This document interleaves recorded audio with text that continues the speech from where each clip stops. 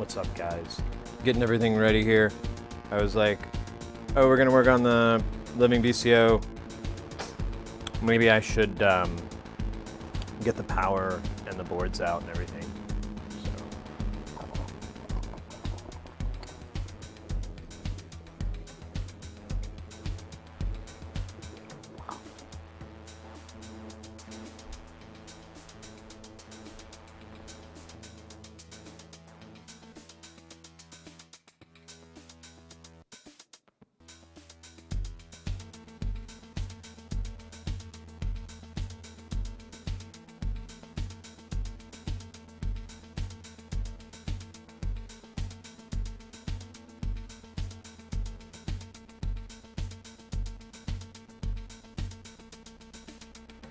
Oh man, chroma key is so cool.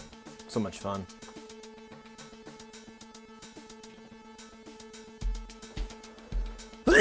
Ooh, a tuning song. Oop, sounds like it's there.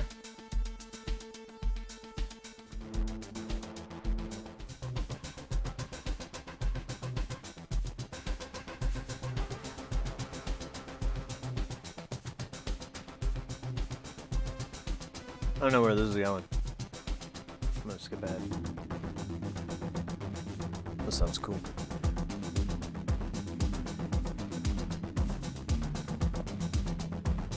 Oh yeah, I forgot to relaunch that.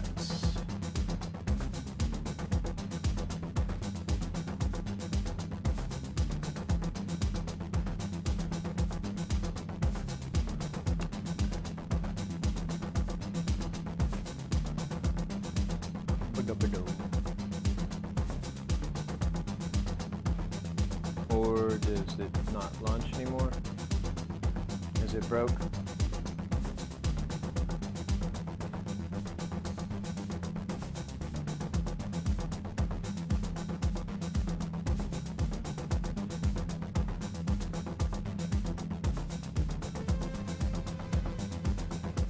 Huh. Alright, stand by here.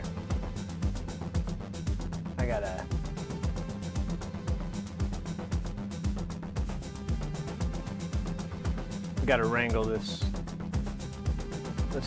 some biscuit in.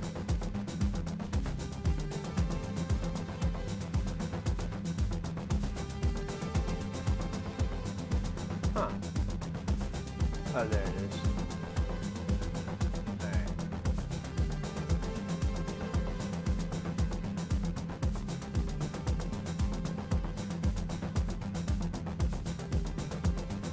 Huh.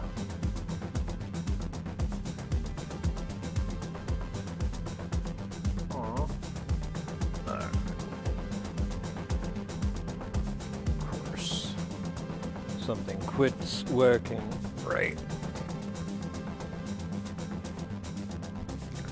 Right before as I'm ready to hit the button.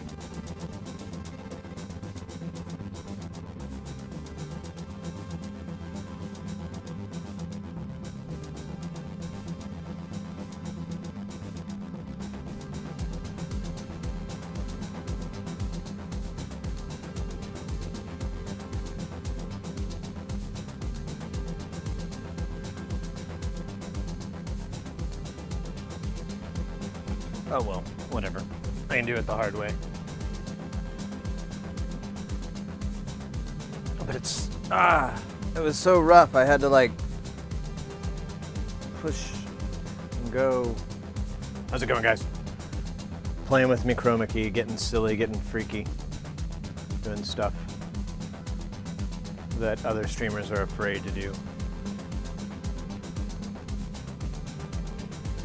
Their fear is palatable. I just had a delicious lunch though, so I might be getting the two confused. Maybe not. I don't know. Anyways, we're in the studio right now. Let's go to the lab. Good old Mr. Scope. And then I'm going to, oh wow, pop my neck really good. Shrink down. See, this is what I do instead of like make videos or work. I just goof around with this all day. I think I was like, oh my gosh. We're gonna skip this song.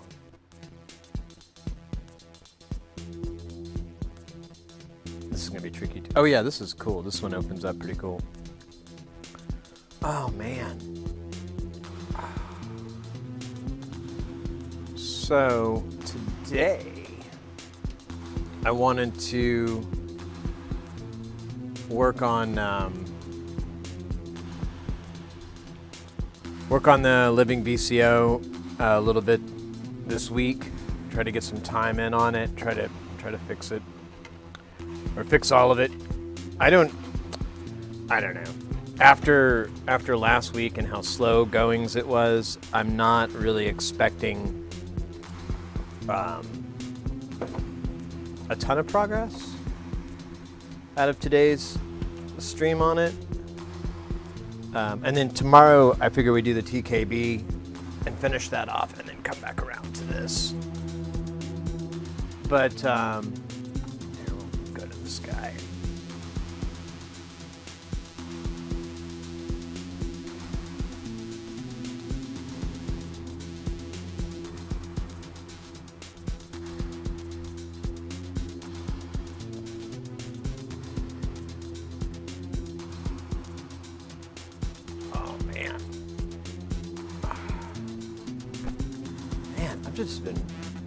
I slept a whole bunch today and I'm still tired. What science is that?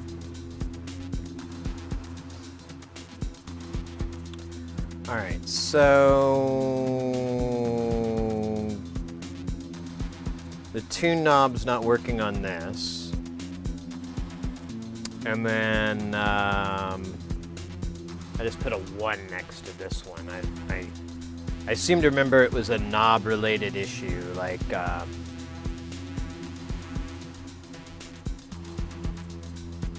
yeah, like the pulse didn't work, but I think we had the pulse width all to one side or something like that. And when we turn the knob, nothing happens, so it's possibly another knob issue. And then the other possible issue we have is the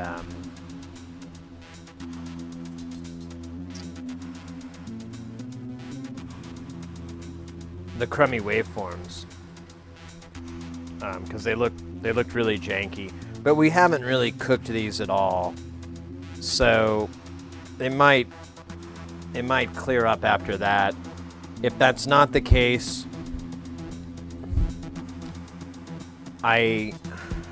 So I started thinking about this. Turn this down just a little bit.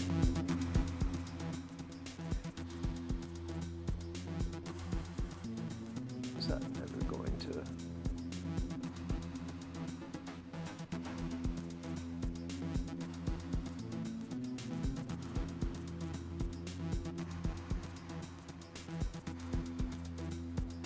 Wait.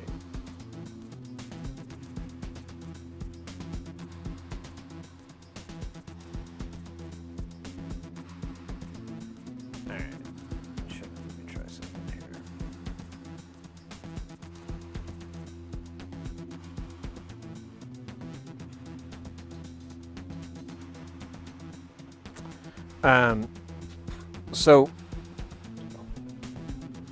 there's two ways to do the Tempco. You got these leads here where you can drape it over the top, and then you've also got a little spot here underneath that you can put it. And that's what I went for. And then I started thinking about it later on, way after it was way too late, that it probably would have been wiser not to socket this, maybe, and so they could thermally couple, because they're not touching at all. There's probably like 3 or 4 millimeters, probably more than that, of space. That's a big air gap. However, I might check around because I may be able to put some compound in here, and then, you know, maybe I'll have to see if there's some sort of thermal compound. I'm sure there is. As I say the words out loud, it sounds like something that exists. I just got to find out the rest of that sentence, I guess. But I'm not too right now with the waveforms looking janky. I'm not that bummed about it. I'm more want to get everything, all the knobs and the inputs and outputs. I want all those working, and then we can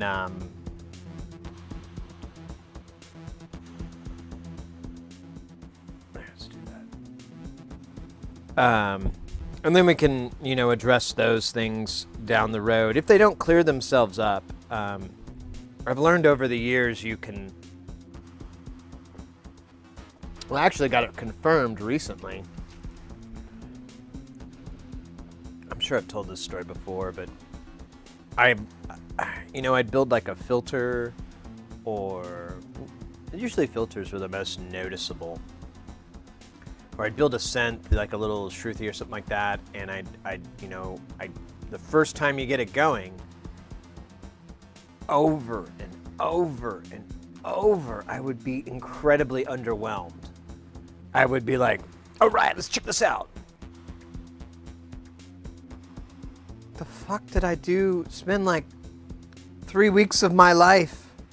This isn't that great. And then over time it just went away. And I couldn't tell if it was my ears, like, and my psychology of like, no, it sounds great, dude, shut up. You're just trying to complain. Or if it really did get better. And I actually got that confirmed. It did get better. And it's a common task. What was it? It was like a few months back. I was so I'm going to mess up his name. Every time I have to say his last name, I'm like, it's a 50-50 shot. I'm going to screw it up. So Paul Schreiber of Synthesis Tech, he's putting out a new module, and I've been following him on his social media accounts because he's a cool guy. He's a pretty interesting cat. And he's working on this new module. It looks massive, like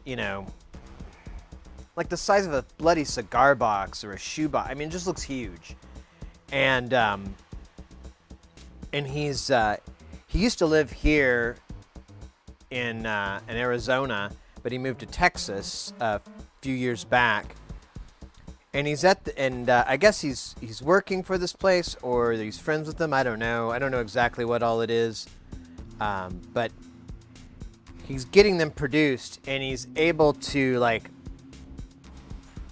be 100% during the whole fabrication process, which is pretty cool when I think about it more, because you think about it, you send off your boards and your designs and everything and your components, and you've done your prototypes, you're 100%, and you send your boards off to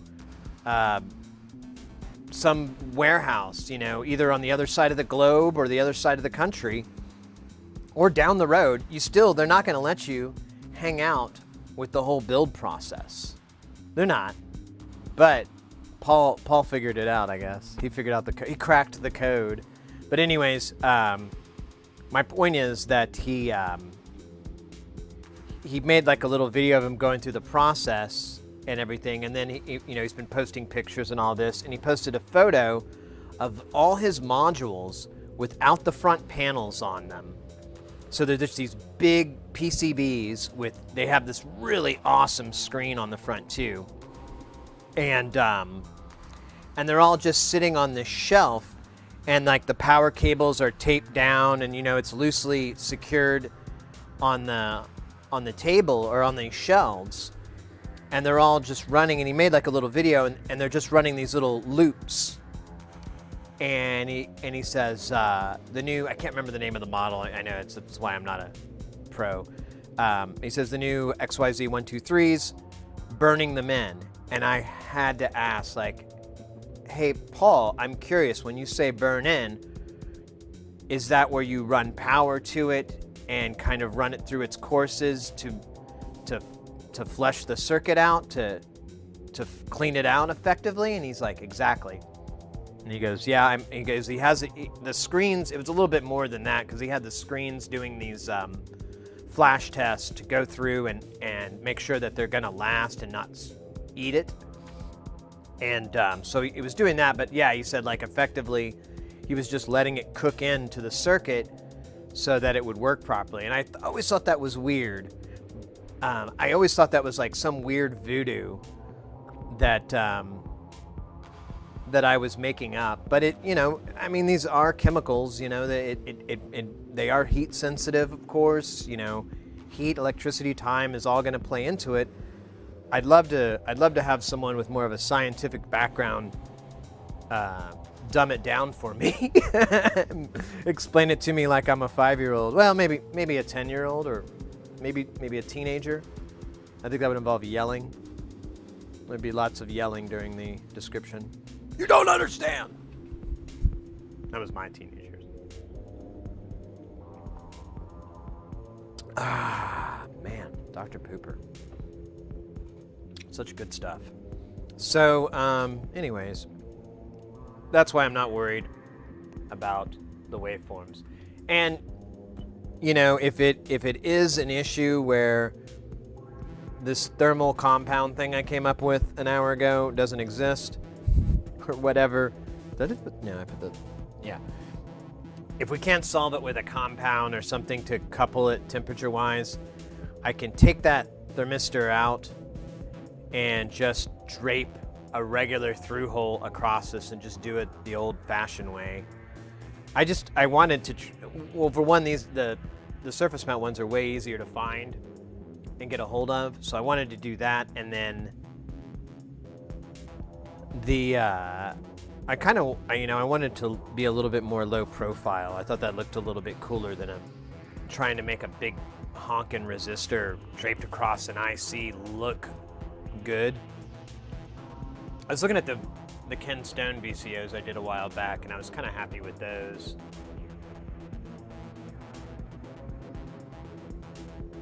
All right, I'm going to skip ahead.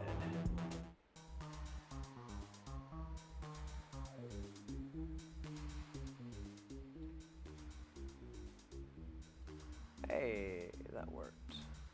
All right, let me plug this thing back in real fast. I don't know what evils I unleashed on hell, but it was mighty. All right. So, for the time being, we'll take these two boards out. One of these is the driver board. This is the driver board, and this is one of the other oscillators. This one appears to work 100%. Knock on wood.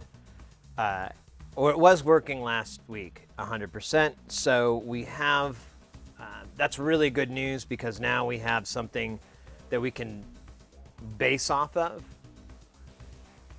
Oh yeah, it looks like we actually, now I remember we had to fix this one. But this one works all the way.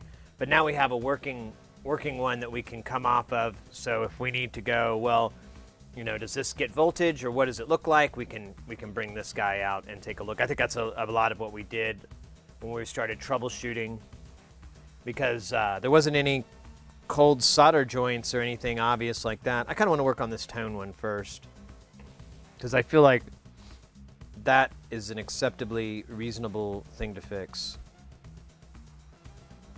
And the other one,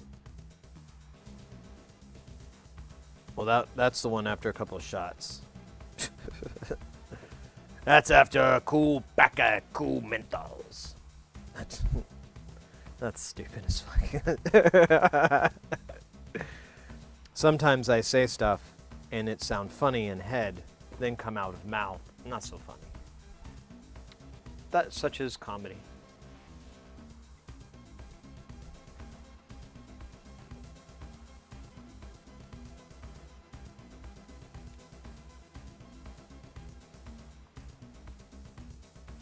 All right, so let's go ahead and power this guy up and see if it fixed itself over the week. Let me get the probe, Mr. Probe, ready, because we're going to be probing away. Do the ground last time. I remember I couldn't find like a. There's like. I wonder if this is ground. I bet this is.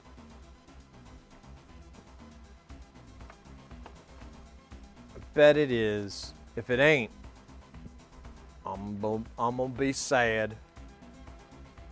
Let's see. Here's ground. Here's ground. Aw, I'm super sad. Oh wait, that's not continuity. That is not ground. That's terrible news. I just kind of wanted it to be. I wonder if I can. You can kind of do it in between. I don't like to because it's so easy to short out your power and then. Well, you know what? That's a pretty snug fit there. I'll take it. Look, it's fed into itself, so it's never ending. Never ending power. So I'll put this wire here on on negative.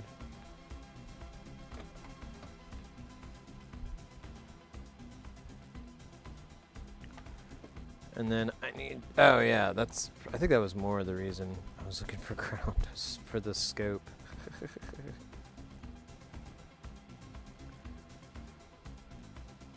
All right, so we'll put this on, oh wait, was this? Let me grab, I have some better probes here. And I don't want to fight, or do I?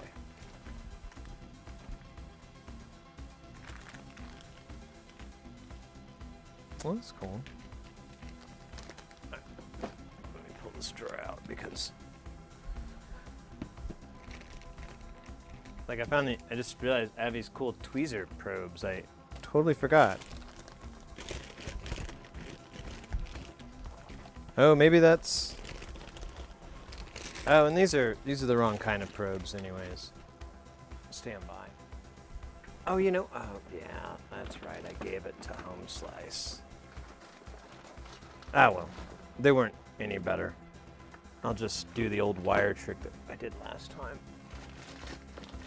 If I can shut this drawer.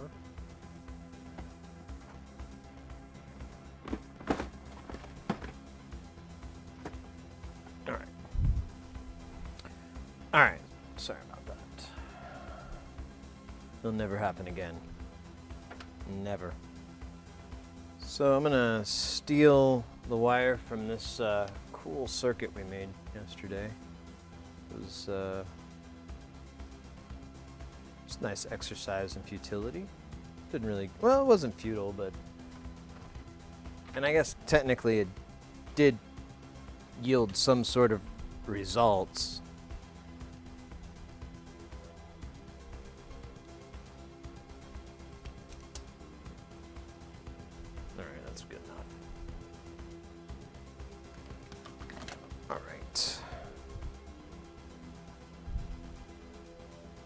So I'm going to put this in good old saw, because saw is cool, y'all. I'll put this on here. Alright, so we should be working for the most part. I'm going to test this. Oh yeah, I want to... Well... Damn it. I need to test this power supply real fast. I want to make sure it outputs the right voltage real quick. It should, but you know, I don't want to troubleshoot. 11.8 on the positive rail, and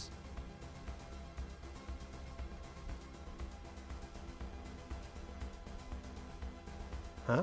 Nothing on the negative? That's not right. I'm not pressing hard enough or something. There we go. There we go. All right, so that is fine. I'm gonna pull the plug real quick. Right, that's why this won't work.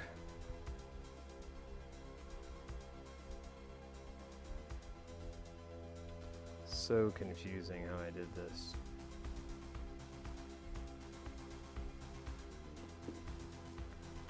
Oh yeah, so ground and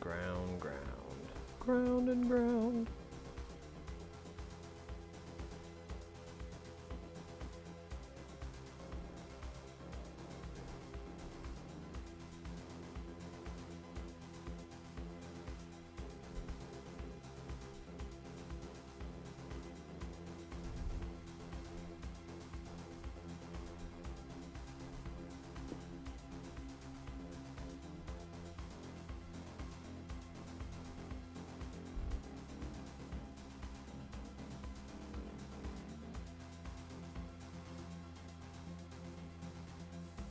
All right. There we go. Let me set up this one for Mr. Saul. And then we'll take a look at what it looks like on this scope. If it has anything at all. Bye me. Hello. Oh, wait a minute.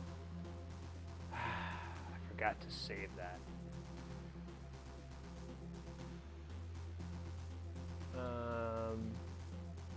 Camera quattro.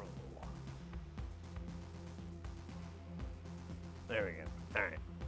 Let's see what happens, captains. Yeah, that's a good sign, right? Let me turn the frequency. That actually, I mean, there's still that jitter, but it actually looks better than it did last week. Believe it or not. It's still got quite a bit of jitter there. You can see, let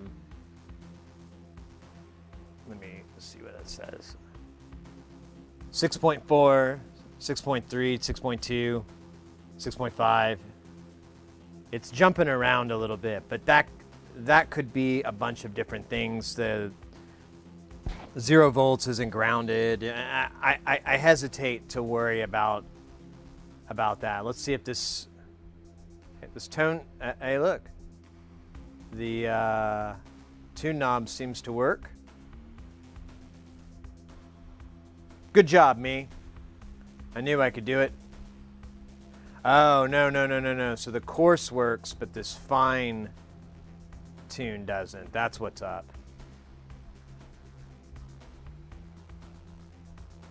All right. And then this isn't going to show up because this is on the pulse. Let's go ahead and move over to pulse. See if that's functioning. Well, that's not a good sign, right?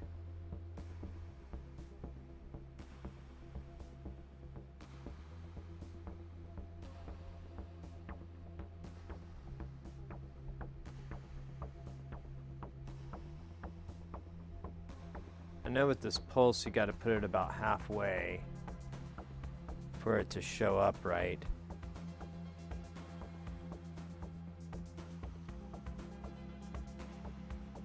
Let me check the other ones here.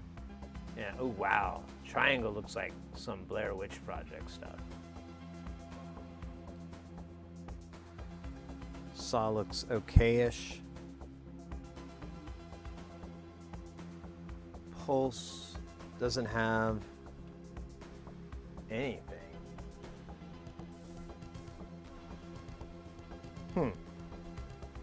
Okay.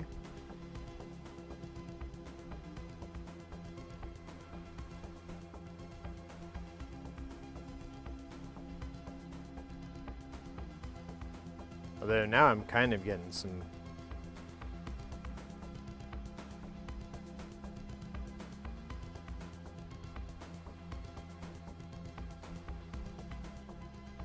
it's a little weird.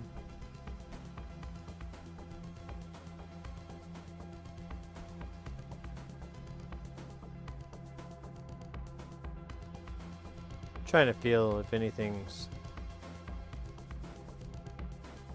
temperature weird or... Here's another spot for pulse. Let's try this spot. Yeah. And I'm good on ground, so it's not... So pulse isn't coming out of this one now. Okay. I may have to start a list, because this is kind of growing. So we'll just go through it one by one. Something cool like that. Let's see. All right. So we'll make a little list off to the side here.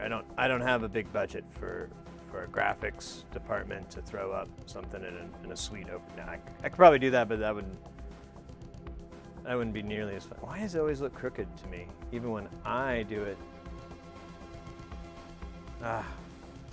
Whatever.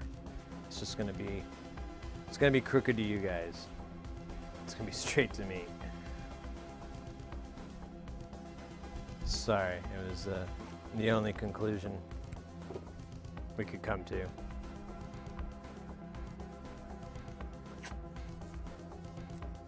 All right. There's a couple problems here we can write down, and then... Oh, my nose keeps itching. Stand by here. Maybe I need to... Oh, no. My premium...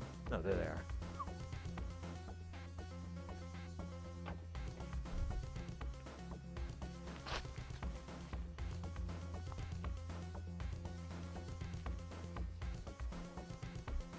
All right. Whoops.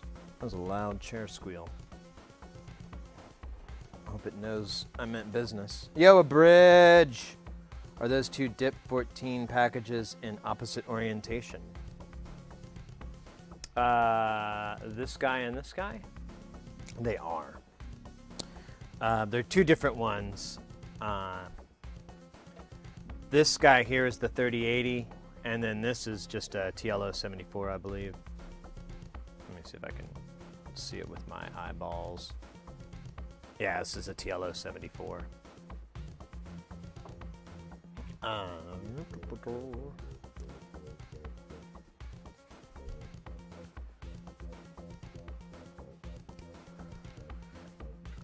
So, I don't know what it calls it. We'll just call it fine tune. Fine tune. No function. No function. No pulse out.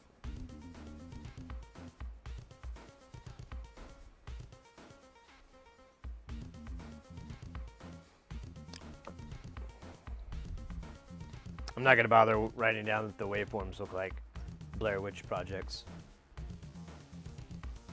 Although, let's feel the darkness one more time. Oops. Oh, damn it. How am I gonna appease my Dark Lord if I can't get these wires to land in rightly?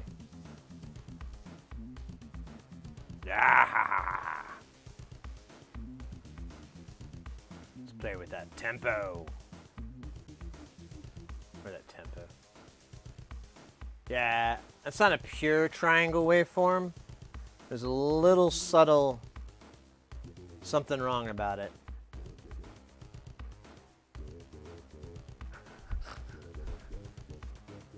But that's all fixable with a hammer.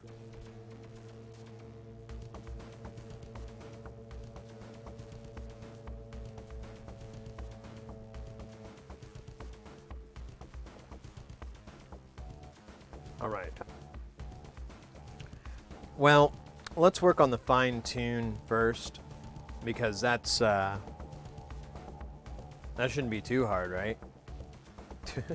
Famous last words.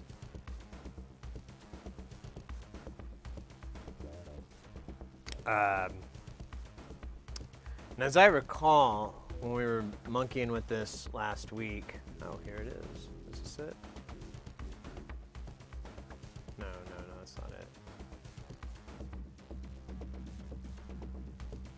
It,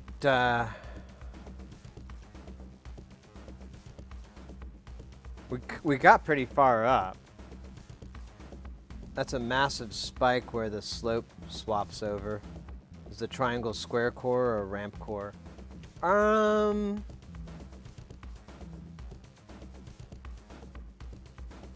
think it's native.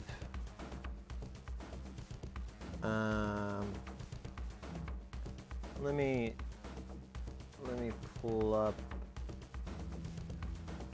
Yeah, here it is.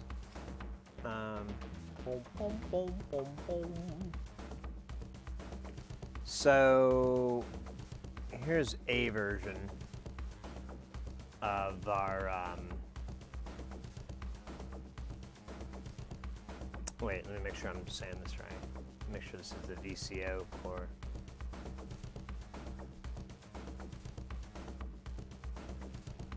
Yeah.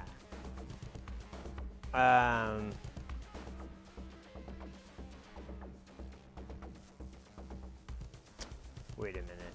This is. Oh yeah, these are the same.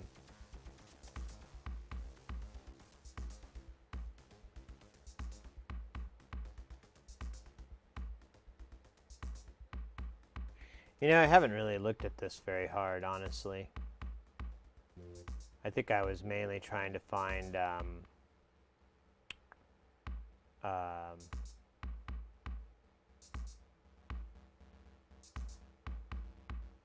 control.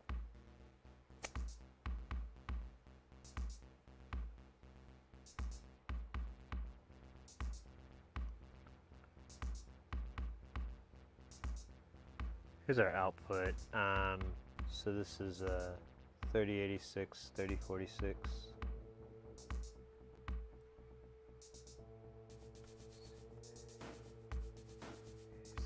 Let's do 3086 since that's what we're dealing with right now.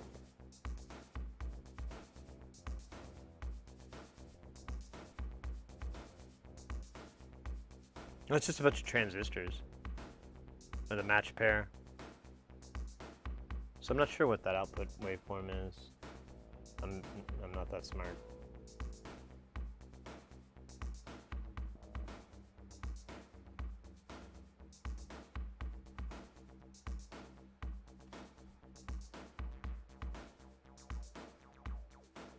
Yeah, it's just a match pair.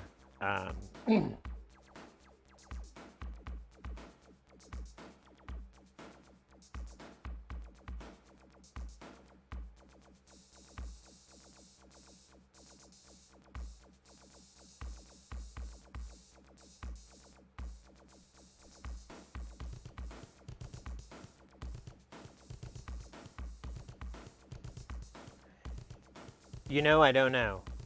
I'll be honest, I'm not sure. But yeah, it is just a bunch. It's just, you've got your match pair, and this is where the waveform, I believe, emanates from. Or maybe not.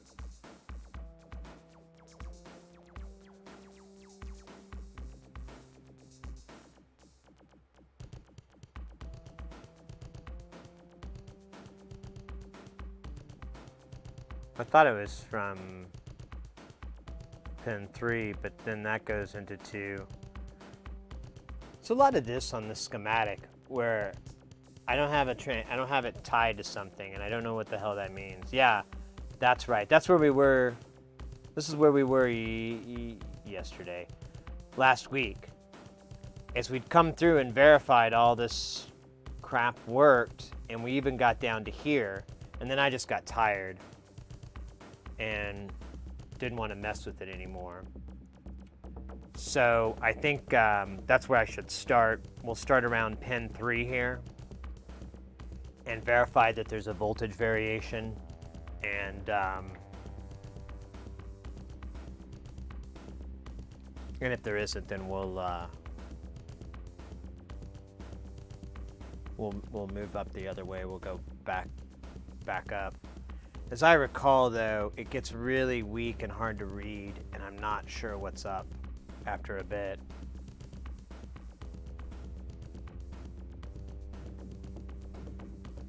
Yeah, okay. It looks like a ramp. So yeah.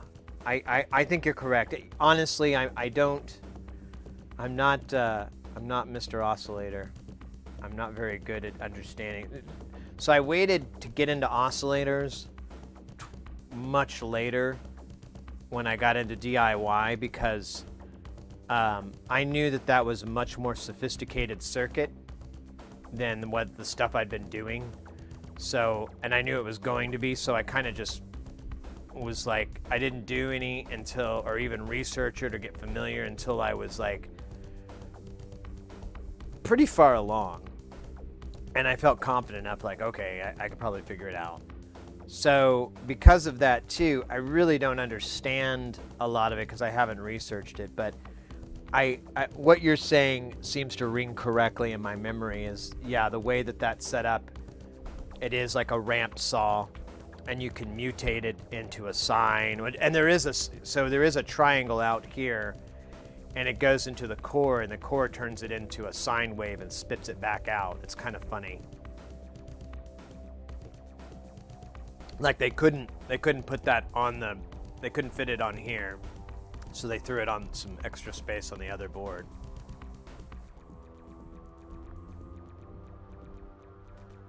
The LM311 is checking a charge threshold out of U1B and using that to discharge C3, presumably the primary capacitor. Okay, let me see if I can follow along with where we're going here.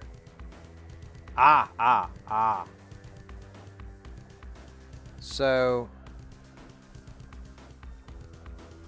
I see what you're saying here. I have to make sound effects in order for it all to make sense to me. Okay.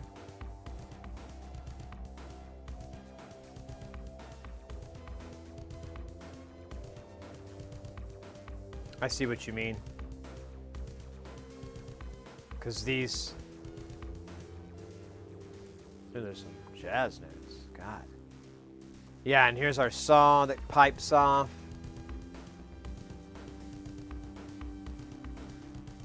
Alright. There's a lot of tuning. I gotta get like a... I gotta get a guitar tuner on my rig. Because you have the ramp core, you can expect at least some glitches on the triangle as it changes slope direction. Yeah.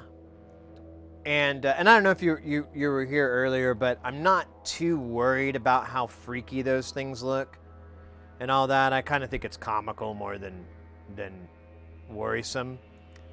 And it's mainly because down the road they should solve themselves out. Because like there's no 0 volt or anything. I think there's supposed to be a 0 volt going into V octave when there's nothing plugged in, and so there's not. So it's probably drifting on its own because it's not grounded properly. I think it's crap like that on why it's just doing. It looks weird and out of place.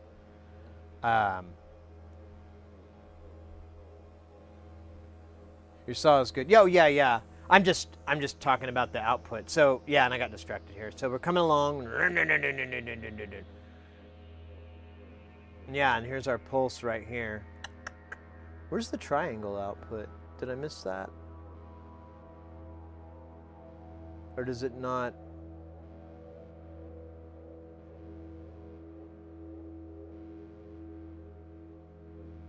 Was it not show it on this board? Yeah, I don't see triangle out. It's gonna make it difficult to troubleshoot. Come on, I'm not trying to go off the page.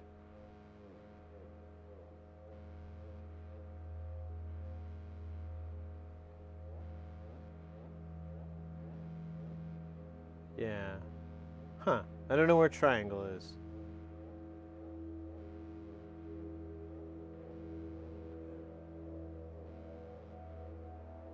Whatever. I need to fix this issue, but I want to get this fine tune working. God bloody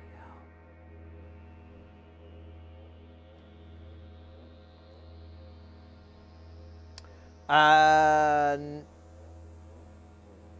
there's a pulse out, then there's a pulse width, and then a pulse width modulation. Is that what you're seeing?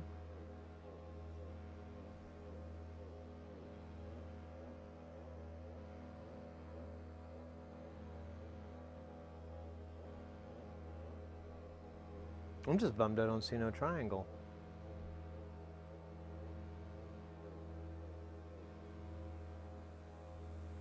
Yeah, so one is going to be the knob that sets the pulse width, and then your modulation is going to be a CV source, and how much it can move that pulse width, modulate it.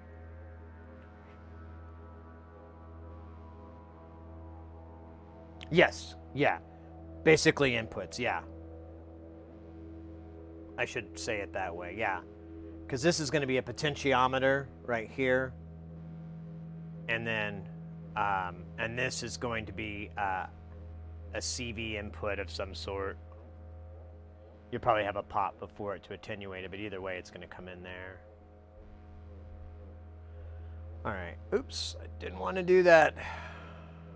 Yeah, because it's going to reload 1985. Okay. Well,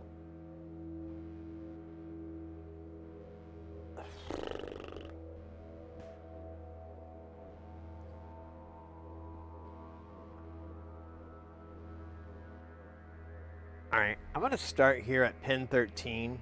So right now I want to just troubleshoot the speed thing, the fine tune knob. Because the coarse tune works, and so they're both, I have to do it this way. I don't know what the fuck this is supposed to be. This line indent. This might be the octave up, octave down, actually, I think is what it is. Yeah, I think that's what this is. This is octave up, down. Anyway, so it comes in fine, and then it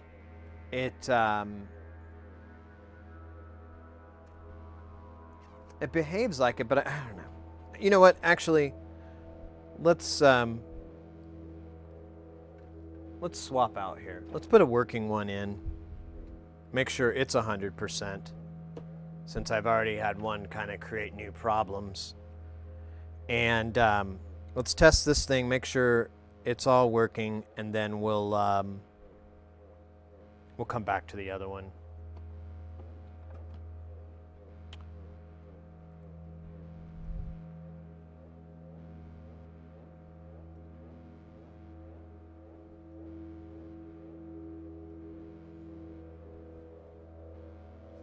Linear detent. Oh, yeah, linear detune. Yeah, maybe that's it. Yeah, I don't have the same board. I can't find that information.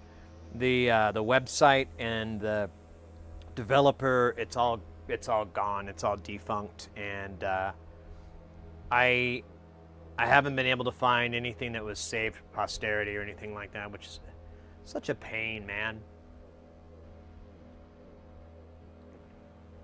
It's really annoying that, like, to build some of these things, I have to scrape together emails that I've, where I've fought for, like, hey, can I get the deals? Because, like, a lot of kits I get, or kits that I've gotten in the past, and when I say kits, I mean, like, boards and stuff, where they don't send you all the parts. And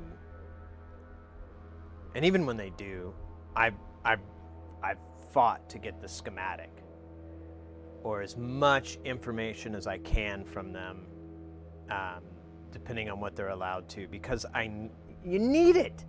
You absolutely need it. It's like buying a piece of electronics equipment and not getting the manual, You absolutely have to read up. It's a terribly complicated thing. How do you get away with it? I need to go do something about dinner. I'll be back later. Yeah, no worries, Bridgewaters. Hopefully we'll have some news. Some news. All right, so let's go ahead and test this rude boy here. So we got Saw. Would you like to play a game? Oh, that Saw looks pretty good. All right, let's try Blair Witch Triangle.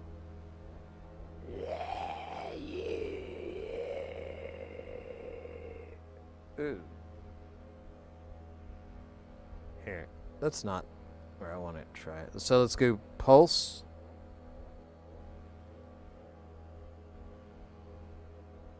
Interesting. So neither of my am I upside down? No, I'm not. Let me go back to Saw. Would you like to play a game?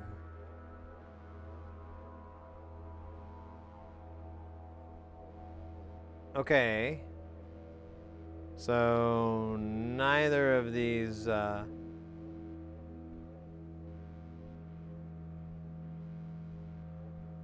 of those pots seem to change the frequency at a ear-shattering 6.5K.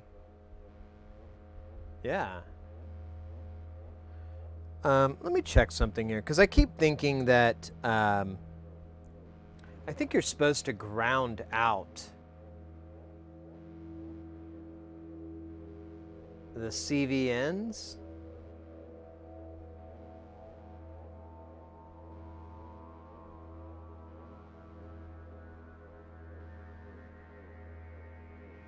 Let me try that just to see if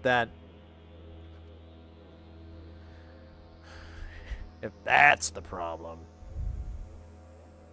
Because I don't think it is, though. I mean, I don't know.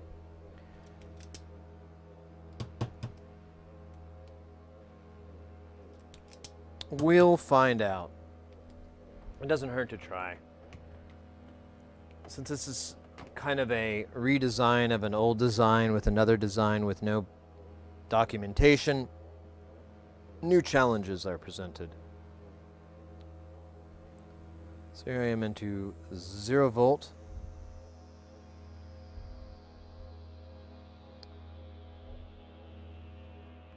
Now I'm into volts 1 or whatever.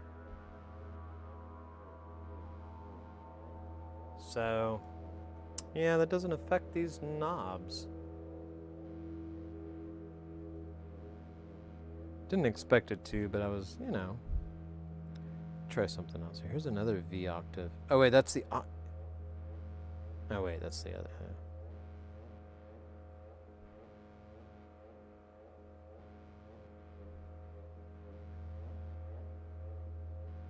Huh, okay. So... this one, neither of the tunes work. Pulse is kind of there, but it's pretty...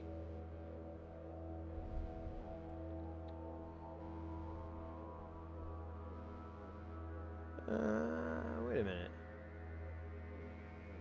Why is it...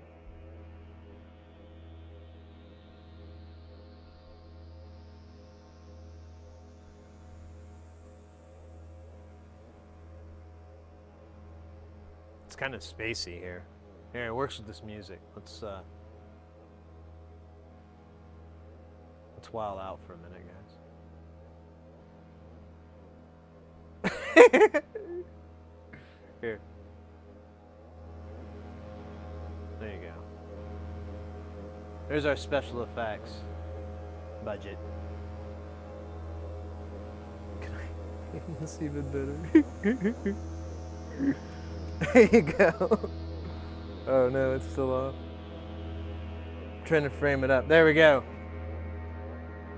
Captain, we're going deep into VPP 11.4. Confirmed. Is our frequency still staggering at 6.4, 6.71? No, Captain. It's climbing up to 7.4. 5 now. 7.5, 7.8. Good God, we're dead. 8.0. All right. It's kind of fun for me. So, yeah. So this thing isn't working so good. What is the frequency, old Kenny? Oh, Kenny, what's the frequency? Just tell me it, baby. I ain't gonna hurt you. I just hurt you that one time because I had to. You made me hurt you. I don't like to do it.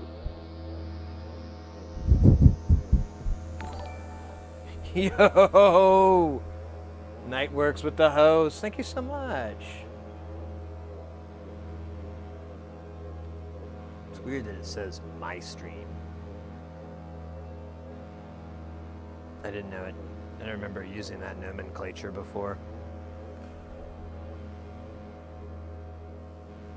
Alright. I'll turn the drone down just a little bit.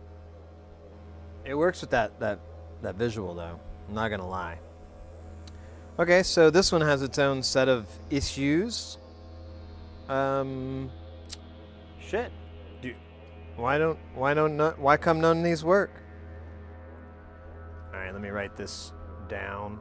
So that one we'll call the one that we just tinkered with. We'll put a T for tone. That sounds brilliant. And so this one we'll tear off. No. Barely have room. Tear off a little bit here. We'll call this one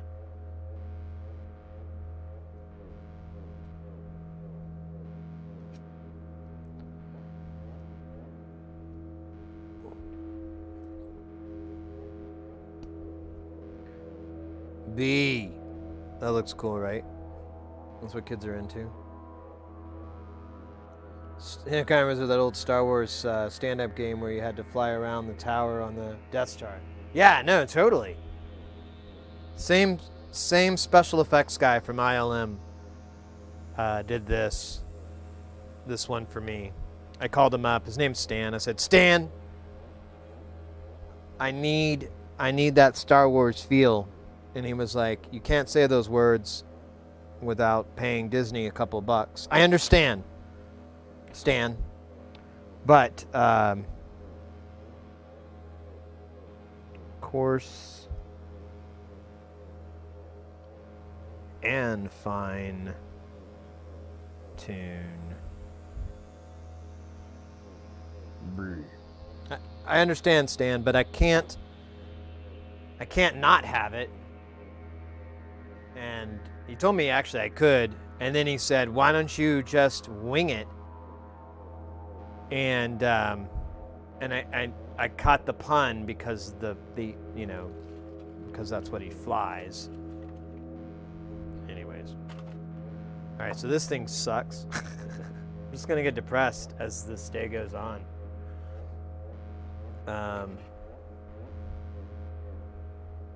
Here's one with the number 1 on it.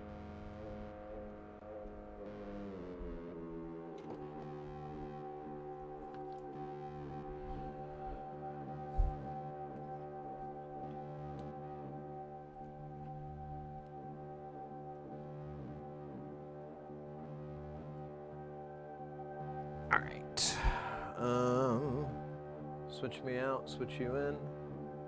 Switch 'em out, switch 'em in. Let me begin. I come to win, battle me, it's a sin. A smooth operator like Arnold Schwarzenegger. You try to play me out as if my name was Sega. So this one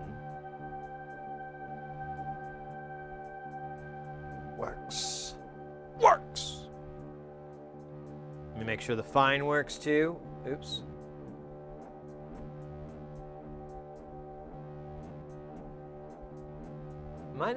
Do I not know what these knobs do or something? I thought there was a fine and a coarse.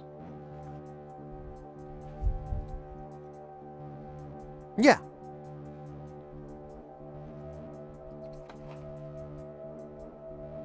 So this one works.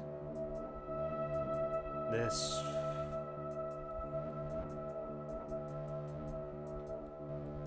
It says detune.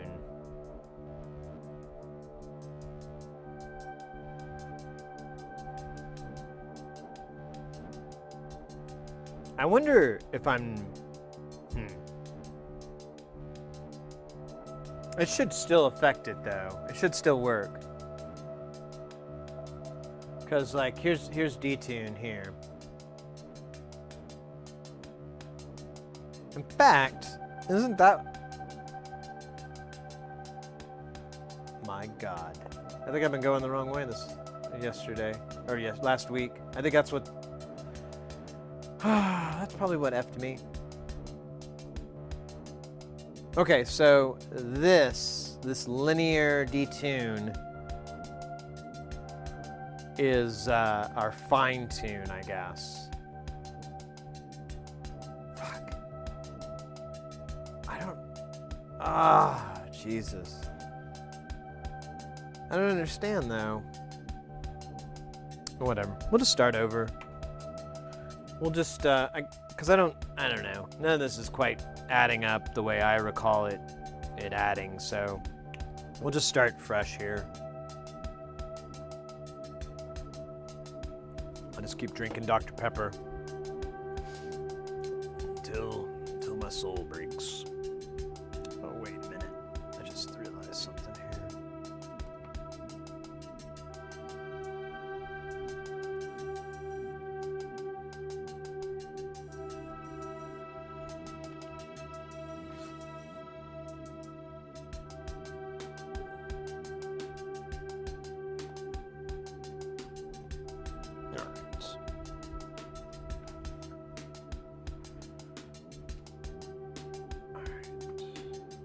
So, let's put old Mr. Scope back up here. Okay, so let's check out Blair Witch. Blair Witch levels are at maximum. Excellent. And then pulse.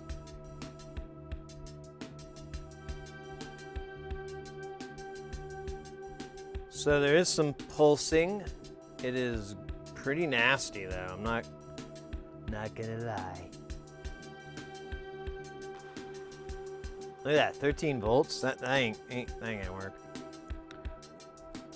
So the only thing not working on this one is apparently this fine tune, which doesn't seem to be working on any of them.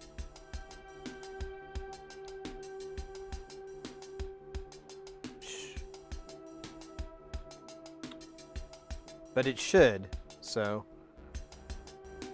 we will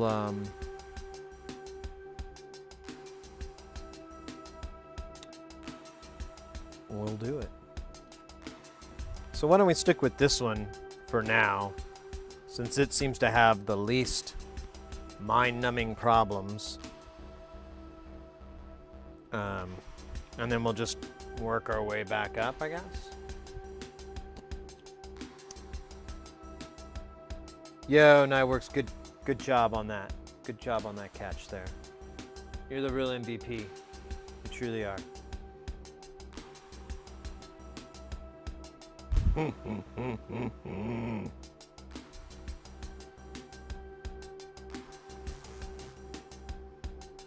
Oh yeah. Fine tune. Fine tune. And this one's called 1. I'm gonna put it with a big fat 1. 1. Oh man. You'd think I'd be old enough not to stab myself with a marker. You be wrong. You be wrong.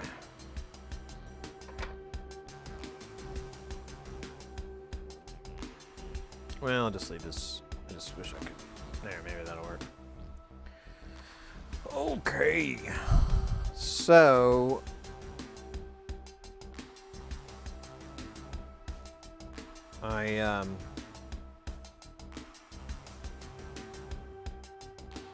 I really got that marker on my finger. Okay, so we need to go to this. This is the knob that's giving us a problem. Let's verify that it's getting positive and negative voltage on either leg, because this is pretty straightforward tuning convention for most of these, because you'll just have the positive voltage and the negative voltage, so it'll either increase or decrease whatever the unity is at. And it comes through here, goes through a big O 1 meg, has a pull down, goes through a giant 10 meg, and then goes to feed this pin 5. So I don't know after all these if the voltage is even going to be viewable on my little multimeter. But so let's actually work our way back. So let's find R15. I'm going to turn the tune knob all the way to one side so that I get, you know, either positive or negative. And we'll find R15, we'll check both sides of that. Then we'll do the same thing with R14, we'll check both sides of that kid. And then effectively we'll see what 5 has.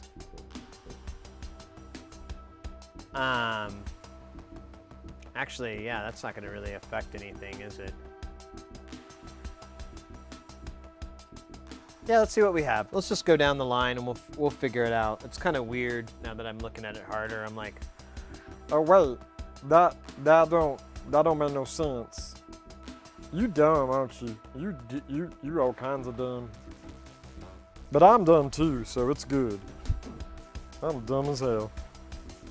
all right.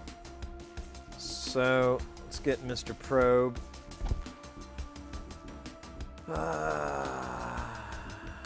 Get the pointy probe. Oh shit, get in there, you little bugger. Let's see if I can zoom in a little bit so we can kind of look at this together. I don't know, it may not cooperate with me today. Some days.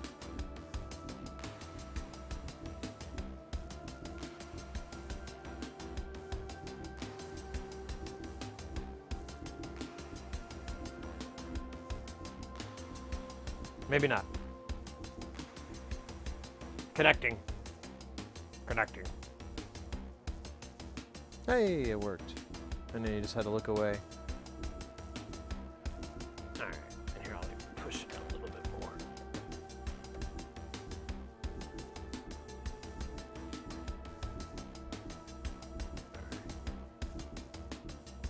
So, here's our pot. So we can check. Yeah, let's do it like this. Hope you can read sideways, guys. I'm really sorry if you can. So there's our 12 on the one side. Oops, our ground flew out. And then over here we should have our negative. And then it's going to come down. Oh yeah, R15. I guess you can't read them. I don't have an image, so I'm gonna have to.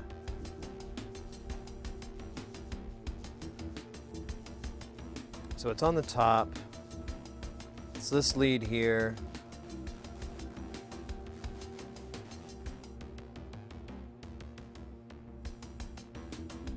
Oh man.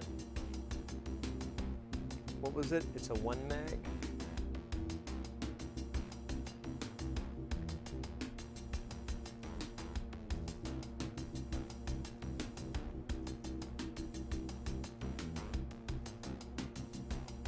Oh, it's so hard to read this thing.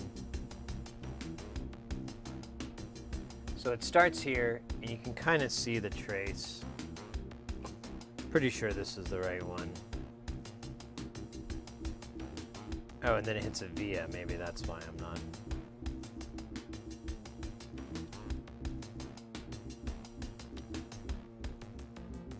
And then it goes to that, so that doesn't make any sense.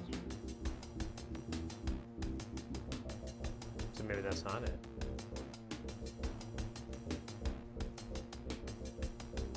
All right, let's do a continuity test and I'll find it. that way because it's probably going to be less painful.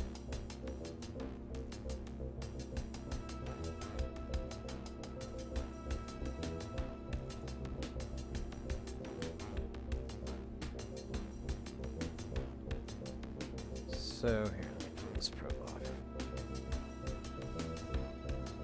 Oh wait, I'm sorry. Put this probe back on. So I want to see if it goes into this via here. So I'm going to stab my probe. Go back to chat. Stab the probe into here.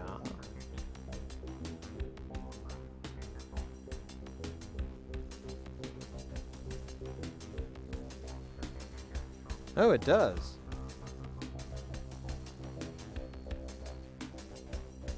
Huh. So. Oh, but these are not the same. Oh, they are.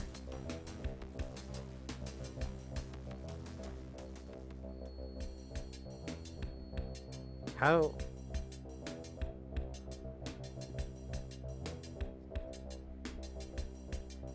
It doesn't make any sense.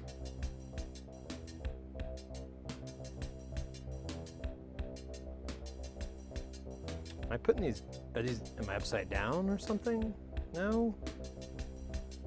This doesn't make any sense. So,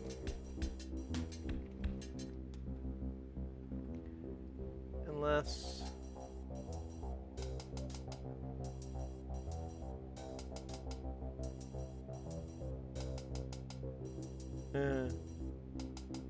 oops, well, maybe I've got the wrong schematic. Unfortunately, there's like multiple ones, and I can't really notice a discernible difference, so it kind of make brain hurt bad.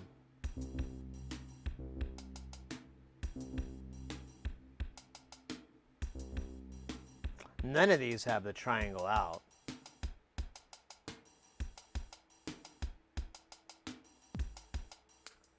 Or maybe I should phrase it as, none of these appear to have a triangle out that I can see.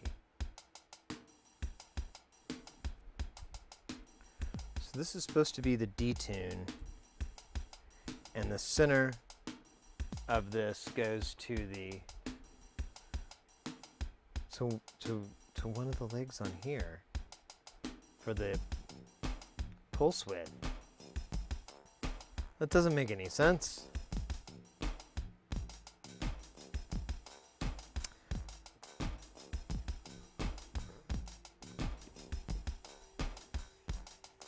None at all.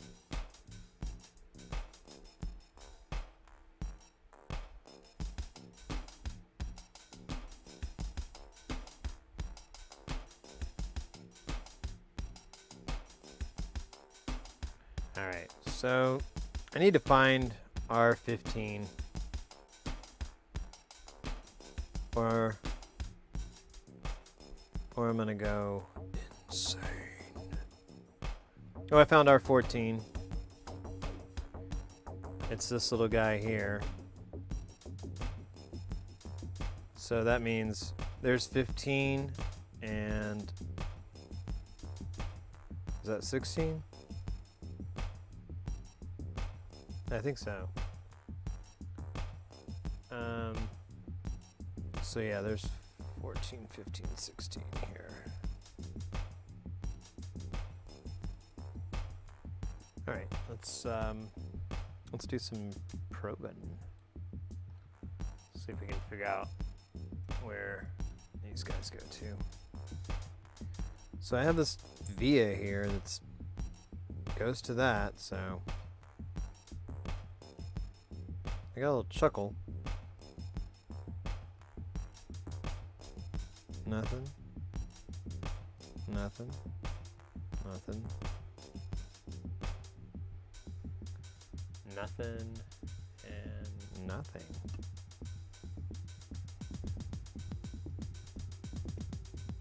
Okay. So R15 is the one I should get something out of. By the way, this isn't plugged in right now. Oh, wait, did I? Yeah, no. So here's 15.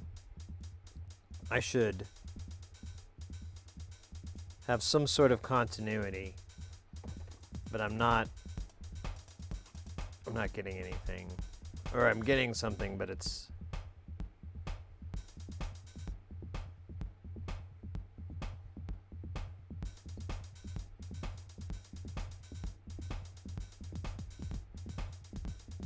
Alright, let's run some voltage through this, because it don't make no sense.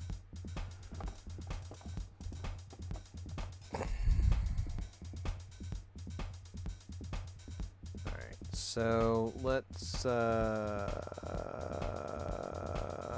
do voltage.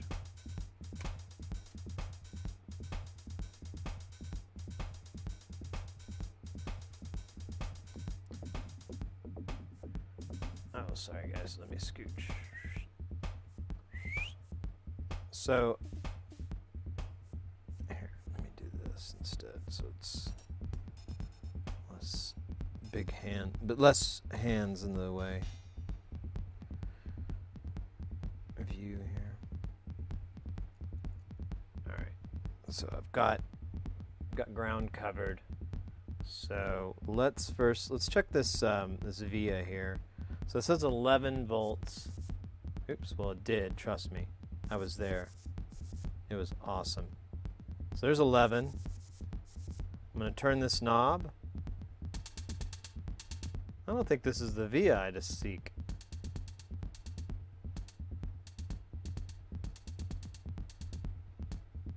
Yeah. Let's turn this board over. So this is the knob. Now this is the pot I should be getting values from.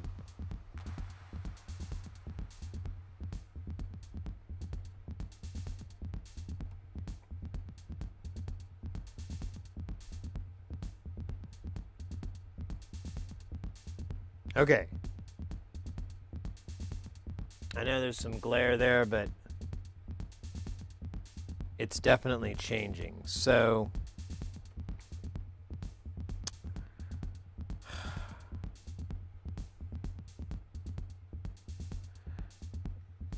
let's go to R.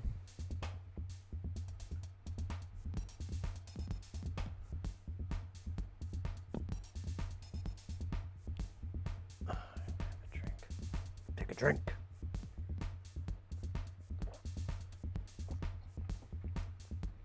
All right. So let's go to R15 here. So I should have a voltage swing when I turn this knob. I do. I go plus 11, negative 11. So this guy works, which means this side is okay. Let's hop on the other side of this. All three of these tie together. So it's a, hey! What is up, B? Synth is one of the more difficult things to find in life. Very true. Cheers, mate. Cheers. How's it going? Good to see ya.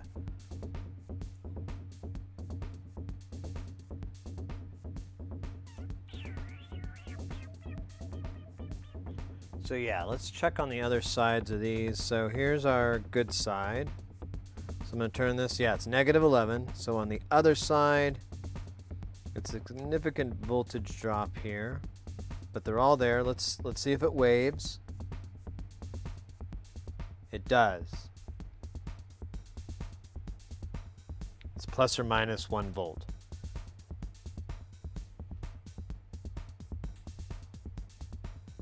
B high. Yeah. Oh. I hope you're having a good day there, B. The Arizona Derby. More or less. I thought that's what it was when I had to blow my nose in the morning when I get up from all the desert dust.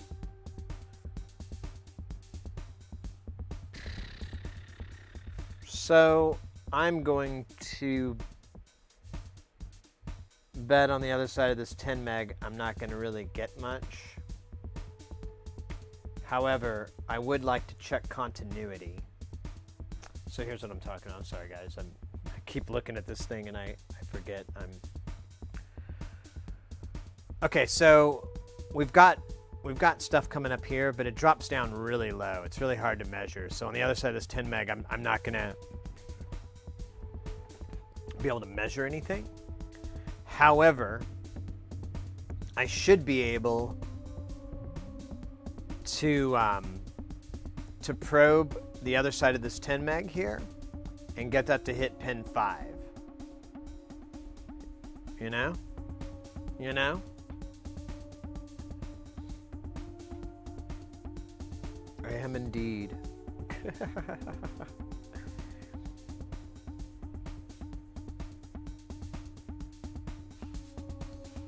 Yes. Good news, good news. All right. So 14, right? I think 14 was on the bottom. So I do have a little bit of a reading here on 14. And it's stable. Let's see if it changes. So it doesn't. That's not, I'm not surprised.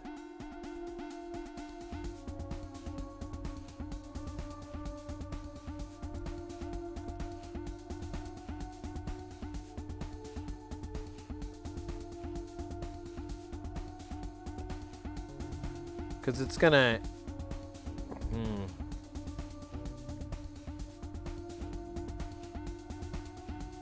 all right. All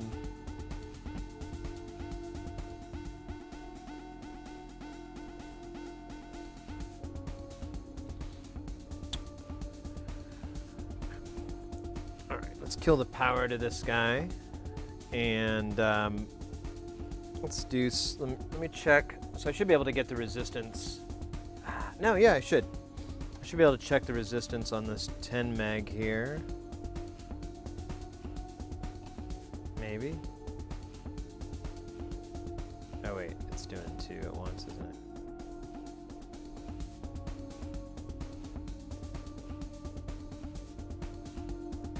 Yeah, it's pretty close to a 10 meg. All right. So that resistor is correct. Let's try continuity from this side here to pin, it was 5, right? 1, 2, 3, 4, 5, 5. Here, let me move my hands around so I can get this right. So that makes contact.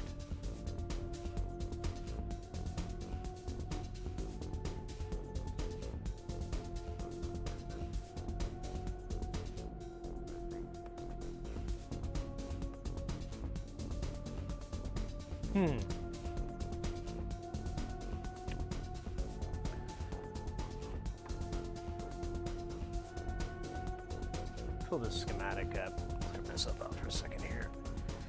All right, so I'm beginning to wonder if I'm misunderstanding what this linear detune is.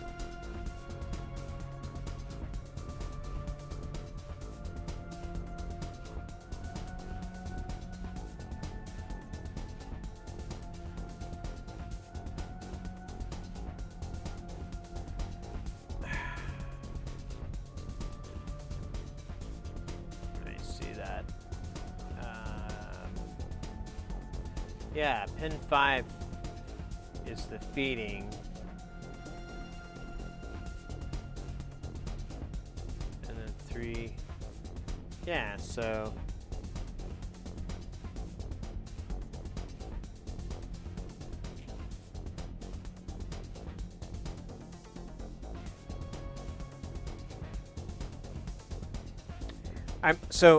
I'm basically wondering now, since the fine detunes don't seem to work on any of them, but I can't, so I'm wondering if it's part of the circuit once they're all integrated. But I mean, looking at the schematic, I don't know what would how that's supposed to work.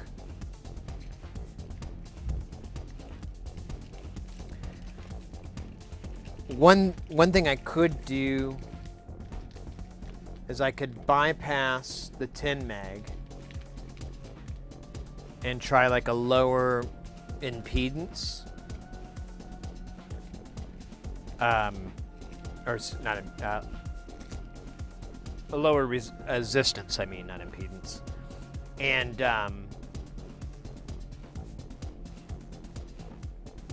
see if that changes.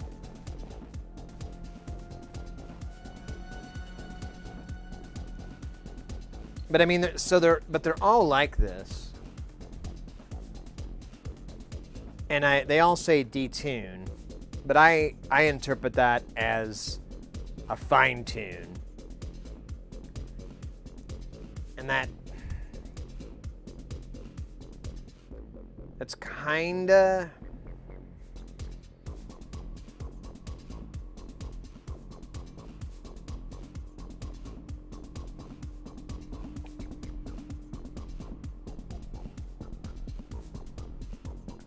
linear detune is tied to the external current of the input to the saw core, so it needs to be current sync rather than a voltage sync. Well, but it has these two voltages here.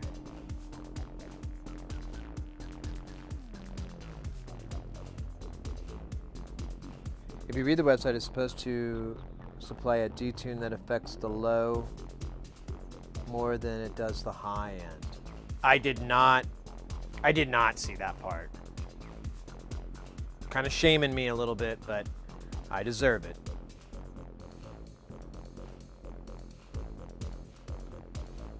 So,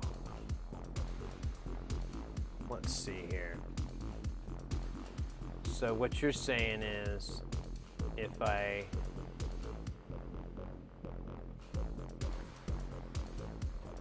were to take this, here, I was trying to do two things at once. It's not going to work.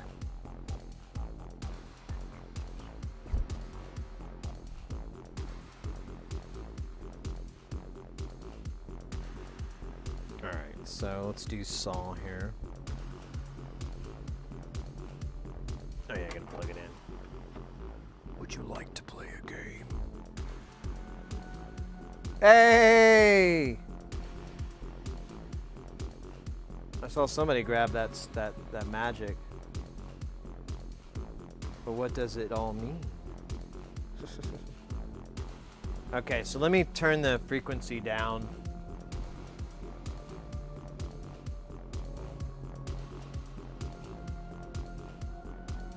It's gonna be a little cartoony here. Let me speed up just slightly. What does that say? So yeah, there's 100 and some hertz. So I'm gonna turn the detune all the way to one side.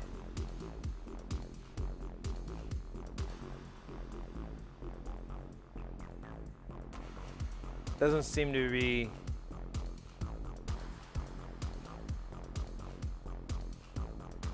Let me put this up at a slightly higher range here.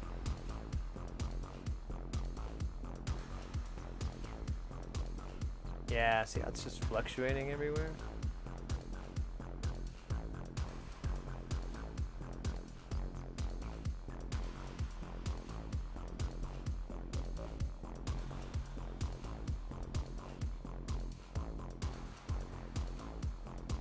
All right, so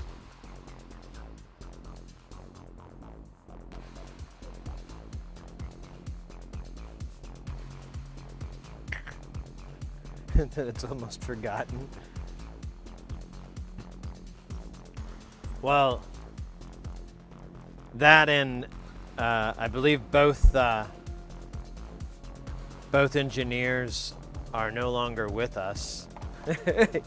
Junger Hobble and Kent and Ray Wilson.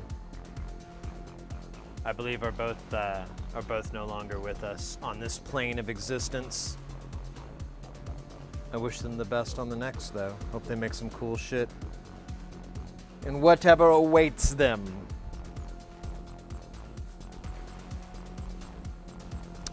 All right, so it sounds like what you're telling me is the detune is not broken. Or at this stage of the game, it's not even easy to troubleshoot.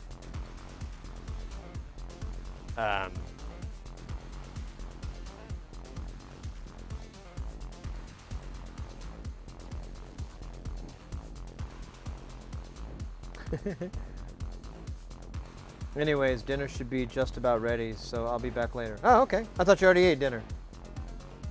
Crazy. Crazy man. Crazy man. Yeah, man.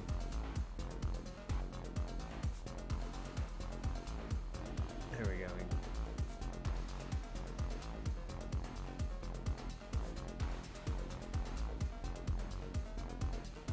Your brain fills in the blanks on the dance.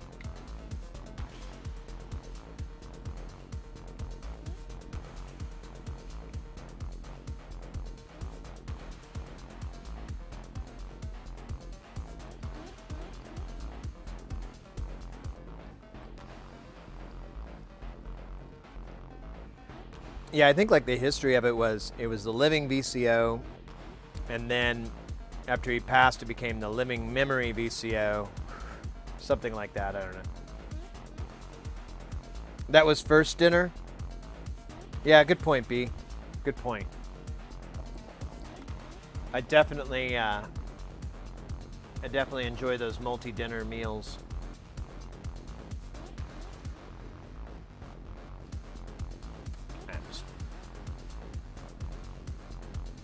Chilling real quick, guys. And we could go back to staring at this pizza pocket. I'm still troubled that there is no triangle out in this schematic.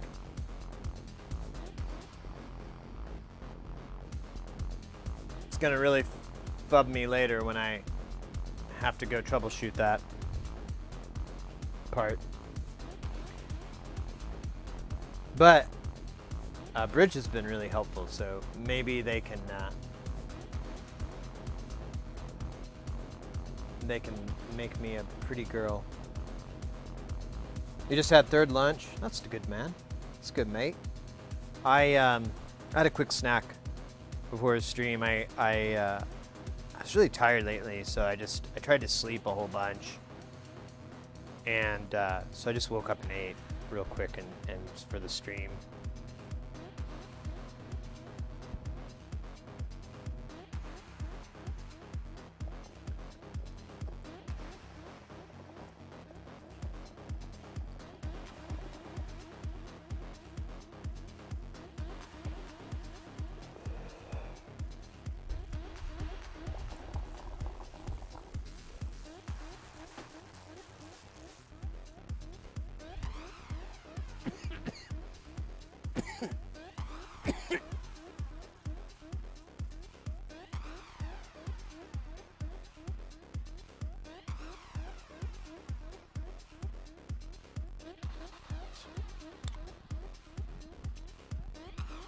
I was gonna grab. I thought I was gonna grab some.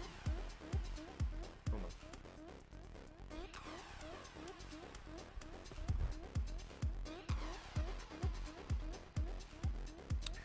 All right, so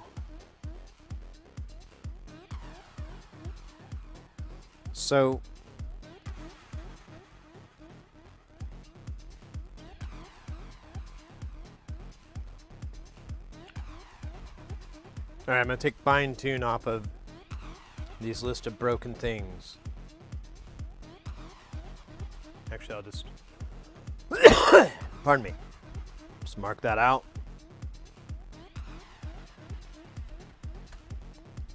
So more or less, this one is working right now.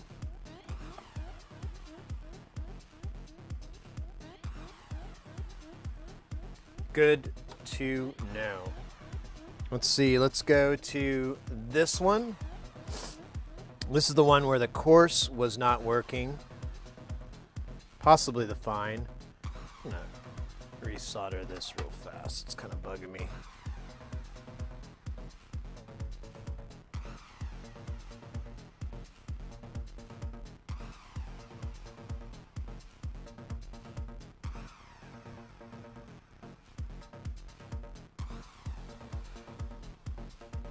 It's just like it was loose. And it kept wobbling. I'm like, oh yeah, that's gonna haunt me later. All right. So, let's connect the juice. Hobbit life. You know it.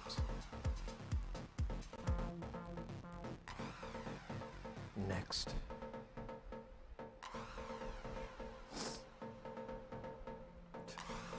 Is it time for lunch, Sam?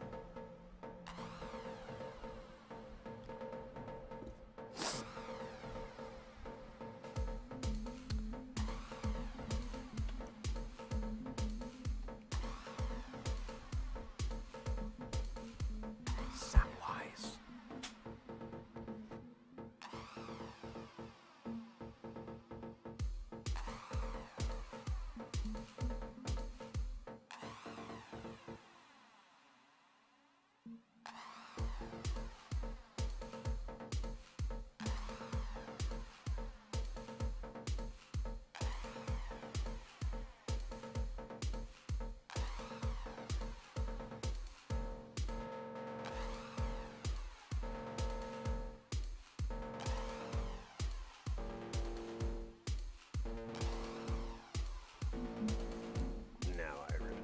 Just gonna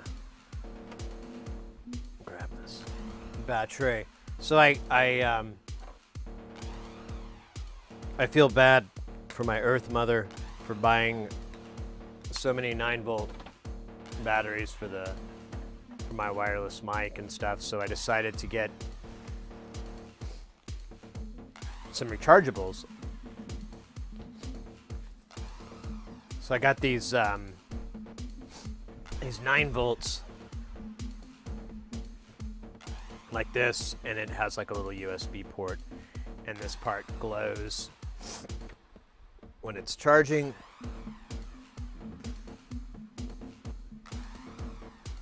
We're gonna be just out of frame here. And it goes green when it's done. And I just had one finish. And they're supposed to be 650. I don't know, we'll find out. I don't know, let's find out now. Oh my God, even when I have to put parts into boxes, I'm still confused on what is what and what I'm missing. Yeah, I know, right?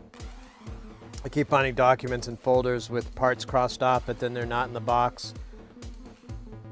Yeah. You are literally describing my entire streaming career. All right, I'm gonna give this battery a charge because this one's just about dead.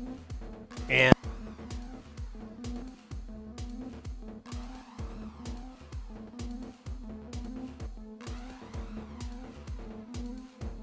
and 212. All right, let's see. So this thing is notoriously, this battery meter on here is notoriously horrible, but the good thing is, like, so the way these break down is notoriously bad.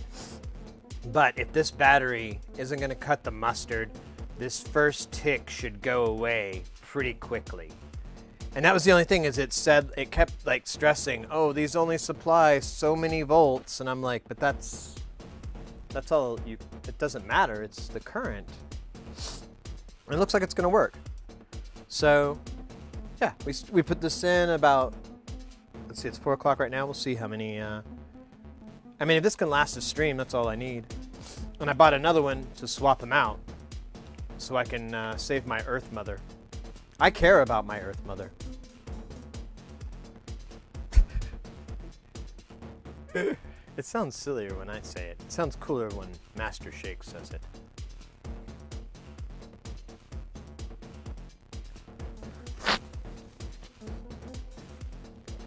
I keep sneezing.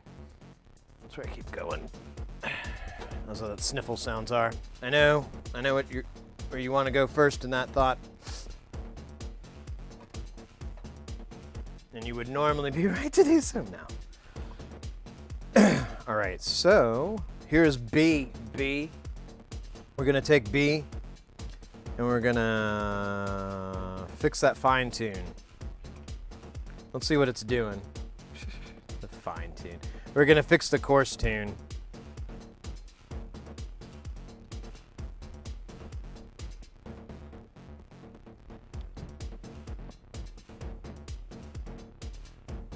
In other news, there is a newfangled audio VST plugin called Pendulate that is free. Interesting. Does it, I thought I saw smoke for a second. I think it's just light reflecting off. Yeah, it's not even plugged in. There would be no one. Does it do anything worth my while?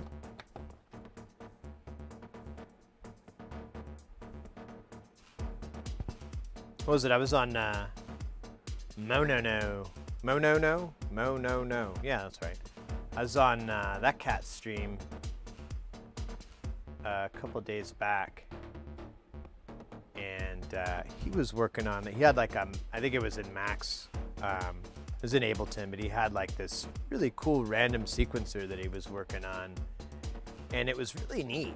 All I was thinking in my head was like, oh man, I don't want to go get a computer out and plug it in, but that would be great. I would love something I love generative music.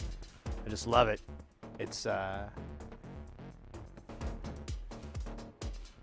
kind of a new design of an oscillator, I guess, based on the double pendulum. Or pendulum.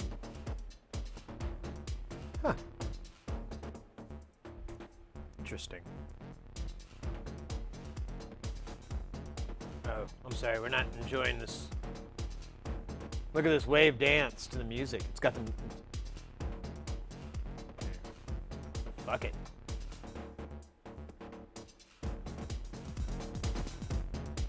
Who needs complex VJ software and visuals? Who needs a copy of Blender or 3D Studio Max when you've got a scope? Getting some very crazy random jitter. Let's kick it up.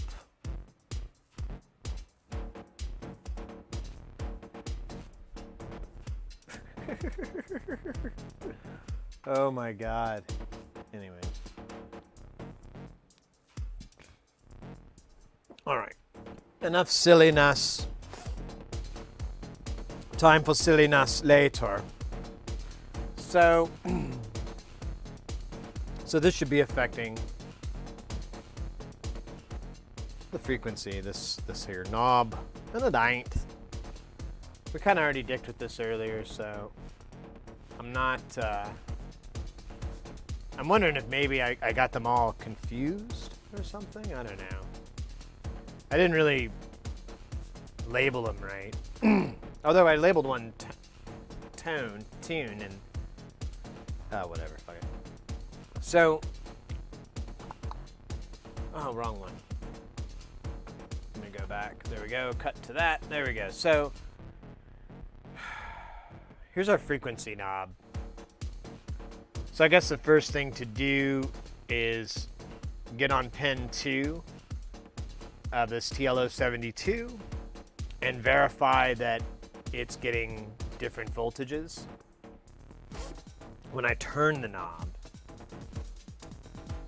that sounds like an awesome idea. Sounds like an idea.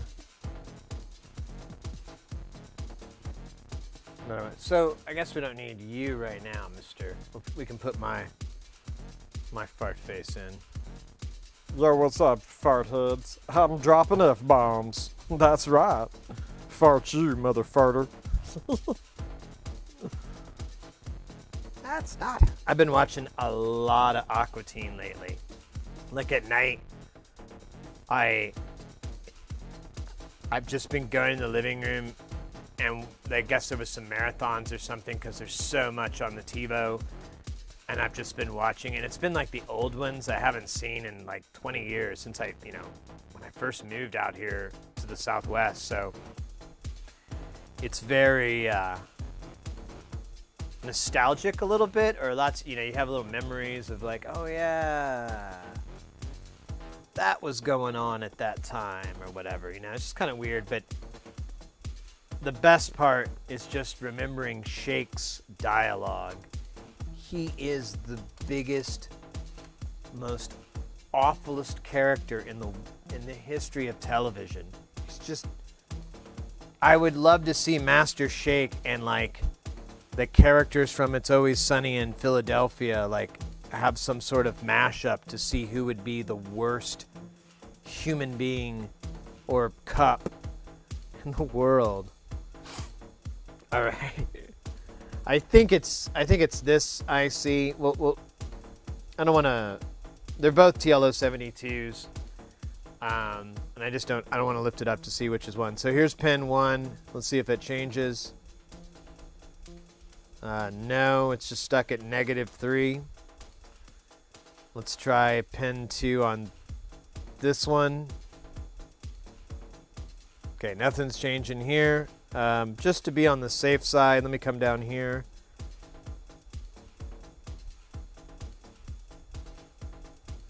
Okay, so this might be an easy fix.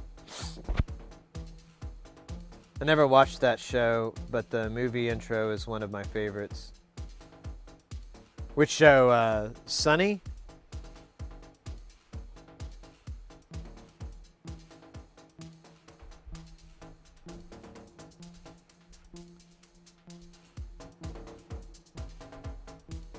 Or Aqua Teen. Because Aqua Teen had a movie, but I don't think it had a very memorable intro.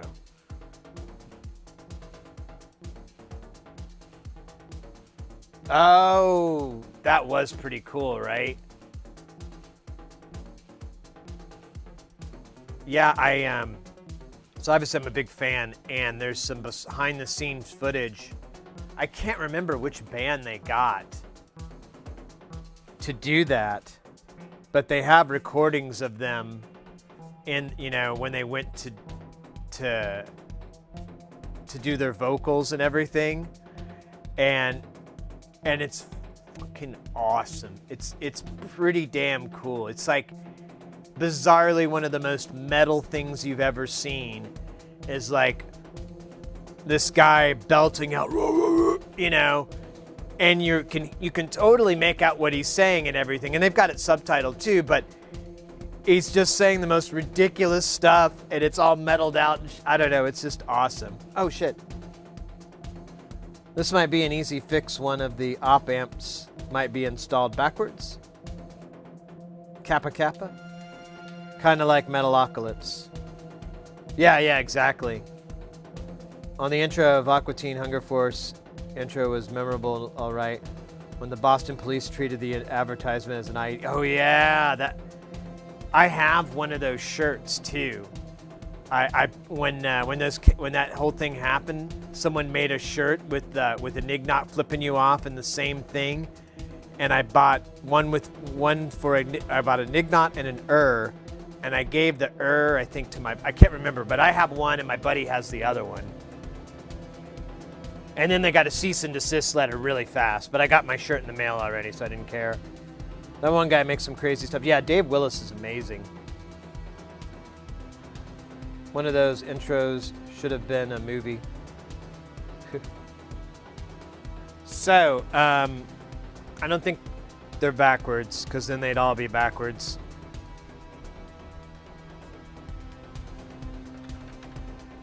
So they orientate like this.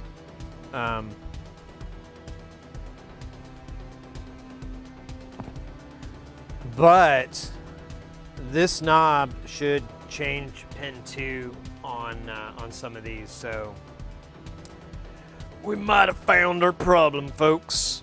We'll see. I mean, look, we've already done some work. So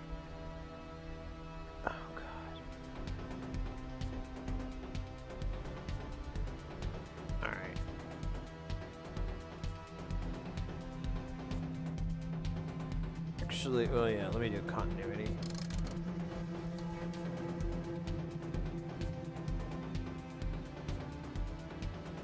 Yeah.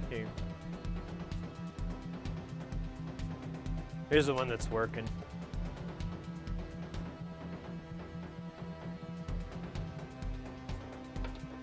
But,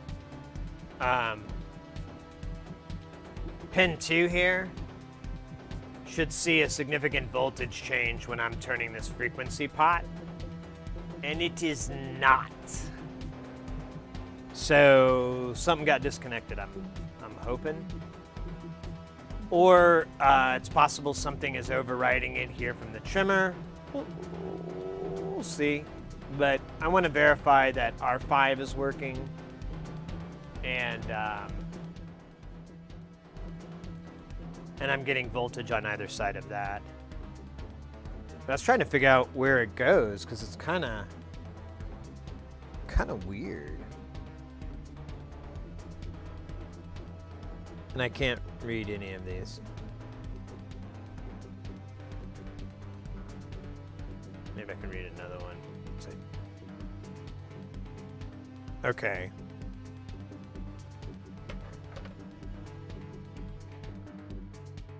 So this is R5. Maybe. Why is there a pulse out on that? That's not it. It said that on the other board, though. Maybe I didn't read it. Just a second. Oh, it's R51. So no, that's not R5. The thing that sucks is that I don't have a parts number overlay of this board, and I cannot find any pictures. I'm really good about taking pictures before I do something like that, but I think I took the day off. I don't know, man. It's not that bad. It just slows things down. Man, these components are a little warm though. It feels nice.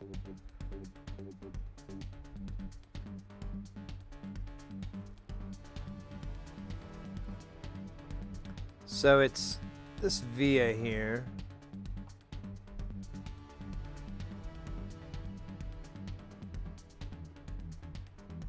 So let me verify it's that via.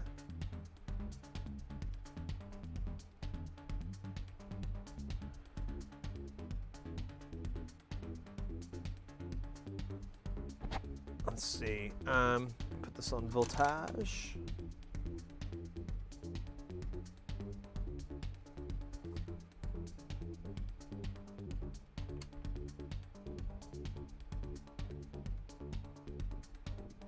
Okay, so that part works.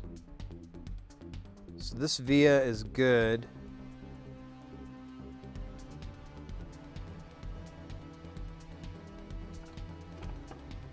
So let me do a continuity test from this via point to the TLO72, which I think is this. No. Oh, this is killing me. Oh, this is detuned.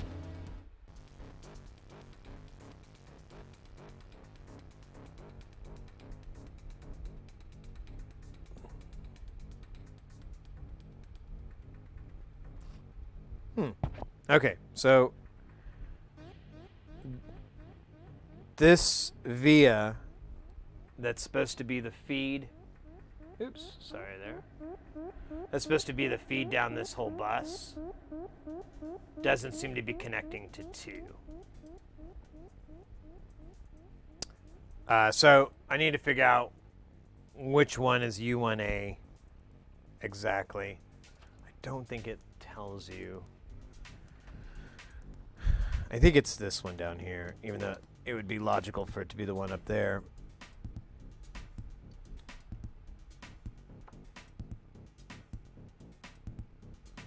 Or, it doesn't tell you. That's what I thought. So it's pointless. Let me grab the working one here, and we'll just we'll figure out what's supposed to happen. So continuity.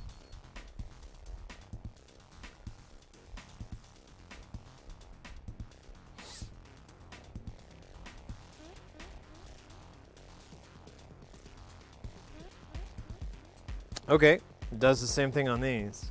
So that doesn't help. That sucks too, because I was really looking forward to it helping. But that's the bus. There's no power going through, so...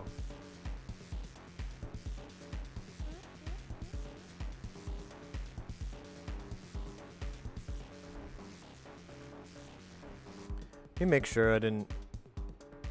So I get that 1 point... Oh, you can't see it because my stupid head's in the way.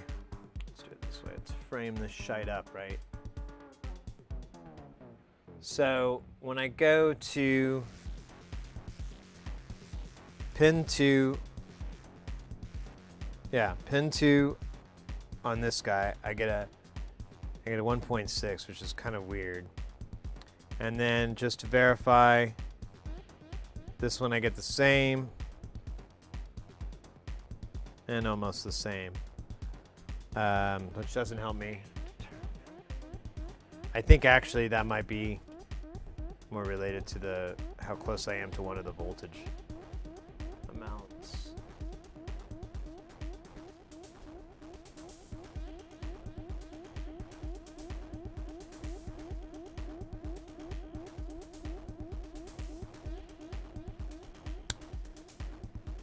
Let me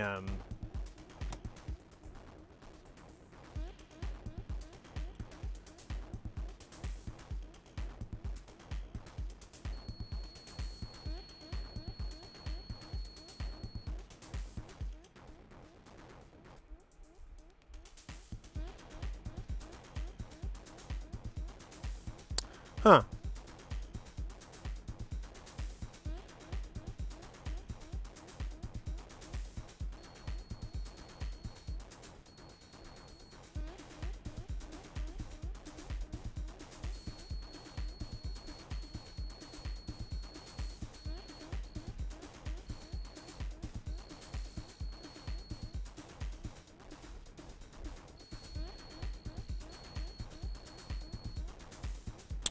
I think this pot might be bad.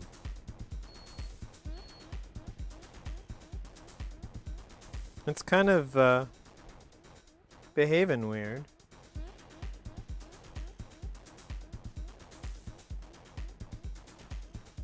Yeah, I love it when they have the pill shape and the round circle.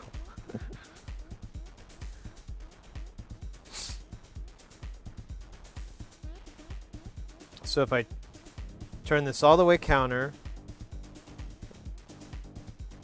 as I slowly click it over, when I get right off to the side, I get a ground, which is kind of what I expect. But this one, I get it closed, I get nothing. Turn it, turn it, turn it, turn it, turn it. Let me make... Okay, wait, hold on. Let me start over because I don't know if it was in there. Good. So there, I just turn a little bit and I get... And then there's a dead spot.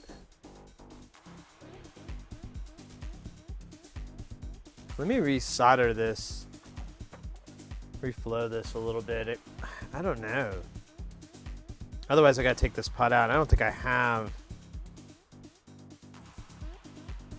I might have some extras.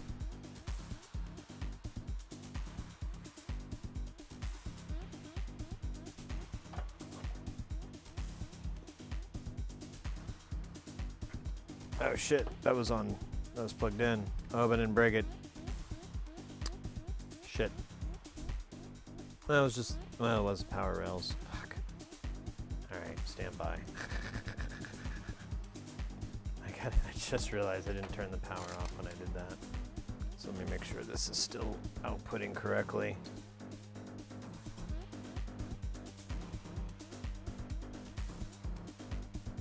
$11 on that side, 12 on that side. And then let me put it in the big boy here, and then do the same test real quick.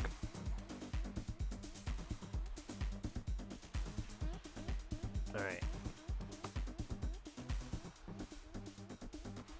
12 on that side, negative 11, whatever, it works. All right.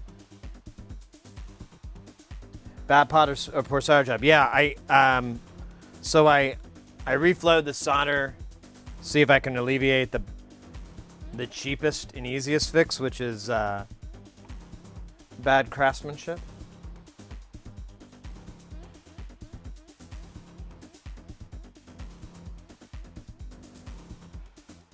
All right, so let's see if that changed its reaction here. Oh yeah, I gotta put it on beep.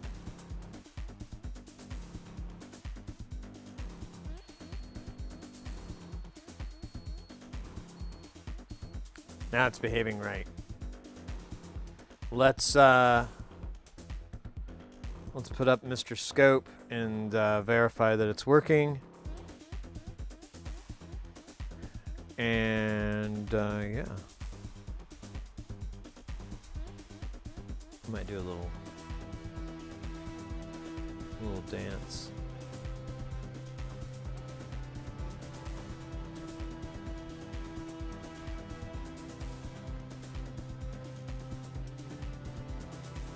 All right, here we go. Oh my God, what are you talking about? Still not changing.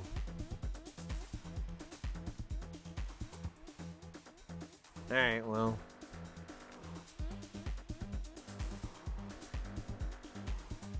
I ain't got nothing now. Nah, I'm kidding. Huh. All right, well. At least this part is working right. So now, I guess, keep probing away. It's weird.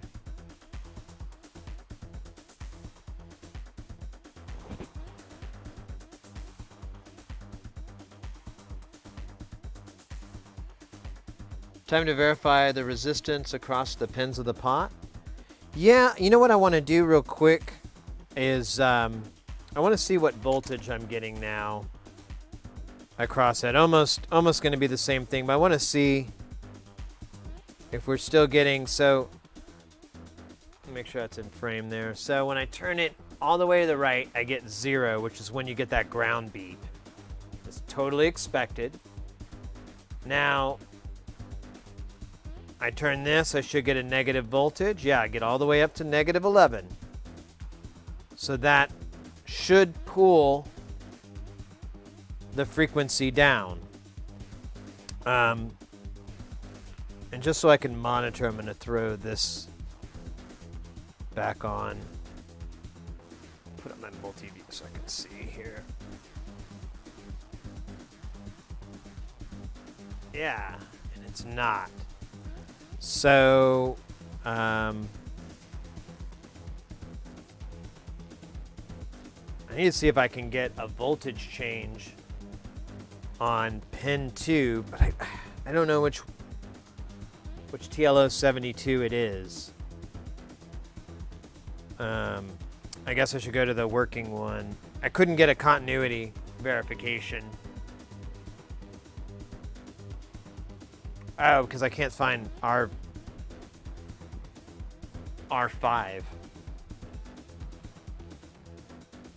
Let me see if I can real fast. I think I...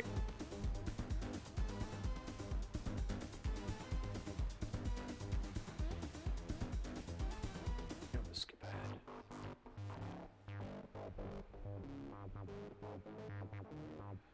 All right. So here's my point. Let me put the beep. So, just try and, there we go. Let's see what that says. If that says R5, we's in business, or one of those R's.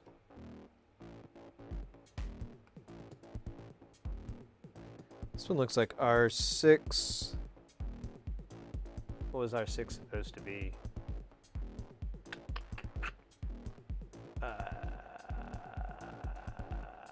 Don't know. This one's 14. Oh, that's 15. So this isn't what I want.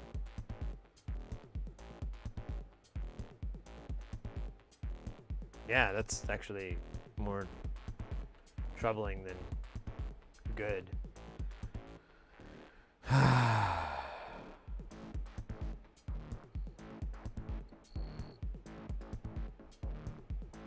Oh, I'm powered up.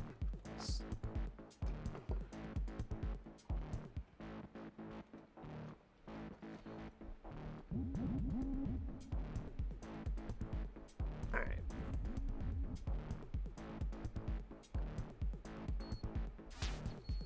So that doesn't make any sense. So check out when I do it here. Doesn't work. And there's no power, so could that be the problem maybe? Like this is supposed to connect here and that doesn't happen here. The problem is okay, so there's the thermistor.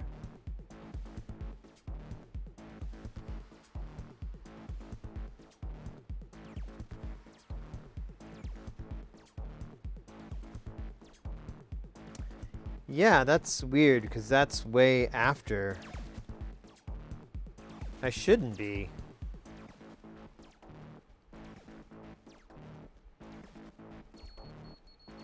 Huh.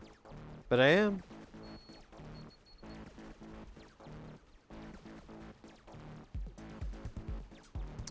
And you can even see how it's supposed to. It comes up through here and goes to it. It's just troubling because I see that. Let me see if I find any other points that it touches.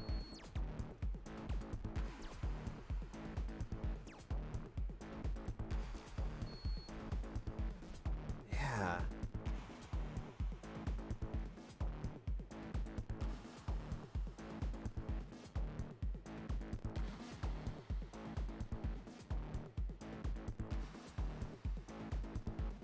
So, here's what I'm looking at.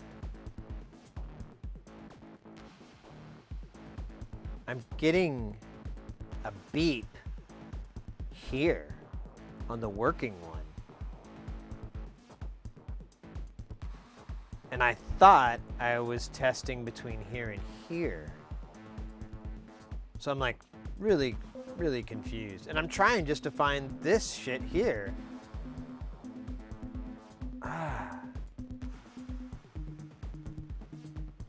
This is so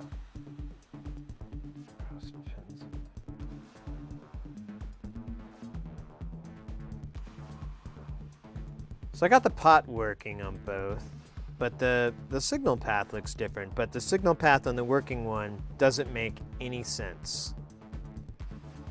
And then the one that doesn't work, it should work. So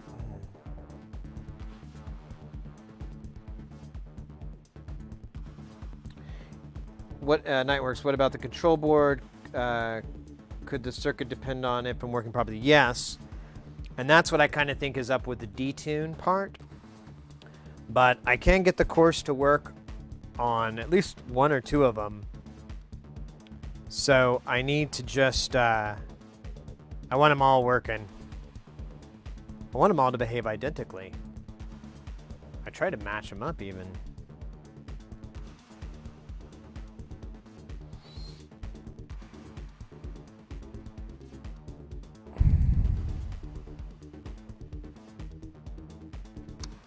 I guess it's so hard because this boards are so weird.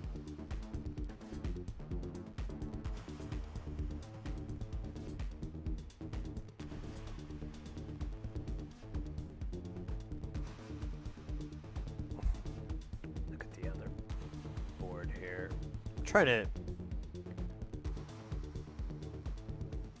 So here we go. Here's an. This might be the resistors I'm looking for. These might be the droids you're looking for. So there's R7 here. Okay, that's good to know because that toggles off of that thing. And then this is R4. And then, Jesus. I don't know if I can get to these. This looks like R5. Let me see if I can read that on any of these other ones here. Yeah. Okay. Sweet. So this lifted one here, the second one down is R5. It's the first point of contact. Oh, I'm sorry, I don't have it up. I apologize, guys. Well, you know what? It doesn't matter because I was going to refer to this, and that's why I realized it. So I found R5. It's right here. So this should be our first point in. And if I can verify from there, because whatever I'm touching to, it works, but it acts. It's not. I don't know. I don't think it's the right bus. Oh my gosh! All this detune stuff is killing me.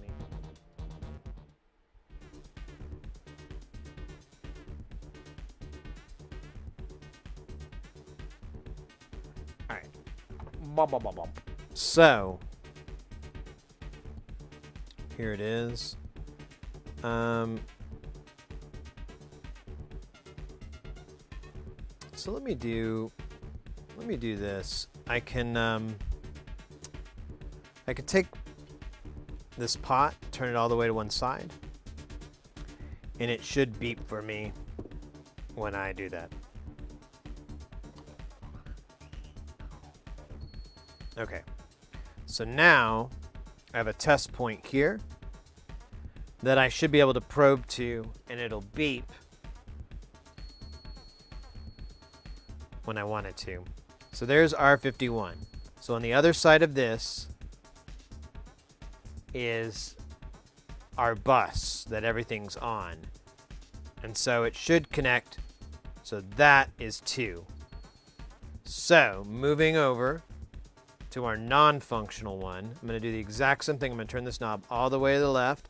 Let's even verify that it's going to do it right.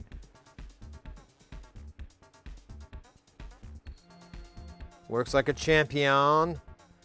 So there's that. I'm going to come all the way down here. I'm going to verify it touches 51. It does. And then I'm going to get on the other side of 51 here. I'm going to touch 2. And then I'm going to cry a little bit. All right, so connectivity-wise, it works. This is TLO2. I want to power up the working board here and see what we get on that pin 2.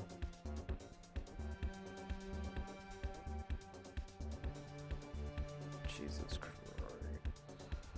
And make sure I did the power connector right. Okay, let's go ahead and juice them up. And let me just pull. Oh wait, yeah, I did it this way. So we drop ground here. Okay. So I'm gonna go to voltage. I could zoom out, but I don't. No. I'm gonna put this in here just so I can verify that the frequency is changing, but I'm not gonna bother putting it up. Okay, frequency changes on this one. What is our voltage change on pin 2? Pin 2.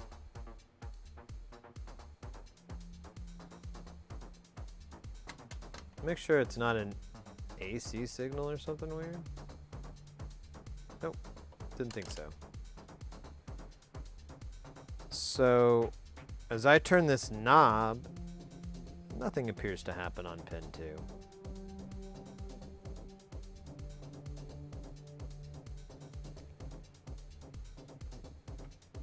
Turn it on the side that's on the other side of the resistor. Mad change. Go to the other side of that resistor.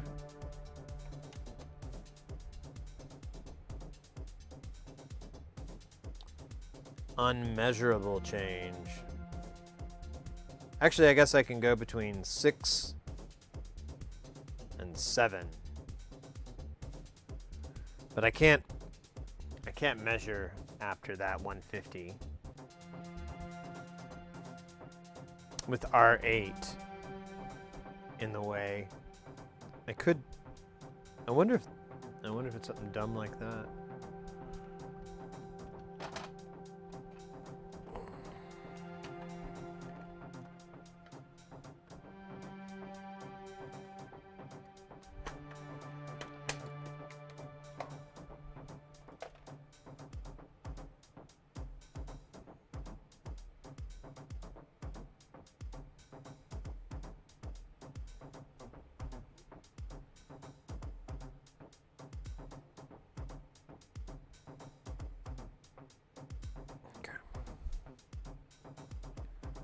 So I'm going to match this trimmer up with that one.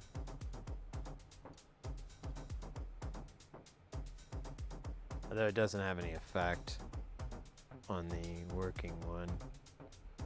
But just in case. Because I don't think... So I just did the little trimmer here. This R8 one. I'm pretty sure that's what this one is that we just changed.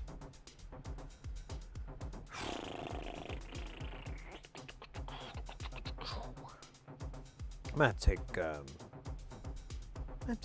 might take a not necessarily a break like where I will go away, but maybe just take a little break from this. It's just it's literally like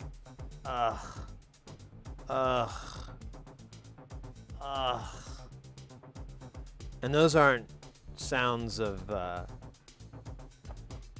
ecstasy. They're sounds of just draining soul. Ugh. Oh man. All right.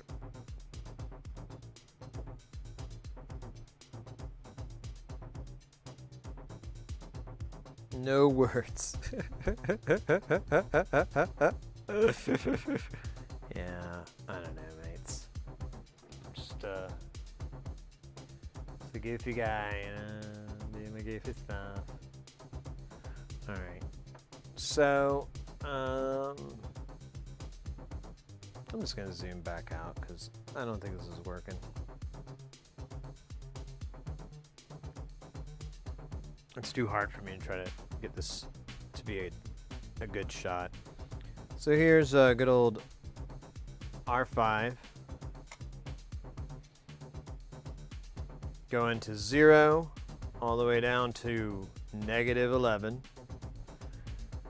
And then on the other side of this, I won't be able to read anything.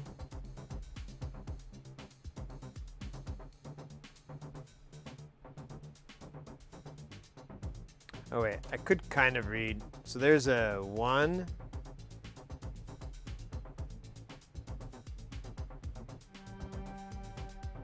Oh, weird.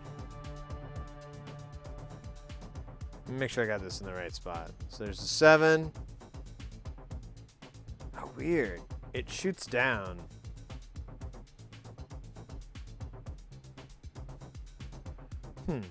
That's a little odd. What does it say on 2? Because that should be...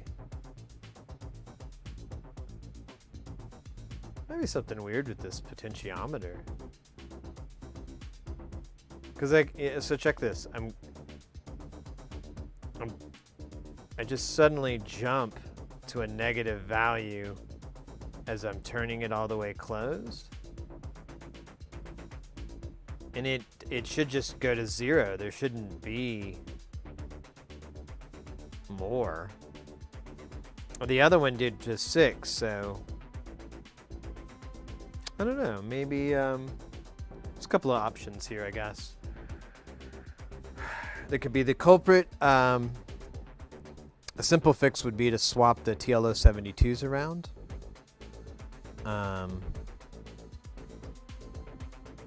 Maybe readdress the solder joints on that side, on that bus. It could be the pot too. It could be the potentiometer, because it's a little wonky. I mean, even after I fix the soldering, it still is a little weird. But despite it being weird, it's still doing its job for the most part, so I should be seeing results from it. It's not broken so much as it's not working right, from what I'm seeing, but still, we should get reactions. We should get something from it, so I'm a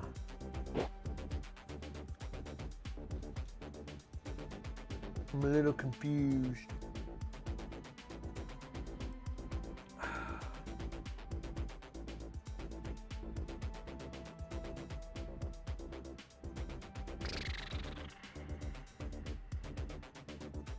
Yeah.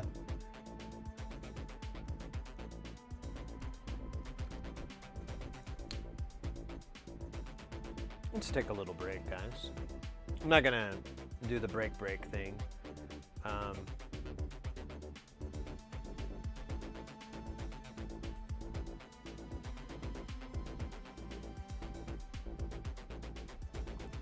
But I'd like to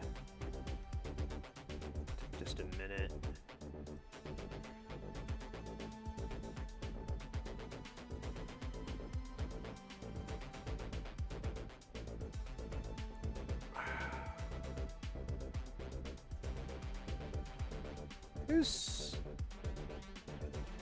Yeah, is it two bones?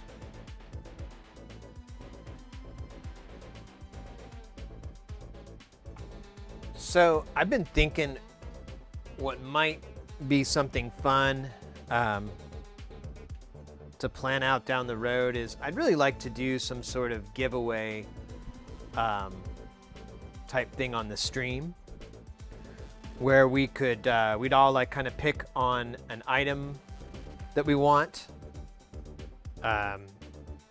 you know, within reason, of course.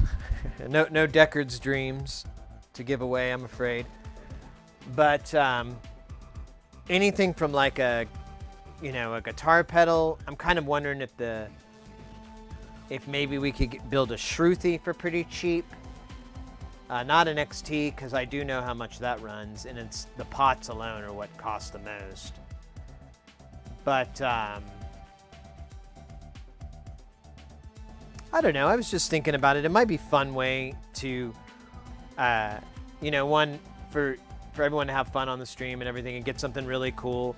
And it, of course, these type of things are great for promoting streams and so forth, getting people excited and interested.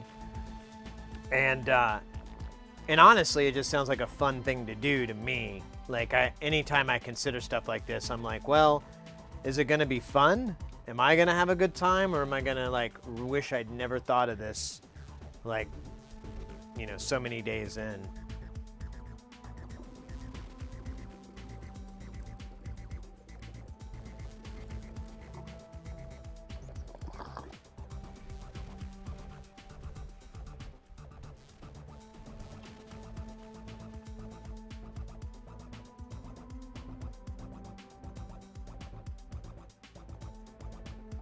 Yeah, because we built that Shruti XT, and that thing was dynamite.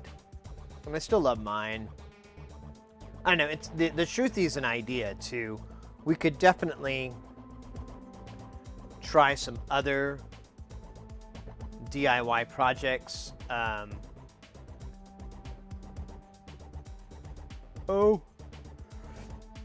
was some place I was looking at. Can't remember their name.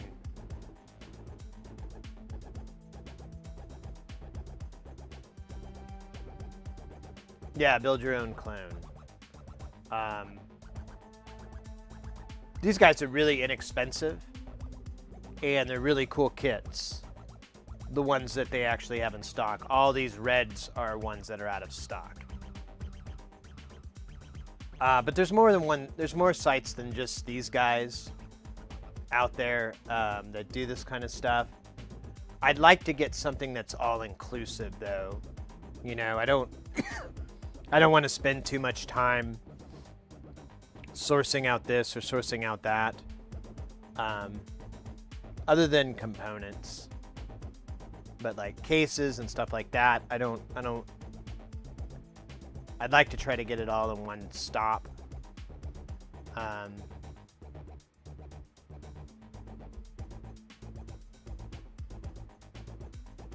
See what these guys are about.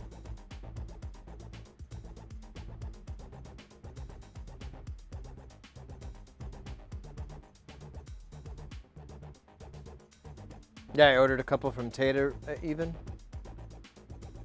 Nice. Tata has like what? The wait, is Tata's? Are you saying? Does Tata have Shruti? Or are you talking about guitar pedals? Sorry. I got.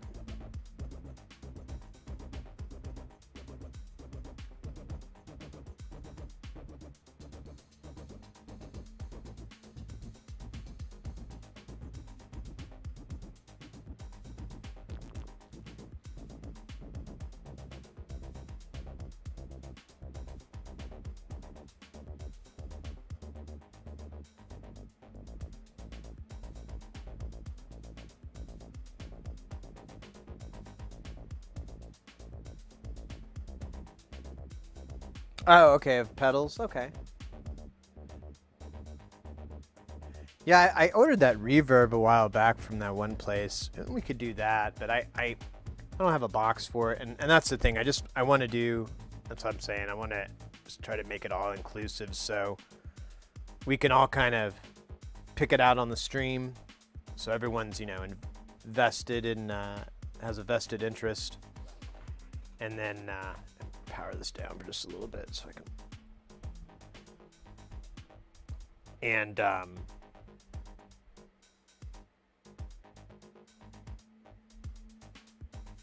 And we all can kind of decide. So I'm not deciding what's cool because I have a 68% success rate with knowing what's cool. And for this kind of thing, I probably should just shoot for you guys, you cats' opinions. Get me another Dr. Pepper from heaven.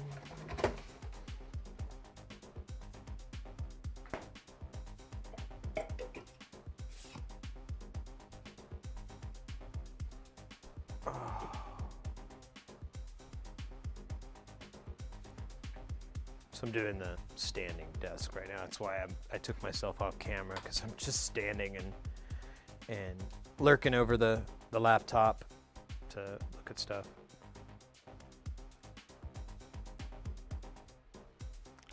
I don't know.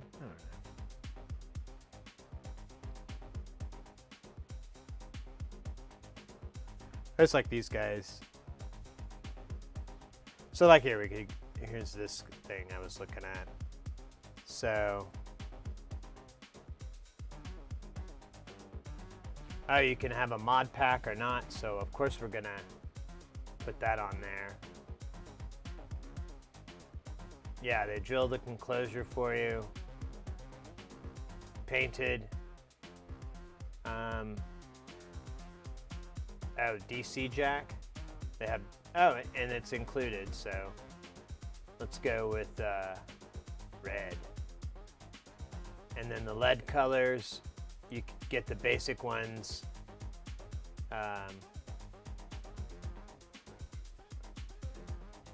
Honestly, red's just gonna work. And then knob, you have different types and so forth that you can choose. Oh, weird. That drops down in price. Oh, whatever. We'll just, there.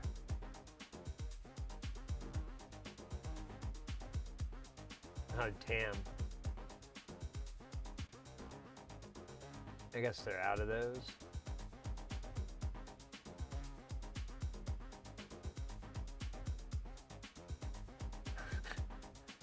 They have red ones? There we go. So 70 bucks. That's not too terrible. And that's about as much as they would get, I would think. So I don't know. It's just something I was thinking about. It's something I'd like to do. We may not be a big enough channel to really do something like that, but I don't know. It'd be fun for me.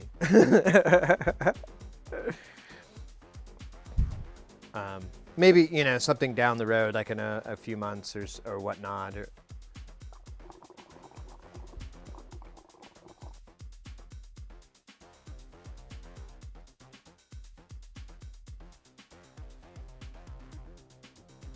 Yeah, it would be a good promo. Exactly. I mean, and it would be a fun way. I'm not, you know, a punk rocker at heart. So, you know, I'm trying to play this game, but I'm trying to have a good time playing it. So, promoting the stream, yeah, by offering people the opportunity to get into the stream.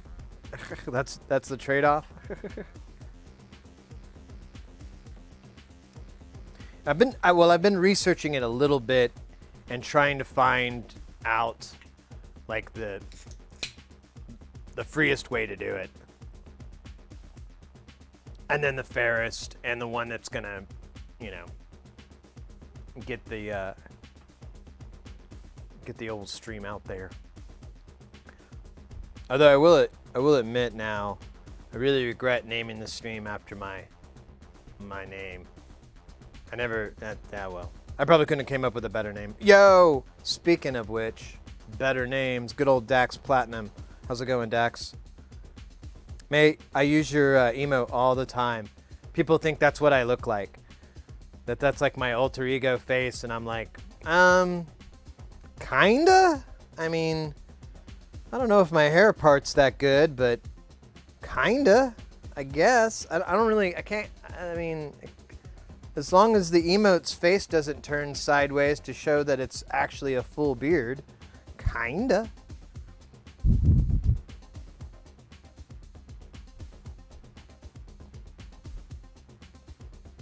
I'm just taking a little break, Dax. We're looking at some stuff online to possibly, I was just entertaining the idea of having like a giveaway on the stream where we build something cool and then, you know, people enter a raffle or, you know, some sort of random deal where they could win it. And, yo, Wambra, there we go. Speaking of winners.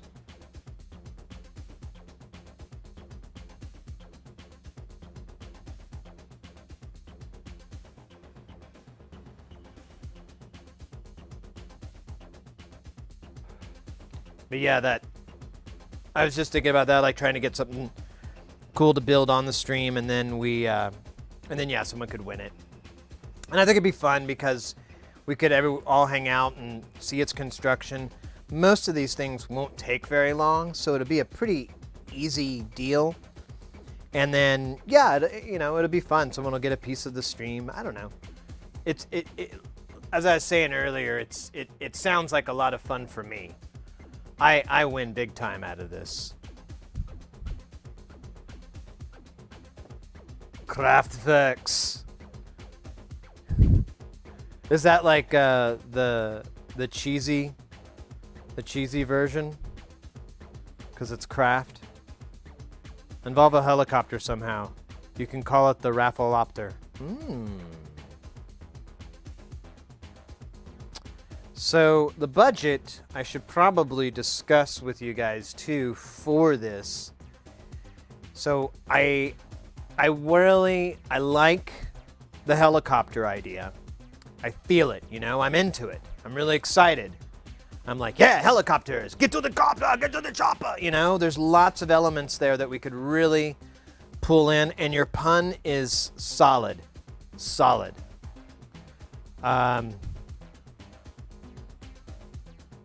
Budget-wise, though, I know I'm the big meanie here. I don't even kind of have that money.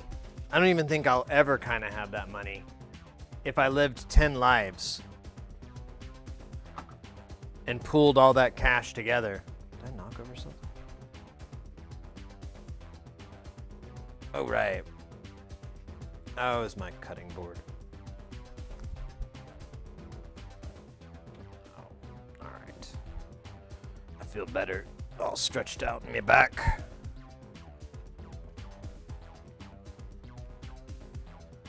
Never run off out maths. No, that's one of the cheesy versions. Budget puns. We are delicious. Doom, doom, doom, doom. It is nutritious. Doom, doom, doom, doom. Do, do, do, do, do, do, do, do, do, do, do. I could hear that. I could hear that. What's another Kraftwerk song? All I can think of is the really bad ones, or the really bad ones, the ones I really don't care for. Neon Lights is another one, but I don't know how to turn that into like a cheese advertisement.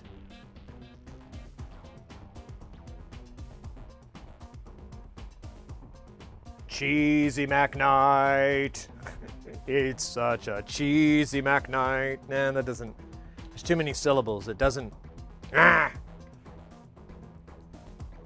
We melt with ease artificial cheese. The FDA says we can only use that word if we spell it funny. Ranch World Express. There you go.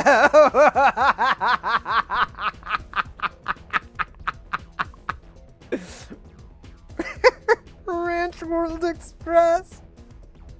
Oh my God, that's great.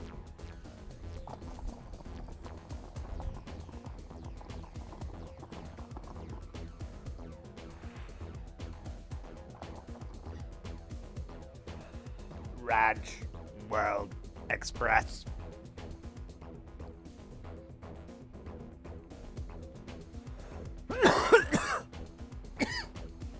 Oh my God.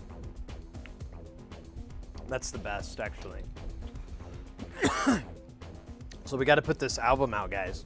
We've already lifted this corpse upon our shoulders, and we must carry it. Here, I'll put my stupid ass back in. We must carry it.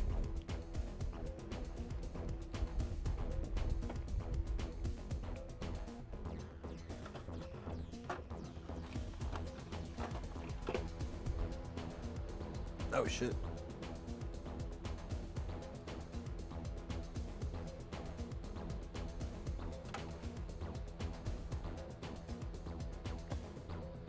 Eat trash, human. Europa. Neon lights. Shimmering neon lights. Down at the dawn of town. I never liked that song. I remember when I heard it, my friend was like, thought it sounded like Elmer Fudd. She's like, is that Elmer Fudd? And so that's all I hear. This is this Fudd wub. What the dawn of light. I thought I saw a putty cat. Or whatever. Jesus.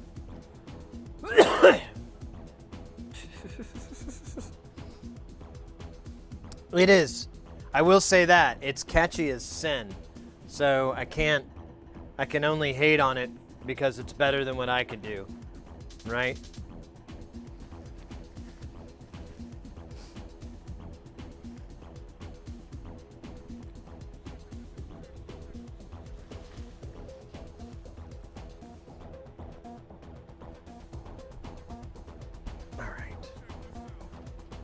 I feel a little bit better about maybe solving this. I don't even remember what was wrong. It was so long ago now. It's so far back in my rearview mirror. Oh yeah, this part sucks.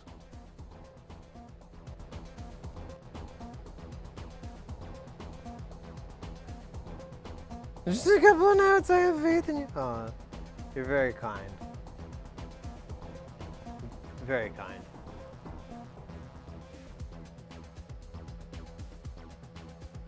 Okay, so let's do the easiest thing we can do, which is swap these TLO 72s around. Because this one works, this one doesn't. And they seem to get the same kind of reading. Except this one's a little weird, but it still should work. It may not be the... You know, I want to try it anyways, because it's just a simple way, it's a simple fix. And,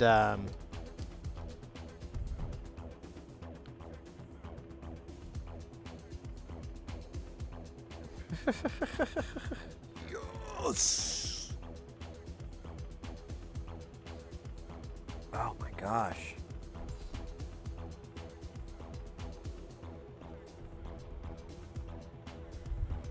Yeah, I'm hopeful. I want to get these things working. It's going to be awesome.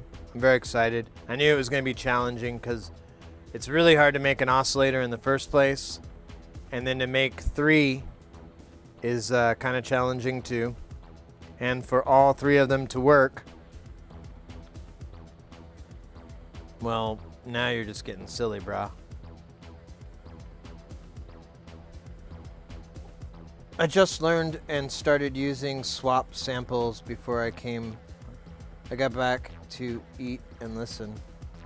I go back to eat and listen. I don't know what swap samples are. They sound really cool though, because if it has to do with sampling, I love sampling. Got to relocate for a sample and got lazy and looked for a stream. Oh, so thank you. Well, thank you, Romber, for coming by. Always enjoy your chatmatics. Chatmatics. The mechanics of chat. That's it's kind of like semantics, but chatmatics. Ooh. Anyways, so we swapped these 2 ICs. Smoke should appear. There isn't any smoke. No, it dumb lols. It just switching samples on a key for grouping. I can still handle that.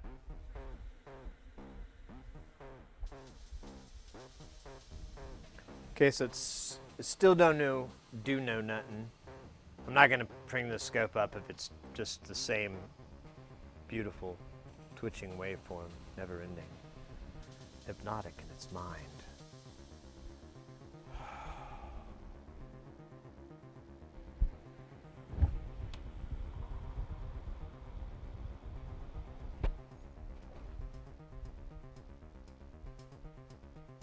Chatmatics. I like that spelling too. I wasn't for sure how when I said it, like, wait, how do you spell that? I don't know, man. I ain't no speller words guy. I putter getter thing guy, and I know good at that even. All right, so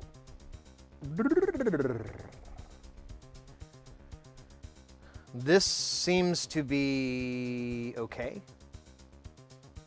So I guess we go on this side. Ah, jeez, man. It's killing me inside. What's this R9 shit? Oh, I think it's, yeah, that's one of those big box ones. I guess I can make sure that's not closed all the way or something weird. Let me get another tiny screwdriver head here.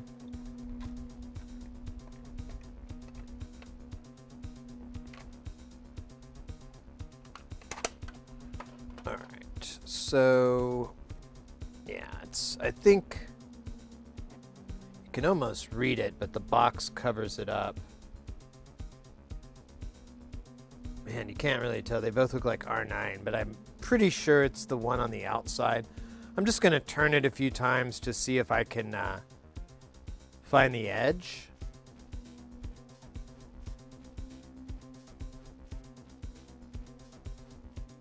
Here, check this out, guys. It does seem to be... Or maybe that was just me turning something. I swear I saw some movement. I swear. I'm gonna change this other one just a little bit. Yeah, see that nonsense? All right. I don't think I did anything. Yeah, because we should have saw something there. Okay, well, it was worth a shot. I just thought it was interesting how it was moving. Oh gosh, I hate when people read my messages. It sounds so dumb. Don't want to say the words. Oh, too bad, baby. Too bad. That's how I document everything verbally.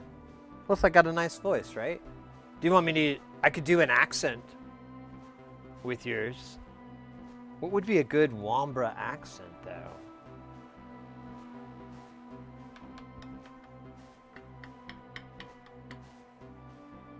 I don't know. I'll tell you what. To be fair, you can pick the accent, Wambra. Now, try to be as specific as you can for an American accent, but be very vague when it comes to outside of the United States, because I know good there.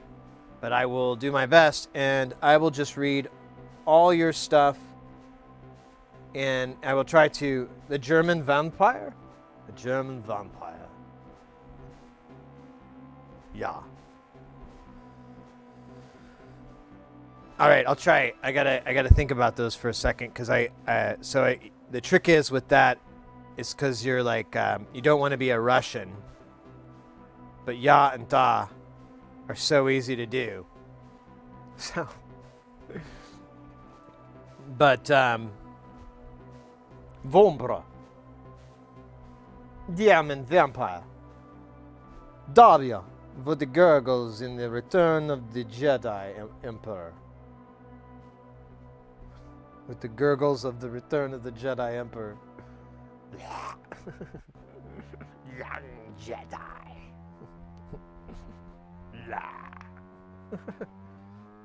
You sound like Alex Jones' son!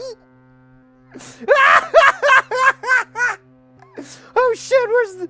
I gotta hit the clip that button.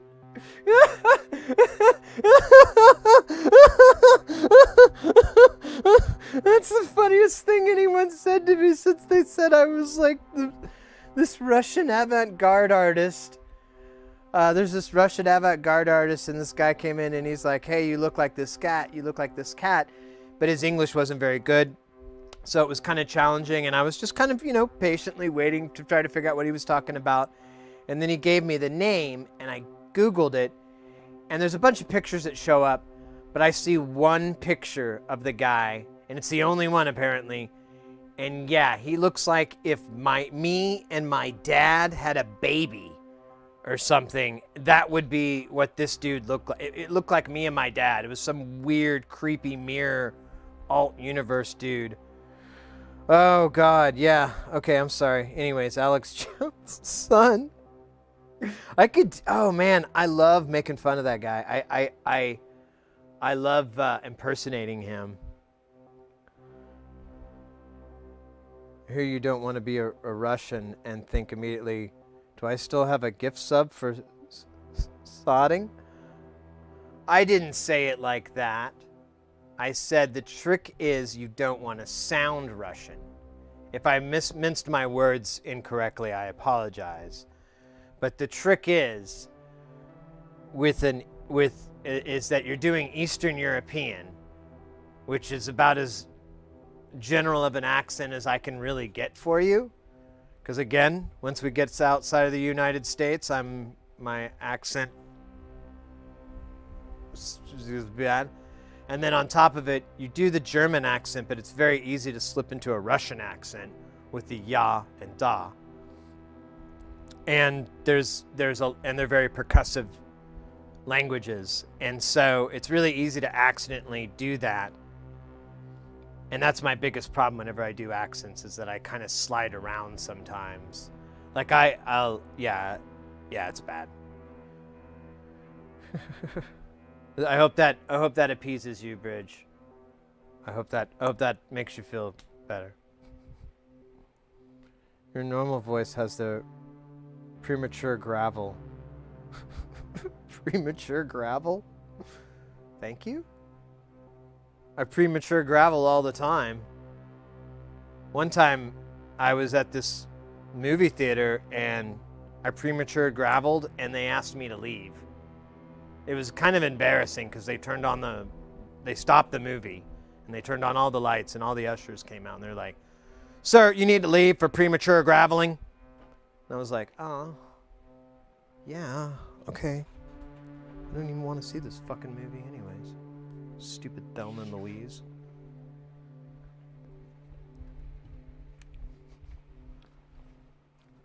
I'll leave it at that. So I don't know. Left my... Yeah, dang. Oh, I'm sorry.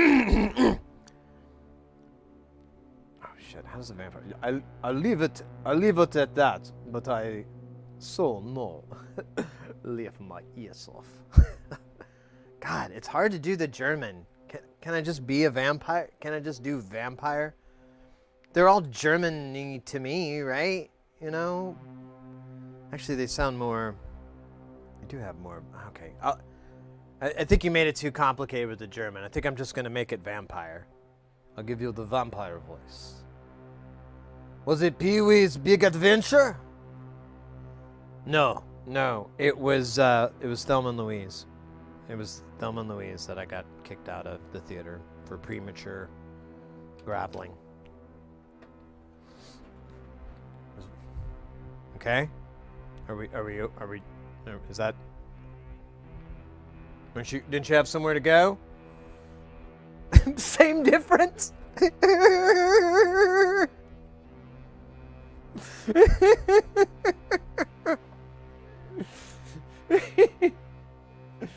I want to do more Alex Jones' son. Hey, folks! Listen. I gotta tell you how these circuits are driving me insane. Someone out to get you, and I'm not gonna let him.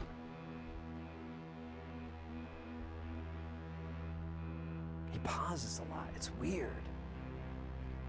That was before he, a long time ago, someone introduced me to him, and immediately my friend told me get the fuck out because I kept making fun of him because he paused and he kept repeating himself and then he would pause and I was like, "Are you sure there's a guy on there and it's not like this homemade vinyl record that has a loop track?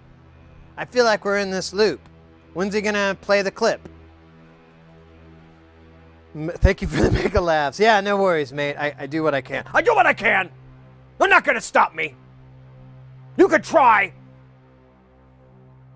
Bill Gates. I know what you're up to. You're gonna make everything digital so that these on analog circuits are a thing of the past, but I'm not gonna stop him. I'm not gonna let you. I won't, folks. Man, I need a back. Oh. Hold up. I don't have the transition built yet. I don't have the transition. I got it. Oh, yeah. Hold up. Oh.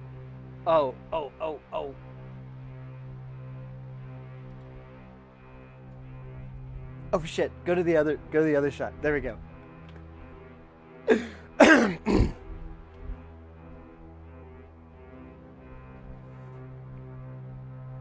Folks, I'm not gonna let them. They're out there every day trying to digitize all this, everything that we've worked for. I'm not gonna let them, folks. I will destroy them with my mind. That's right. There's technology that Tip Top has out there right now. They didn't want me to tell you about it. I'm going to tell you about it. There's technology being developed by Tip Top. Technology, I'm telling you folks, by Tip Top. They're working on right now. And this technology, I'm looking for him to fly through the windows at any moment. This technology will blow your mind.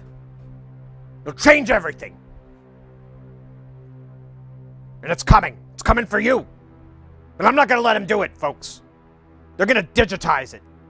That's what their technology is. They're going to take everything and they're going to make it into digitals. Not us true analog souls. We need the voltage to drop something low and high and attenuate. We need this. We need a cap to charge. That's what we're about. And if anyone tries to stop me, to stop us, well, you know, folks, what we're gonna have to do. You know what we're gonna have to do, folks. We're gonna stop them. We're gonna stop them.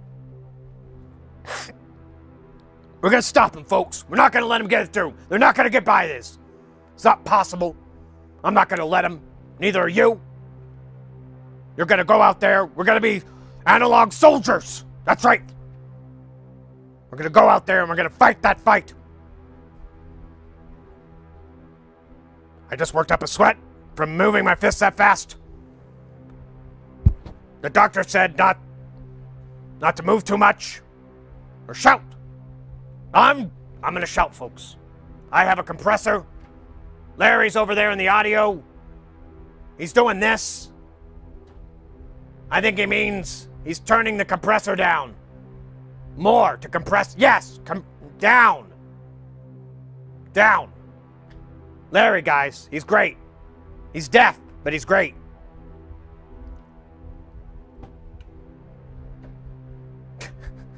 Analog Jones. All right. I could keep doing this for a long time. Because it's pretty bloody easy. That's why I have very little respect, too, for Analog Jones. All right. We'll go back here. I'll shrink myself down. I won't let him, folks.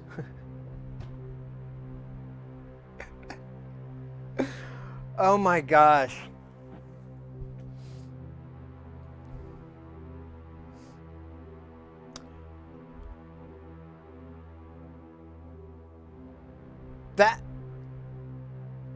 I don't know, Wambra.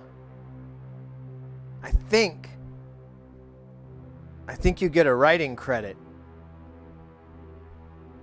Because that was a lot of fun. And if I actually spent the time to develop that a little better, like line up the jokes a little bit more back to back, but man, it's so easy to do because it's the same thing as all those cats do. You know, he's like repeating because he's trying to think of what it is that Tip Top does, and then he never tells you.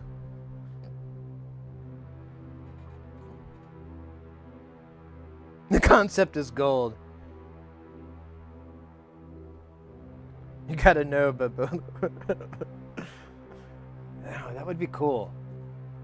I don't know. No, I mean, like I'm just trying to think of. I've just been trying to think of like YouTube content, and try to think of original stuff. You know, like, oh well, this is something I do that's I'm pretty sure is original on my synth, but I'm not gonna bother to find out because I don't want to, you know, compare my video to their video or anything like that. I so deep. In both, I help you script if you do all the rest of the work. Very good, very good. Oh wait, that's mine. Oh, here's my cat, here's my cat, here's my cat. Go. Oh, she just did it once.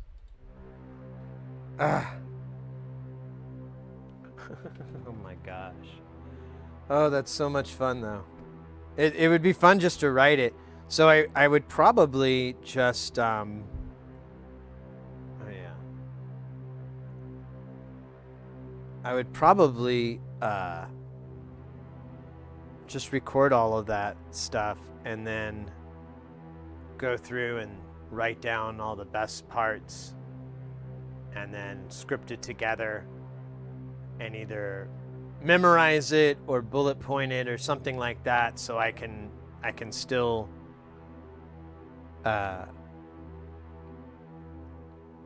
improvise,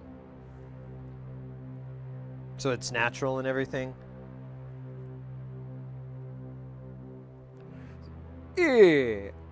Or no, it's A. Hey, I like my voice. Thank you. Yeah, no worries. I will do my best to remember to switch over to that every time. Yeah, feel free to point out if I forget it. You could change your name to Vombra. It could be Vombra. It would be a good name. So I gotta flesh out the dialogue a little there. Anyways, enough about my stuff. All right. So, still not working. All right. I've had a good brain break here. So, with the analog Jones, dude, that would be funny. I'm thinking too, like getting a bunch of moving, graphics and stuff, and like a crazy graphics logo in the background, or oh my god, that'd be so funny. I'm here to tell you, folks, and just be as over the top as I could. Like, I'd have to redo this mic because I'd just be shouting the whole time. I'd have to make sure that Mrs. Heresy's at work when I record it, because she's going to be like, she already gets annoyed when I yell, or when we do the longest note. I did it one time and I forgot that she was napping. And I did it, and then like in the background I heard something like, good fucking grief. I was like, oh yeah, that's right. She's asleep. Well, she's not asleep anymore. All right. Real quick, I gotta check this. Okay, so it's discharging pretty normal there. That first tick going after an hour isn't too weird. The next tick will take 3 to 6 hours. And then the last tick will take the same 3 to 6 hours.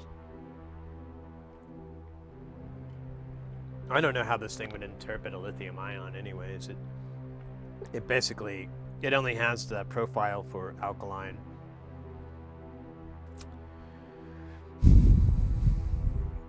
Okay, so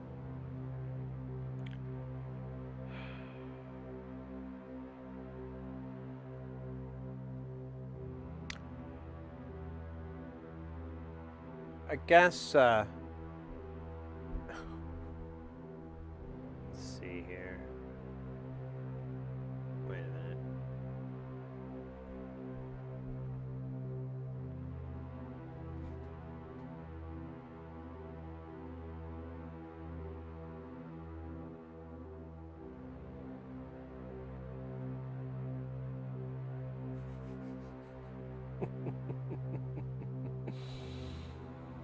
Oh, yeah. The analog Jones is gonna happen. I really enjoy doing it. You relapsed. You relapsed. Sorry. No, did I? Mobile delay. Ah. Oh, well, it came up weird. Oh, yeah, it did a weird auto mod thing. Oh. There we go.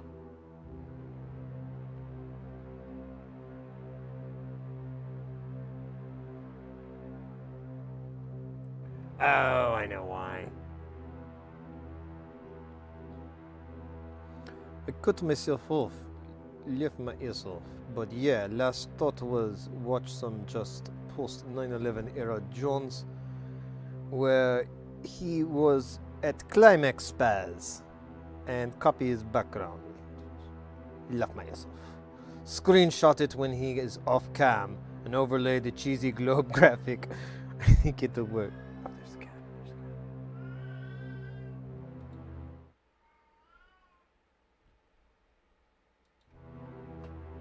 She's got 30 minutes.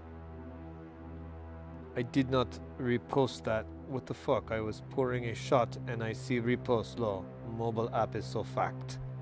So what happened was it came up, and I thought it was, when I saw it, I thought it was a whisper at first, and then I saw your other text, and then it moved it out of the glare, and I saw that it said it was the auto mod had blocked it, I guess because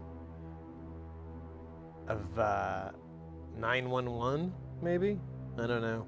But either way, I just hit permit. Yeah, there was the cat. That's Choya cat. She's the big fat lady cat, which is a term of endearment before you get all upset.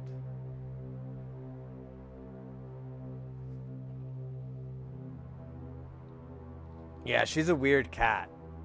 So, I taught her to do that.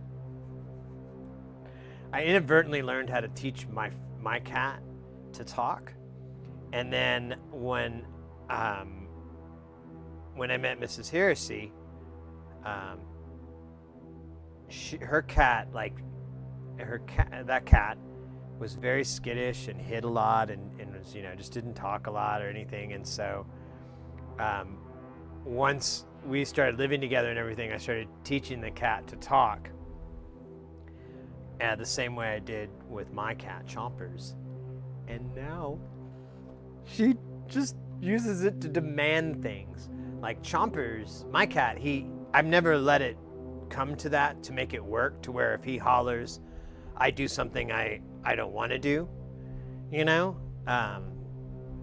like petting and playing and stuff like that. I always reward him because I'm like, yeah, man, come to me when you want to play or whatever.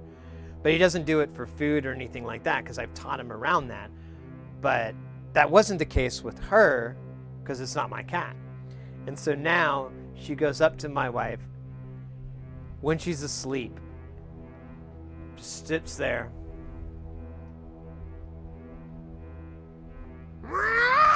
as loud as she can, just out of nowhere, no block or anything, just at least 3 times. She does at least 3 hollers. Because I taught her to do 3s. I taught her to do all 3s, whatever. Tried to get her, like, you do 3s back, and then we'll do. And so I just, when I realized that I was teaching the cat to talk, and what I'd done, like I figured out with my cat, I was like, oh, did I do that? And then when I had a second opportunity, I'm like, oh, I did do that. So I kind of changed it up so that she would do 3s and stuff like that. It's bad.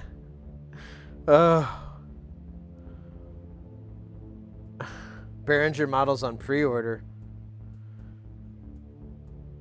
Yeah, someone posted that to me. I didn't look at it yet because I thought they were going to be the Rolands, but I guess that didn't work out. So hook. Oh, cool. I love kitties. Always the tracks works. When you pose, like up here in motions. Chomper's nose. Top ranking worst. I had the top ranking worst day of my life yesterday, cause my stray cat fam disappeared for a full day. They all back now. Oh, good. I didn't want to hear that story go down. No. Chomper's always welcomed here. Hirms, cyberbully. Perfect circuit spam. Oh yeah.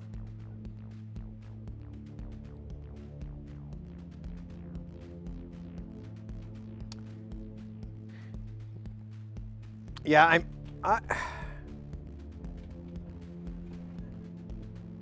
yeah, as far as those Behringers go, I'm interested in them when if they make any that are interesting to me. You know, there's so many. I like the idea that they're inexpensive, but I can make plenty of inexpensive stuff that does all the basics, so.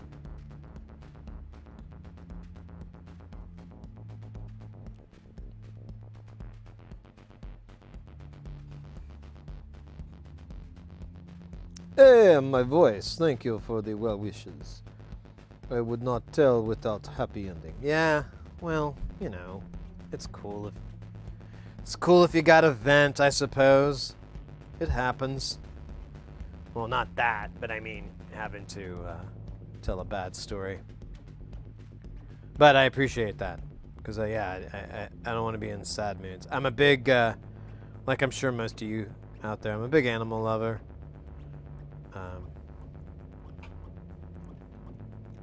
So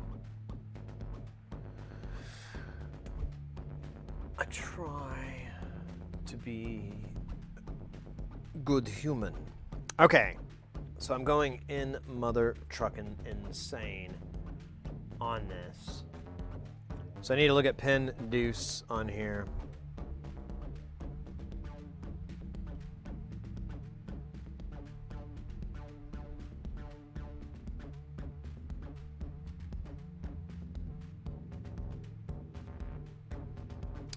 So that doesn't seem to do anything.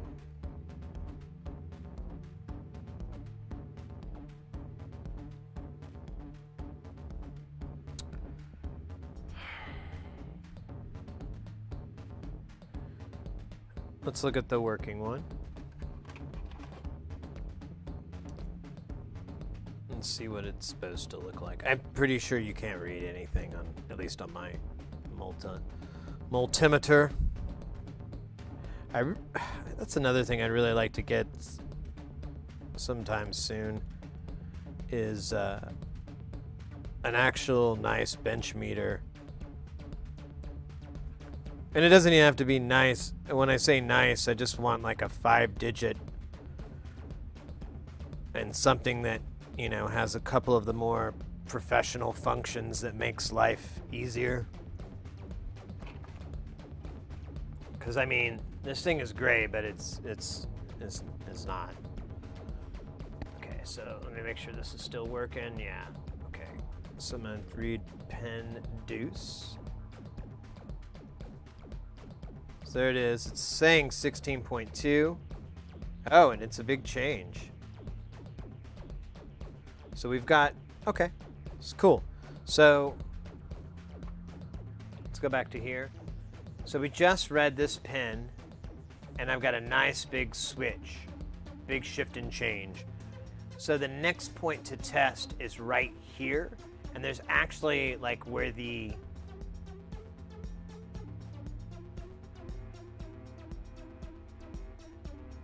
I thought my stream crashed. There's actually like a thermistor that goes over it. I hear you, Sid. I hear you, Sid. You sweet for accommodating both laws. But yeah, all happy times on the line. Very good. Night lurk. Indeed, I must step away. Oh wait, wrong. Well, they were both green on my list. Indeed, I must step away a bit too. I just checked this evening and my current meter only does 4 digits and scales horribly. A 9-volt battery only reports 2 decimal places. Yeah. Yeah, mine's okay, but it's it'd be nice to have some precision, you know. I'd probably, well, I probably have some space I could put it in to mount it, so I could, I'd probably end up using that more, but then it would be hard to show on stream, so I'd probably still use this for streaming. But if I had to get something down, or I was trying to measure something really, really fine, I could either take the scope cam and get it, or I don't know, figure out something. It's not the end of the world.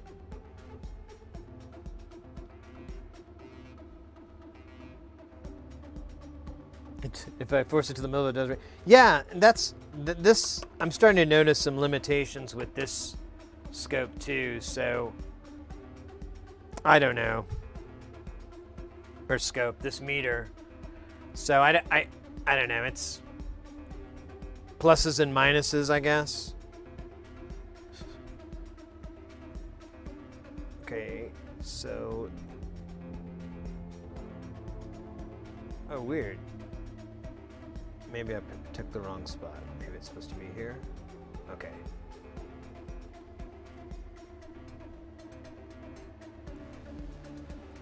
So if I measure from here, this should say ground. Okay. I'm wondering if my O-scope will report voltage to some accuracy. You know, if it's, I've used mine a little bit, but it's, because of how the sample rate is, it has to do, I mean, it's, well, you know what, now that I think about it, I just read the peak to peak.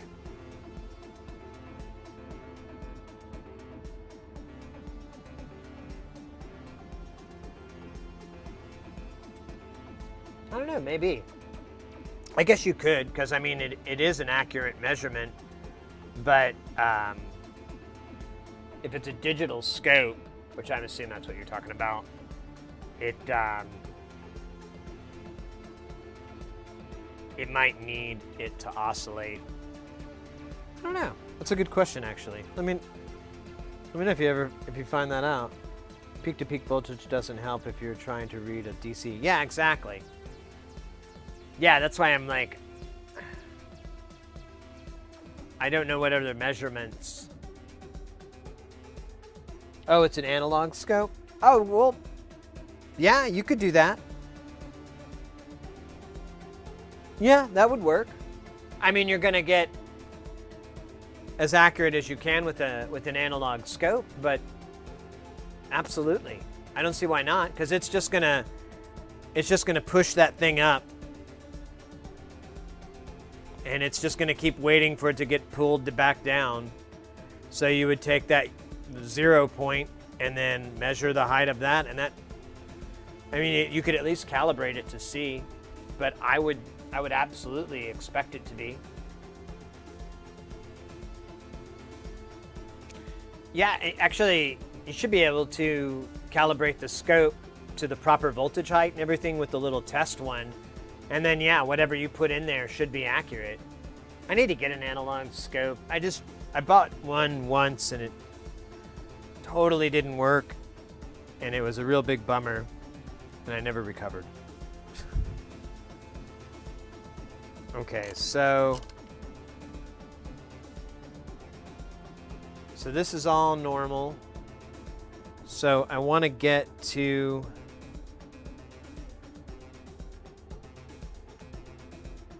I guess this R10, which I remember we found before, but I don't remember where that was.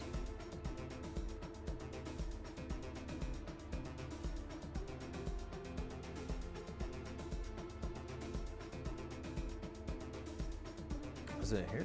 I think this is 4.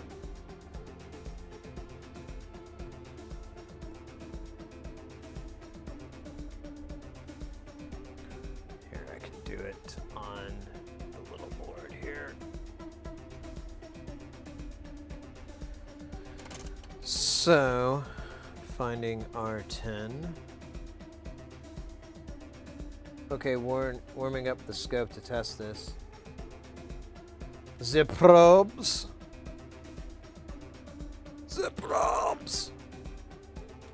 Yeah, I mean, that's because that's all my digital scope is doing, is just reading those measurements out.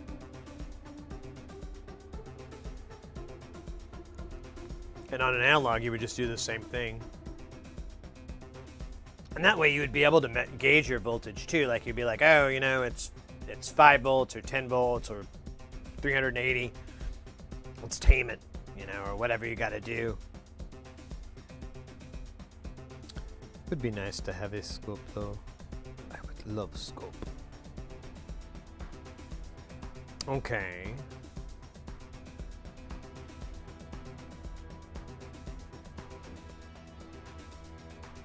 Oh yeah. So trying to find 51. That's right. Sorry.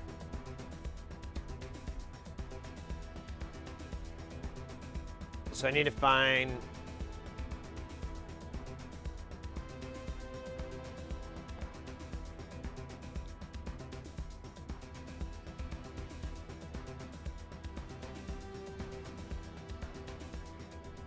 Check something here. Okay, so this is definitely R9, the one that's closest here. So the pin that is furthest up, okay, that makes sense. Maybe I could flip this down like this. Maybe the mirror effect will help me. No, the mirror effect is worse! It's so much worse! So, could it be... Oh, maybe I can... Man, I cannot see the trace at all.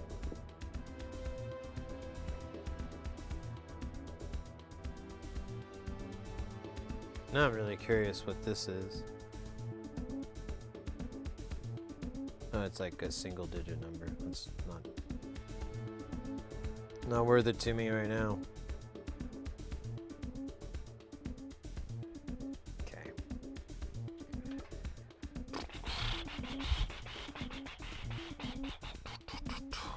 So this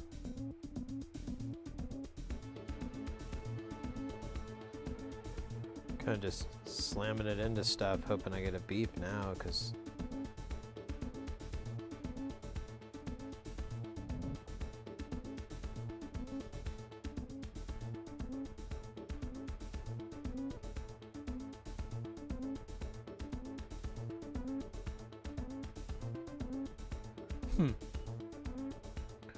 check something here. So this is one of the buses.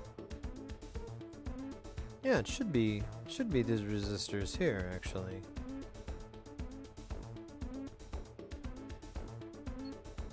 Okay.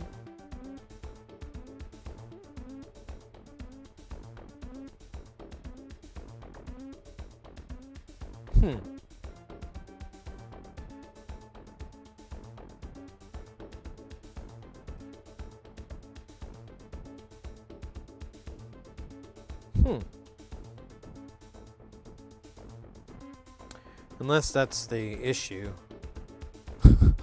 That could be the whole problem with this board, is it's not connected there. So let me try it.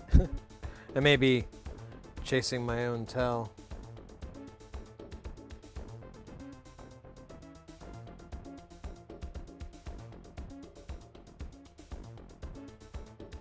Okay, it's altering 693.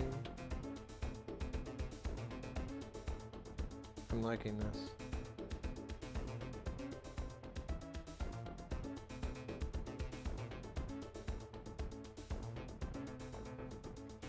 Nice, nice. I'm sorry, I zoned out. I was trying to think of words of encouragement. No, I was wondering if there was anything else to check. Oh, man. All right.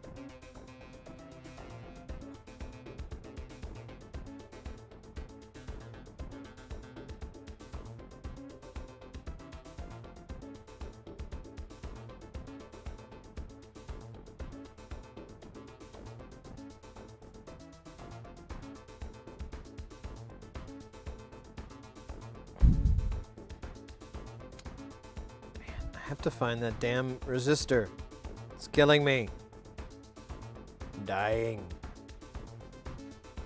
Dying inside. Where the hell is that resistor? Is it over here?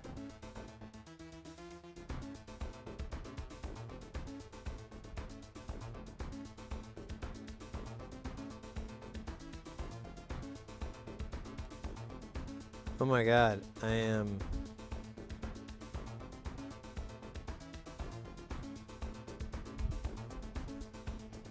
I don't like the solder joint here. Oh no, it's just weird looking. Never mind.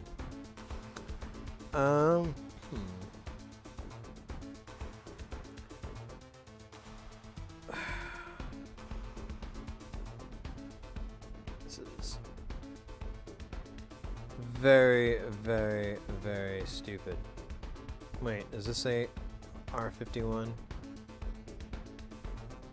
Sure looks like it does from this angle. Oh wait, maybe that's 53. Yeah, it's 53. I'm looking for R10 anyways. I don't know why I'm...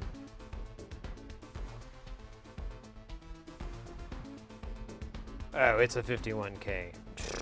Great. That's a 13. That's R... Ooh, what's that? R... Oh, I can't read it.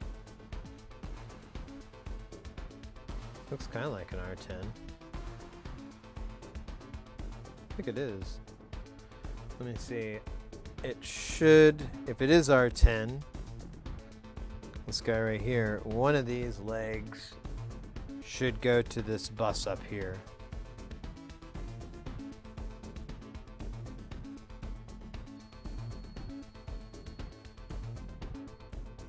So this leg should attach to the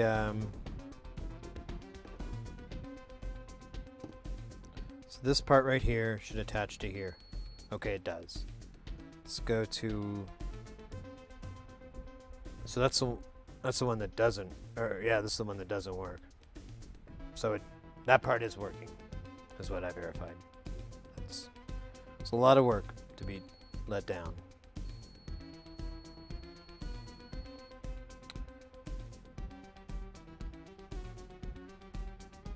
Let's check it on this one just to double bubble it, you know? Same thing.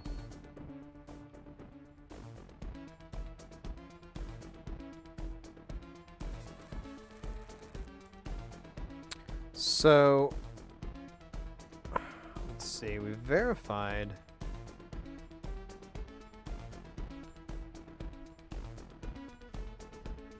That's sending voltage.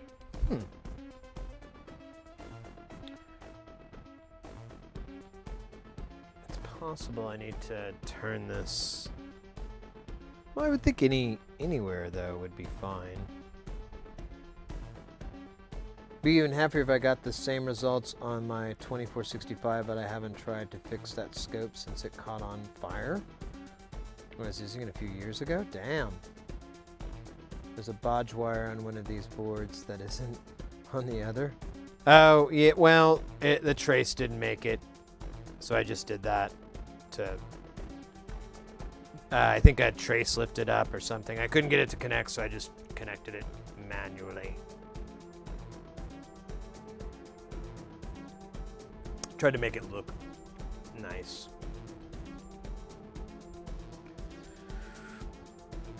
All right, let me put this grounder in here.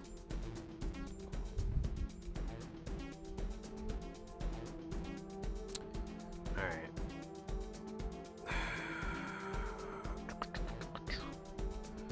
Let's throw this guy in here. And we'll plug it back in.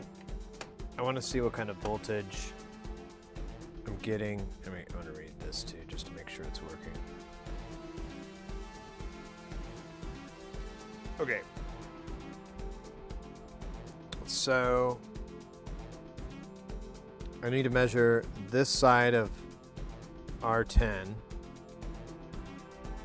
see what kind of voltage I'm getting, and then oops, okay. Probably put it in voltage mode. Voltage mode, activate. So you can go all the way up to 7 volts on this.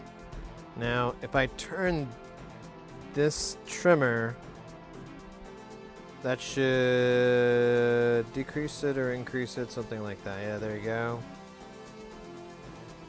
So I'm just gonna make this 8 volts for fun.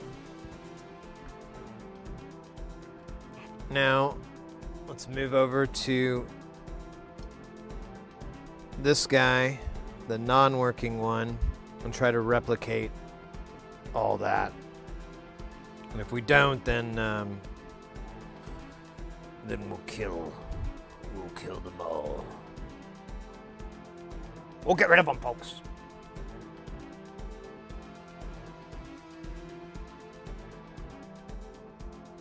Did I verify the trace? Still gonna. What was the deal? I was basically probing through, and it connected on all the other boards, but it didn't on that one. So I just made the wire to connect it. That's what I think. If I'm remembering right, I think that's how that came to be, and that's what made that board work.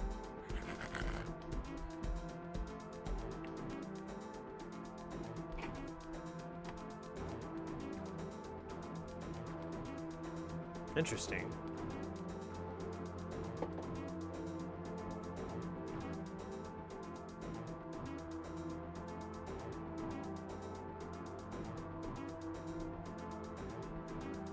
Oh. Wait, hold. Oh, wait. Oh, yeah, no. I think the ground just came loose. That's why it's all flubby. So that's the one that wasn't working. Now it is. Kind of suspicious, right?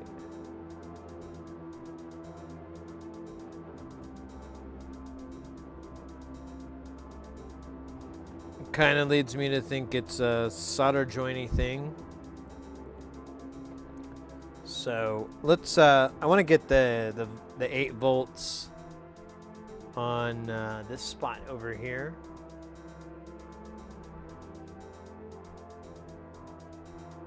There we go. It's 823. I'm gonna bump this down to just 8 even. Let me switch hands. It might be a little easier to see. Oops, or not. Other way.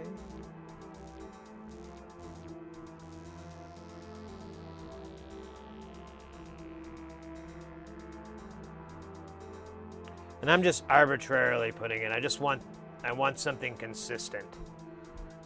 All right. All right, cool. Well, since it's I'm not gonna write this off as being fixed so much as working, you know? So I'm not exactly sure what caused that or why it's back. Oh, wait a minute. Let's do this. I'm not exactly sure why it's back. It's kind of weird. But I'm not going to troubleshoot it further if I mean, I could try to press around on these things, see if I can get it to stop. Oh, yes, it is about that time. I hear you, Choya. Why don't you come here, big girl? Show everybody your cute Choya face. She's not going to. She's just going to howl. And I will continue to train her to howl. Oops. Yeah, so the jitter, agreed. I am far from saying done. They all have this really bad jitter. I think part of it is that I think the voltages in are supposed to have a 0. So I think it's just picking up fluctuated garbage in the air. And that's what's causing the jitter. Unfortunately, we're not at that point where I'm ready to fix that stuff yet. I'm kind of hoping it just fixes itself, you know. But yeah, I know the jitter is atrocious. I agree. But the tune knob works now, which is all I could ever hope for today. Because let's scooch this out of the way. I'm gonna go back and make sure it didn't jump over to this board. The tune thing. Wouldn't that be funny?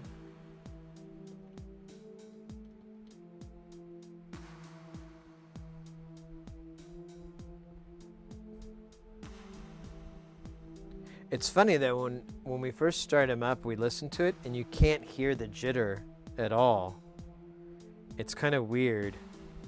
I'm sure it's there, but it's inaudible.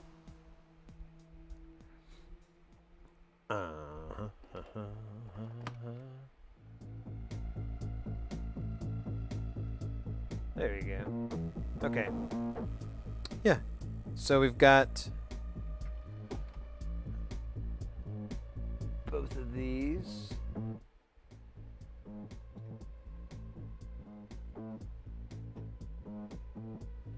The frequency knob alone should be sufficient to hold the voltage on a U1A.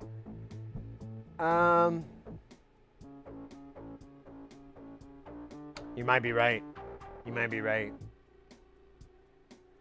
I'm just speculating, to be honest with you. I really, I'm kind of, I want all the outputs to output. The fact that they're all outputting that jitter makes me less worried. You know, like, oh, they're all doing that, so they all have something shared about it. We'll get to that part. I just want to work out all the bugs of the of all the, you know, real basic stuff.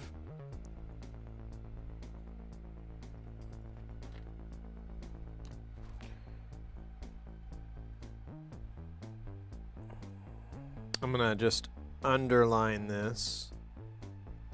Here, I'll put a little box on it. There we go. And then when we're 100%, we'll cross the box. Oh, you didn't even see it. Oh man, you missed the art part. I'm sorry, guys. So yeah, there we go. So now we've got, so I guess we don't have to do this one. We just got no pulse out on this one, which is pretty easy to fix. It should be pretty easy to fix. Famous last words from Sid.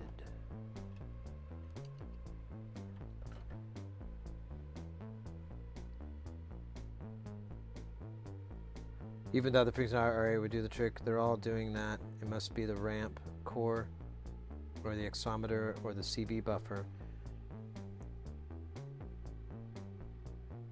Yeah.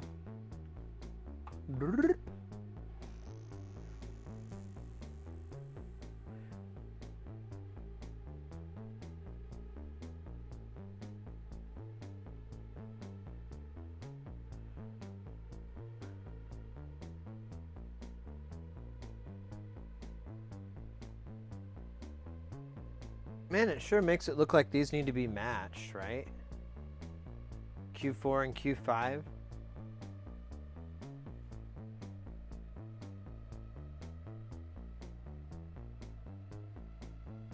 I never did that. I didn't match any of these transistors. I thought it was in the cool. Why isn't it in the cool? All right, well.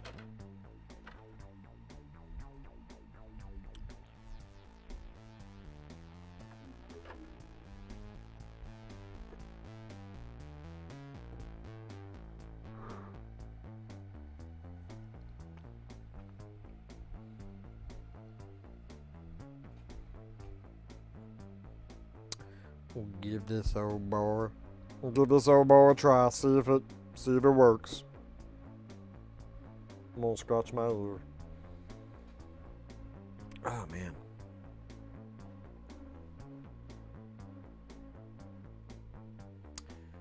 So the CV buffer, actually.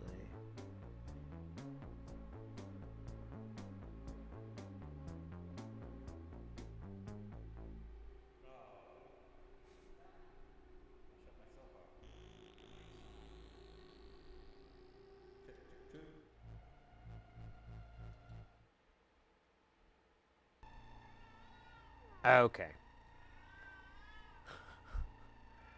Let me take care of my cat. I tried to get her over here. I think it'd be cool. I'm gonna leave a schematic up. Oh, maybe. Yeah, we don't need the power info. There we go. Take my silliness out for now.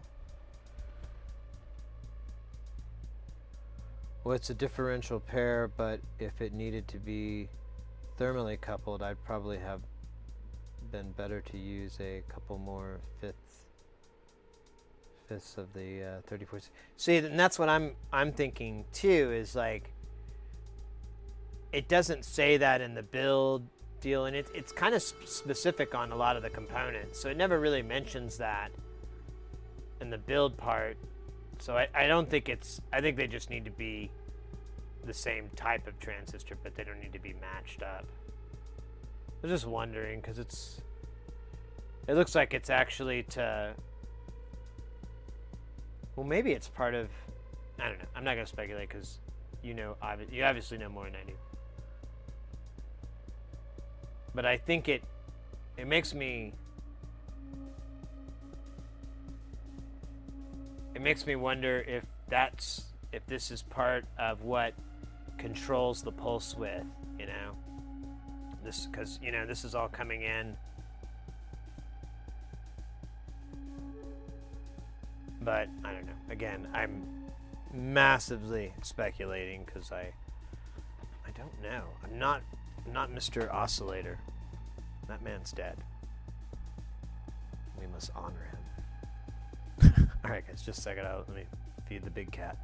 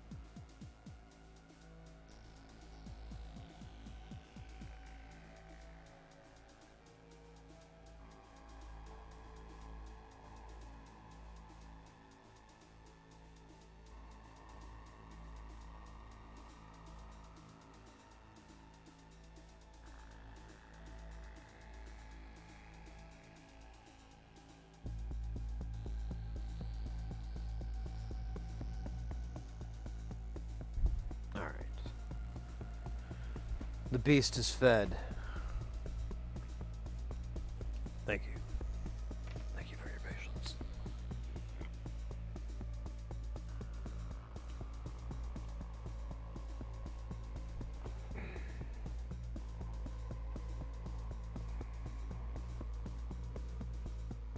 All right.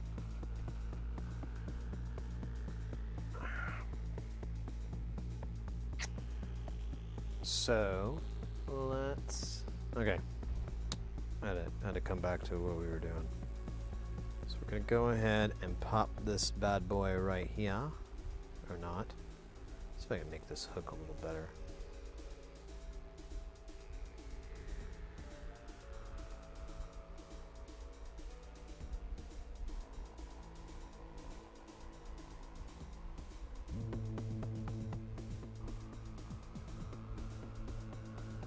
And I'm gonna put this. Oops, I'm gonna put this in here. Looks like part of the variation on the frequency is intentional.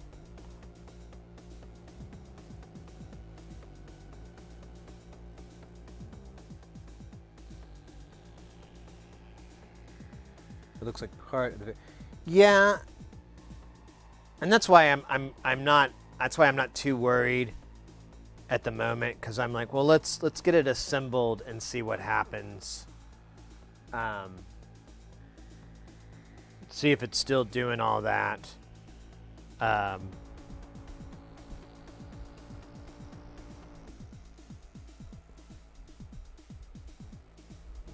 right, I'm gonna go into Sol first.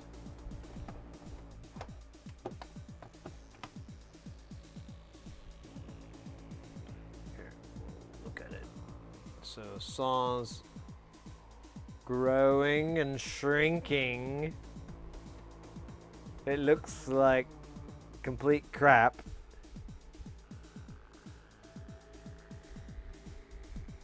I was just wondering if that detune knob worked at all, but it still doesn't. But don't think that's too weird. All right, so that one works. Let's go to the pulse out, which was what our current issue was. There's nothing there. But the pulse width knob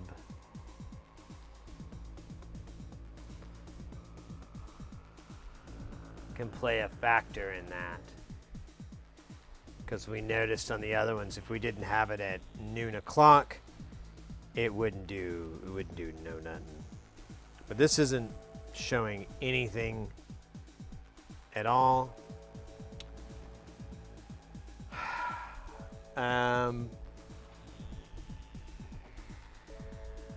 So let's so we're gonna be put this on my screen so I can look. So we're gonna be over here, and we're over in this section right now. So this part isn't outputting.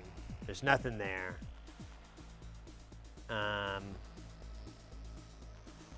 Yo, let's check these diodes really fast. Let's make sure I didn't put these in backwards. That sounds like something I would totally do. That's totally Sid. But they're pretty straightforward too, so I don't think I did, but let me check the diodes around that area just to make sure it's not something silly. And then we can't really tap off of here.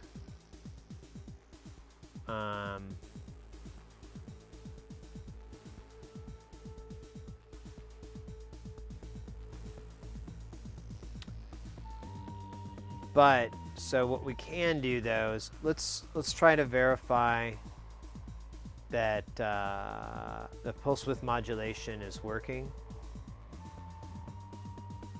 because there is this R37, which I think is the triangle one up top.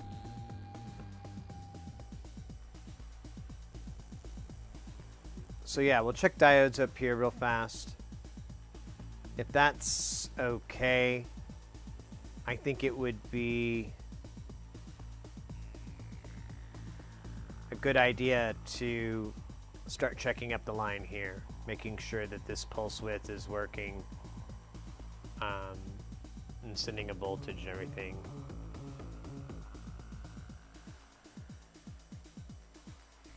Yeah. That's what I'm thinking. That's what I'm going with. Just easing around. Man, I'm really into Wombra's idea of analog Jones. I can't. I want to just like write up a bunch of stuff for that. Oh my God, it's so funny. Like, come up with all these great like digital versus analog conspiracy theories that are totally like just totally made up.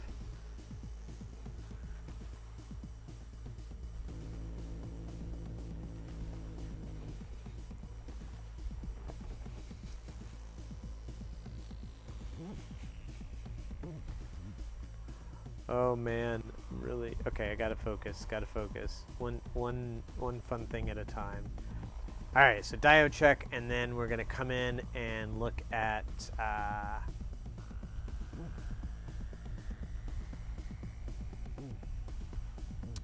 So this 1 meg probably drops it down, but we could probably check. You know, we could check here on the pulse width modulation. So there's an R38. We locate that. The other end of that, and then we'll find this bus. Or actually, I guess we could just find the base of Q7. But let's see what's on this bus after that, and see if it changes when we turn the knob. And oh my God, there's something in my eye. And then we could also mess with this trimmer here. Yeah, R40, that's exactly what it is. It's one of those little... And then, yeah, I guess go from there. So, all right. So for starters, let's do the old idiot check. Here, I'm going to power this down just so I can do a good idiot check. Here, I'm going to compare... Wait, get this one. Just to compare the diodes so I can... So they look fine. There's a couple of weird things about these diodes, but it's nothing too serious. Nothing too serious. All right. So the next thing to check is this area here. This is the pulse width modulation input. There's an attenuator on there. Probably in lieu of a resistor. I don't know. Let's see if we can find Q7's base, and we'll see if there is resistance between that and that. Yeah. So Q7. Oh shit, that's right. Oh no, you can kind of read them. So that's 2, 3, 6, 5, 4. So through process of elimination, the only one I can't read is probably 7. Let me see if maybe these other boards you can read it. Nope, it is thoroughly covered up. But I mean, that's where I would put it. It's right next to the this guy. Let me see what these guys are set to.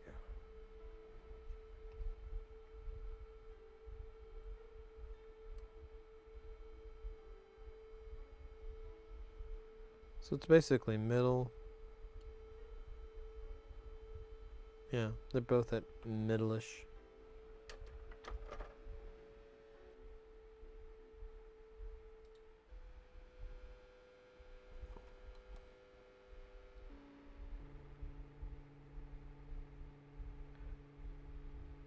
I'm still using the working theory that analog warmth is the thermal dissipation from the op amp. I like that.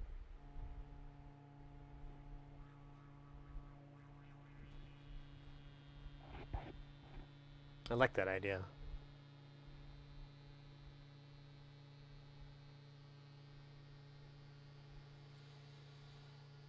Oh yeah, I'm not applying power, that's why. Okay, so, oh yeah, so there's Q7. Bend this over so I can get in there good.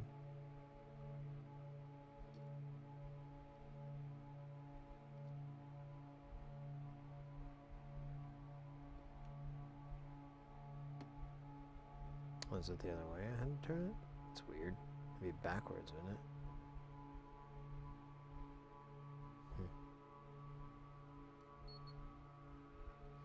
So there is a resistor in line.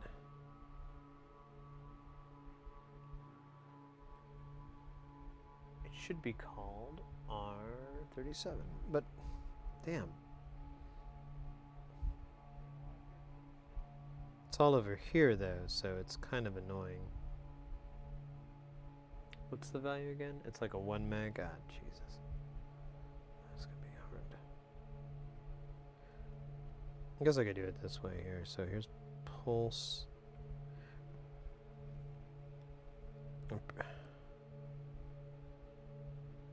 We'll make. Oh yeah, this is it. Because this is a 1 meg resistor.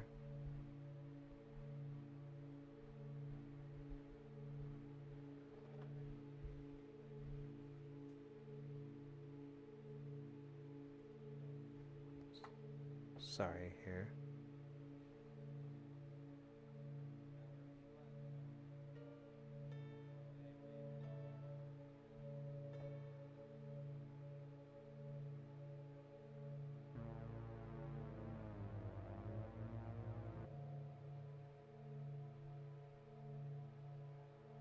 Oh, no, no, no, no, no. I'm looking at the wrong thing. I was looking here. This is where I'm supposed to be at. But there is a 1 meg.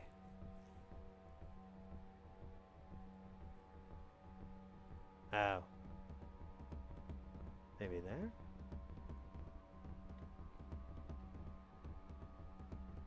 Alright, well, let me find this 150K then. It's R38.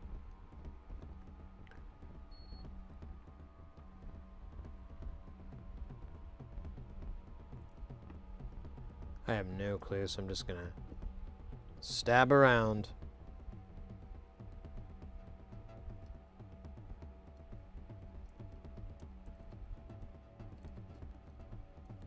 Getting a little desperate. Desperation rising.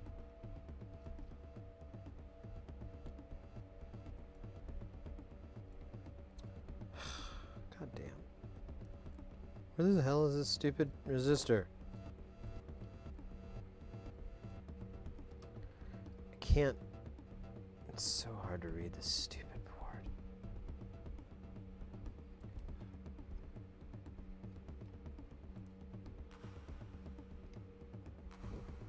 Oh.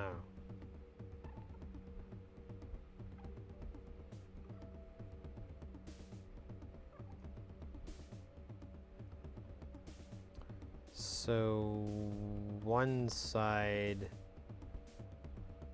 pushes it over here. It's kind of weird. So here's our pulse width N. So if I turn it, yeah, I got it all the way to this side. So it should be okay. And then it travels along here. So it hits this guy. What is this guy? That's a cap.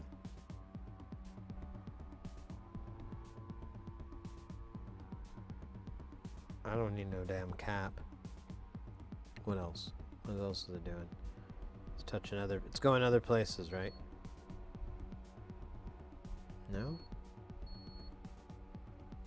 What the hell? That doesn't make any sense. Where's the other end of this cap? Is it on the ground? I'll hate that. Where's ground at? Isn't this ground?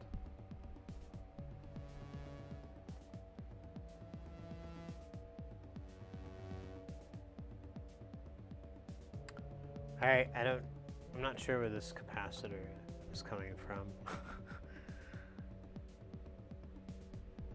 So the circuit gets pretty modified at this point. So it's gonna get kind of tricky. Man, I just need to find, I guess, let me stab into Q7 on the back here, because you can get to it here. I'm sorry. You can get to it here, right here. So I can get in there and I can see what the voltage is. And if we turn the knob, it should change that voltage. Because it's part of it. It's part of it all.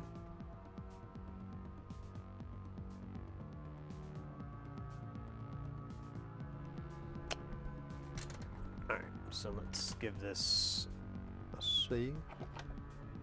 So I got this plugged into saw. Saw is working. That's working. So let me plug this into pulse. Or not. No. And this came undone. Great.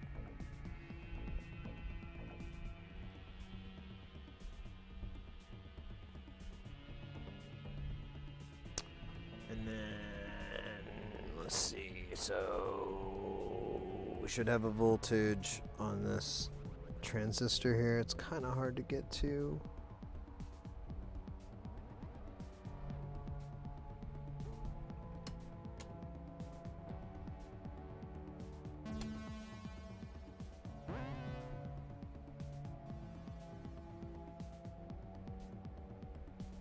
Let me get a different probe tip here because I can't tell if I'm grabbing it right.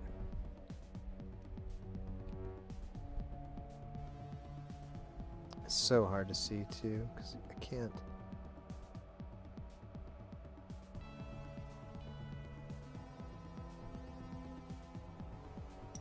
God, come on.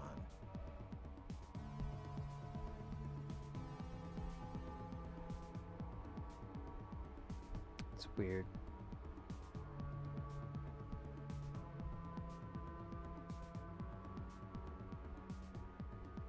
So that's not changing when I... Oh, wait, I'm changing the wrong knob. God, bloody hell. Oh, so this is changing.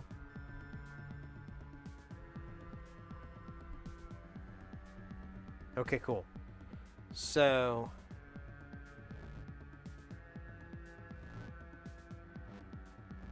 plus or minus 1.2 volts? I don't think so. I think it's a 10 volt range. So this all works here.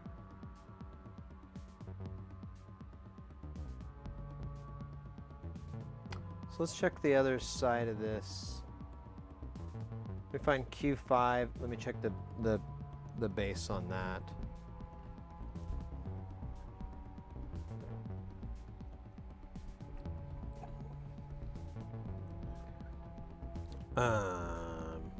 Q5. I just found that too, didn't I? Yeah, so here's Q5. Base is going to be in the middle here. To use my watchmaker eyes here to try to get in here nice. Of course, I blocked the view, but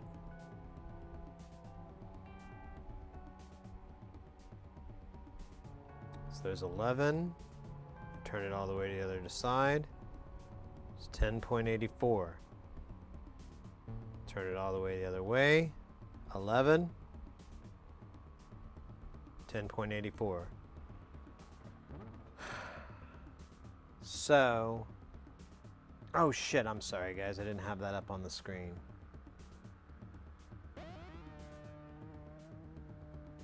Alright, so I apologize, but I tested right here, and this is varying as well. 2 diode drops in each direction.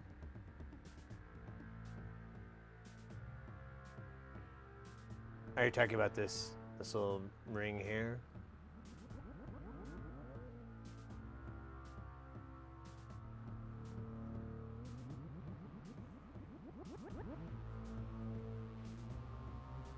Here we can plug in a working one and see real fast. Oh, I don't know why I did that. I'm assuming that's what you're referring to. Alright. So here's ground. Yeah, okay. Well, let's take a gander and we'll see. Oh, you know what? It doesn't, because the voltage is like 11 or 12 when it outputs, but I just now remember that, but we can take a look. so here it is, going hot. Oh yeah, I gotta find that center point, right? There we go.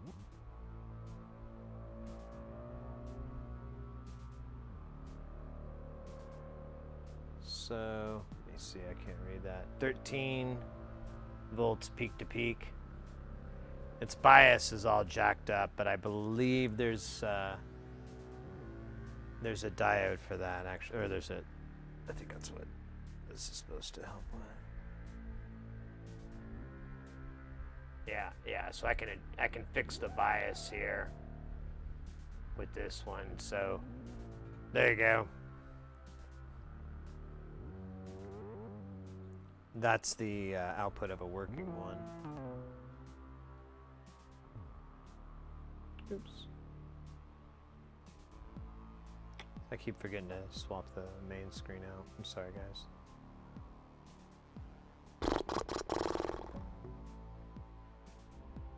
Then this is a working one. So we take this out.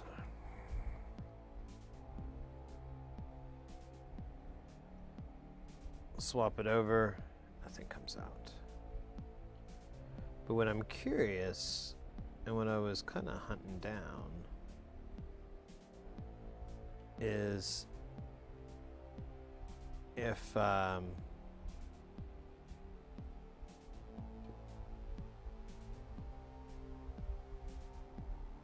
second here, I'm trying to. Wondering if further up the circuit, I'm going to turn this frequency up real high, and I'm going to turn this pulse width knob to about noon o'clock.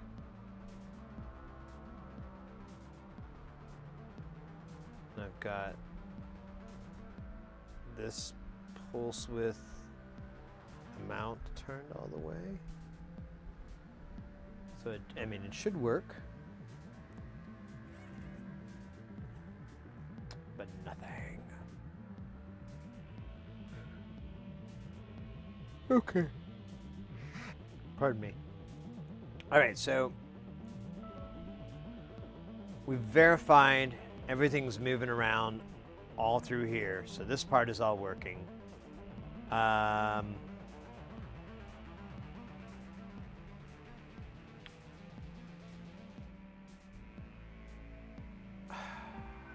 I guess now it would be good to check Q4 and check, actually check all 3 pins.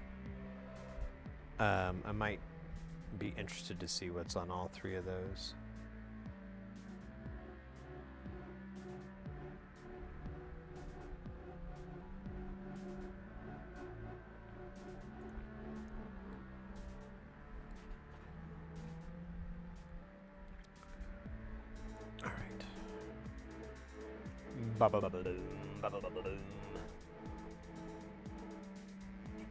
So Q4.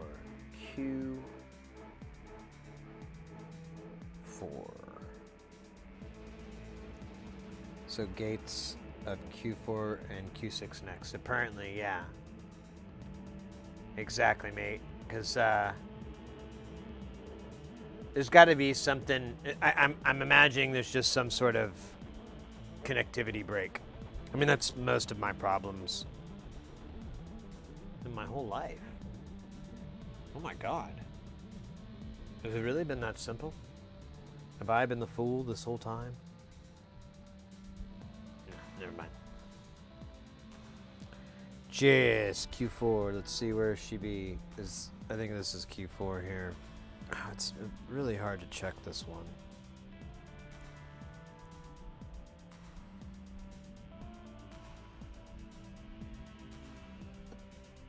There we go.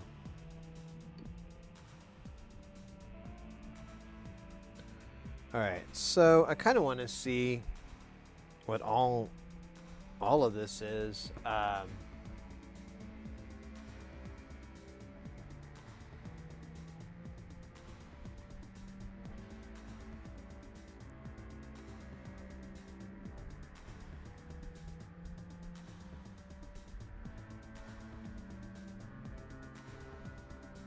$51.0, 524. So this definitely works. Let's try the center here. So this is going to be the base. I have to look up. I can't remember which side is the collector. And so we got -4. Turn all the way left, -3.9. Turn it all the way to the other side, -2, 1.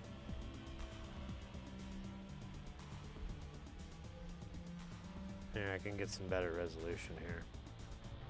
So all the way to the left, -4, 1, 2, whatever. Turn all the way the other way. Oh, interesting. Oh, because this is the wrong knob. So turn all the way to the left. -2, 1, 5, 4, whatever. Turn it all the way to the right. -395. So that part works. Let's check let me just check the other leg here.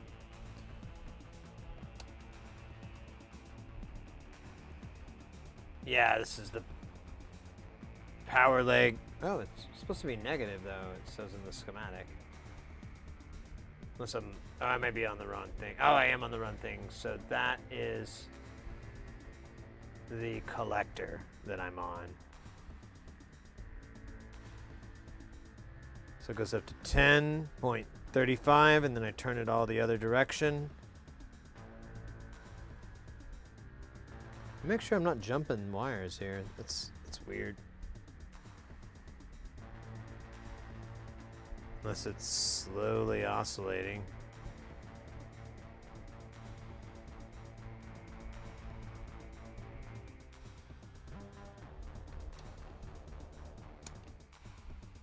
So 526,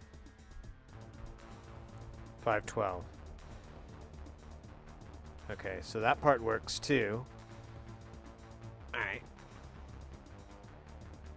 So all this seems to be working. So now, yeah, let's go to Q6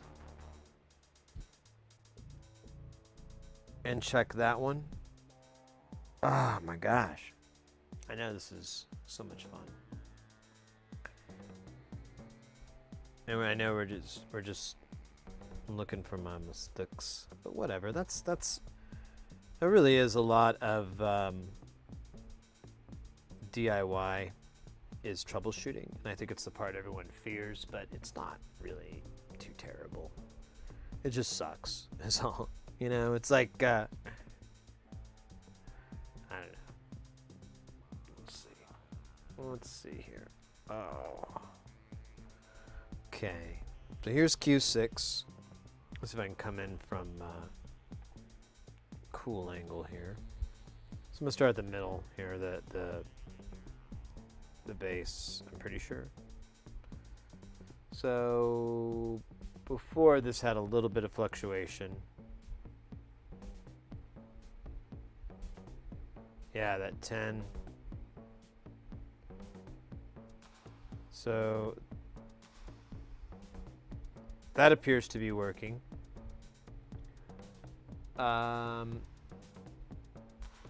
Let's check the other sides here of Q6. This is Q6, right? Yeah. I'll check both sides of this, make sure it's doing cool stuff. So there's 1095. That's kind of weird.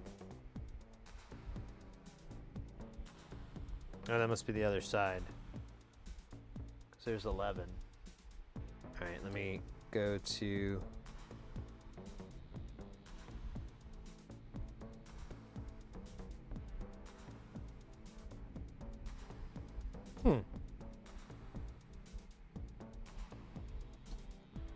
Something's weird here. I am not expecting what I am getting here.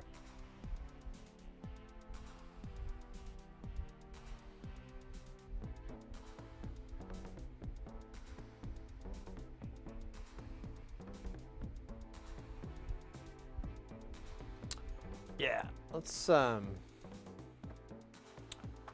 see here. So this guy,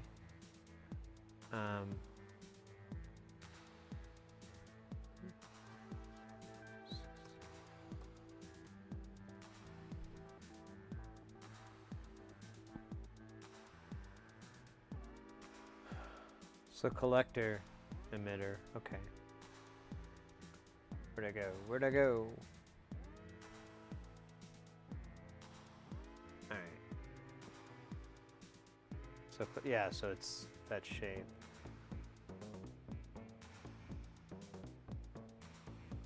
Or wait, did I do the right one?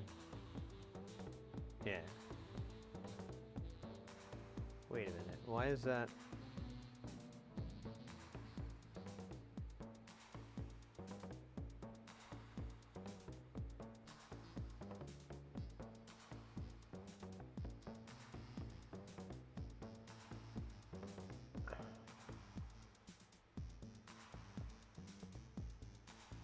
That's not the right one. This is. Oh, that's why it says 550. Oh, that threw the being way off.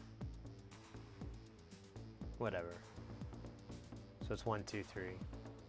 Oh my god, I'll never remember these. Okay. So pin 1 should just have a solid voltage, right?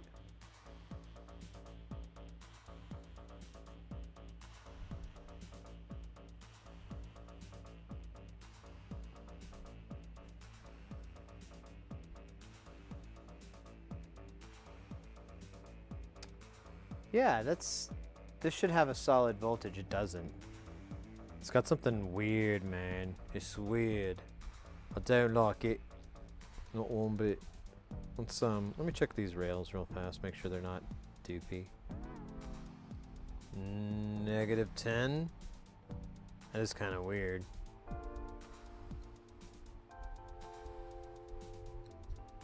I better break that. That moved really fast. So that's 11. It's kind of low on the negative rail.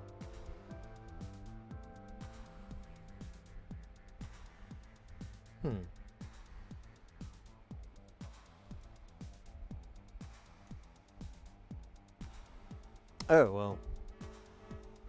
Stand by, I wasn't attached to ground.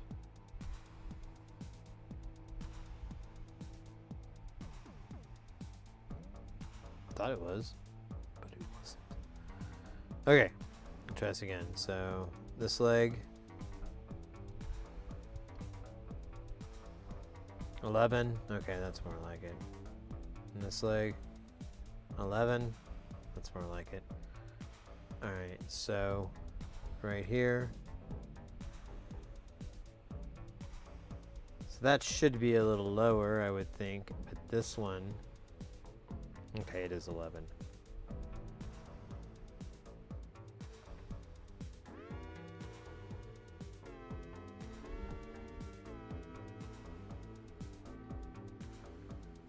All right, so that works too.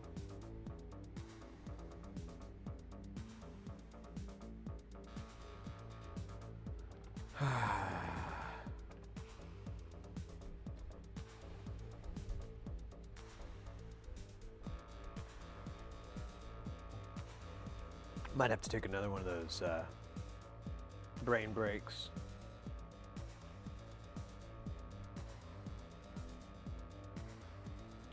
Because I got this all good, you know? Or this all seems fine. I mean, I can start... I guess I need to find R30.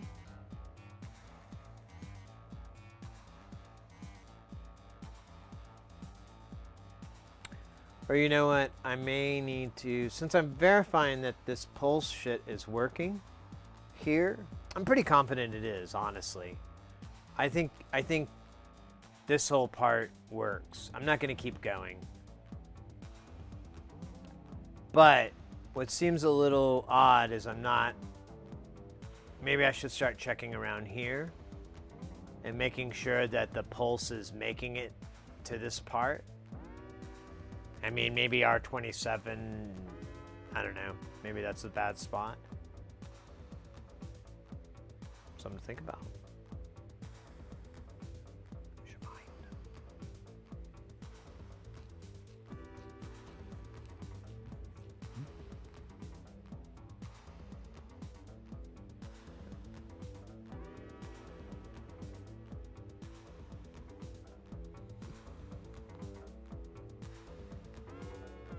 Analog Jones. I'm telling you, folks. It's a conspiracy. Stand up for a minute. Oh, I want to do that. Oh, I've got so much fun stuff to do. Write analog Jones scripts. To do. What the fuck was that? Oh. Alright. Just gonna... Yeah, I guess that would be the next thing to check, is to make sure that we're getting... the pulse is making it down there, because I mean it makes it to the saw and there's very little in between those points, right? You know? Wait, why the hell does saw have 3 points? What the hell's that about?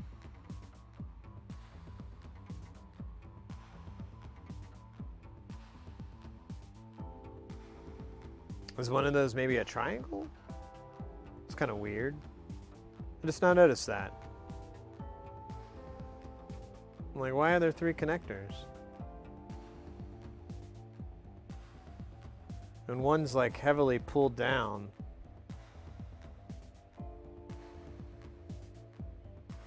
You got a negative and a ground resistor. Maybe it's a biasing thing. Maybe, well, I don't remember reading that. Of course, I didn't read anything, so. Maybe that's my problem. Ah, sorry guys, just stretching. Oh.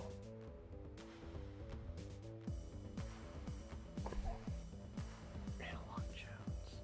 Oh, I want to do Analog Jones now. Oh, Womber's getting a writing credit. Yeah, I think that's where I'm at now, is we need to take on that TLO72 U1B. We need to go from pin 7 that bus and find R27 and then verify that R27 is working. Because, I mean, that's it. There's nothing else. Everything else works.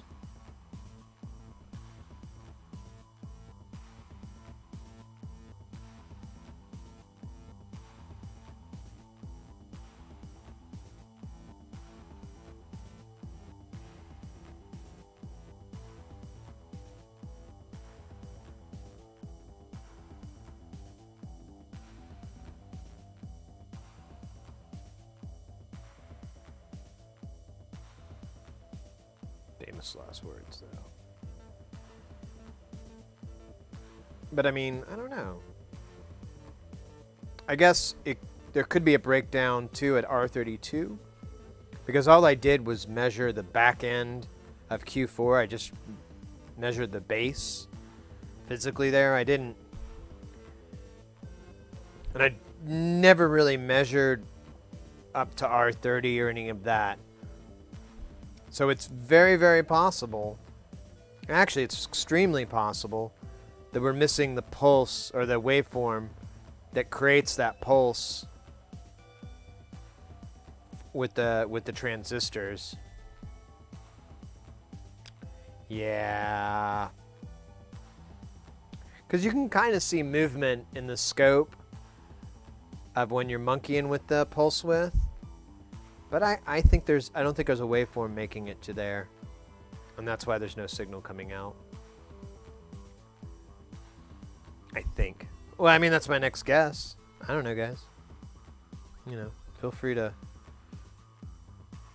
postulate. But we've already checked everything on the pulse width modulation side, so all that's working.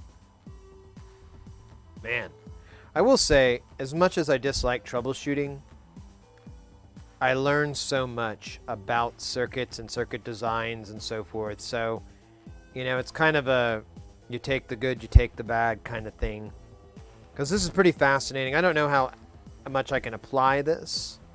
But, you know, if anything, it's part of your learning process, I suppose, is, you know, you never become a great writer unless you read a couple of books kind of thing. So it's probably worth reading a couple schematics to get better at that.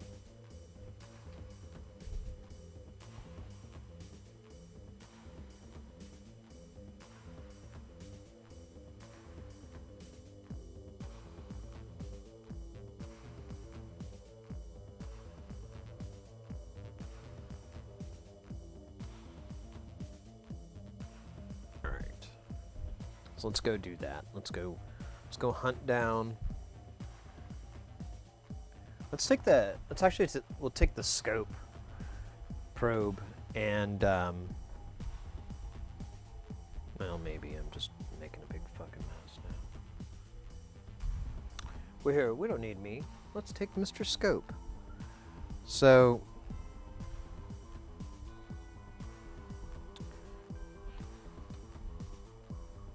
oh wow, how did I... Jesus. I'm a professional convoluter. 5 times champion. Okay, so... Oh well. So, let's check Q4, and I want to see if there's any pulsation, you know? If it's pulsing. Yeah. I need that pulsing. Oh my god, how do I put so many things on top of other things? Stand by to detangle myself. And I even try, like, I got a lot of tricks up my sleeve to stay clean. It doesn't work. Alright, so here's Q4. And I'm going to go into the center here. Let's see if we see any pulsation. I think it's going to be a steady voltage. If I can get the bloody probe in there. I really cannot get this in.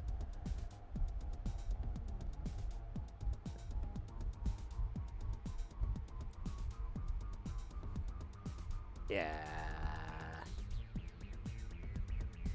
I ain't seeing nothing. Alright. Let's kill the power. Now we're just going to do continuity testing from, well, here. Sorry. We're going to continuity test from here. And see if we can find... Let me find R27 that's a 1K. That may not be too difficult to locate, maybe? I don't know. Probably is. It's probably a drunk. They all are.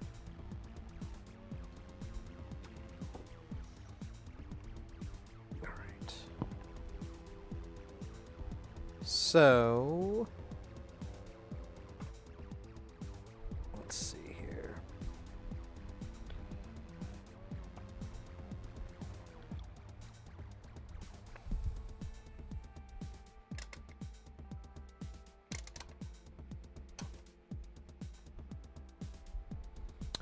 So I need to see here. R27, I don't know.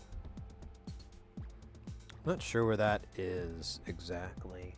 Is there any R24 and 27? It's a 1K or even 32.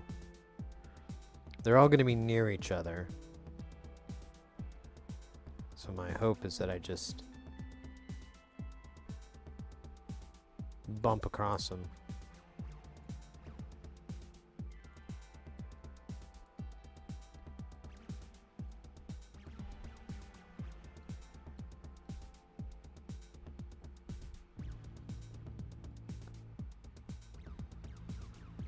Let me shove this in with the big.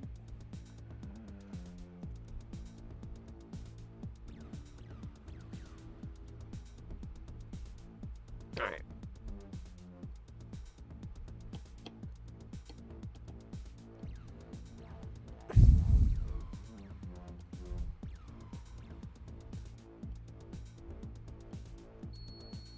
Interesting.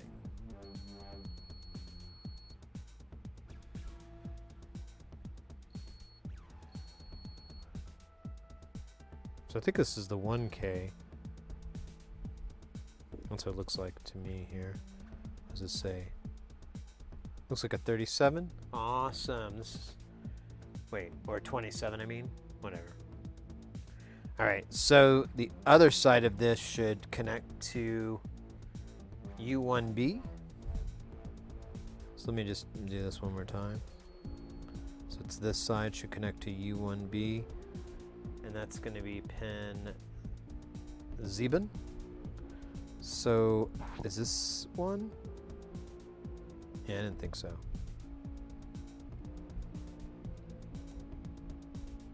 Interesting.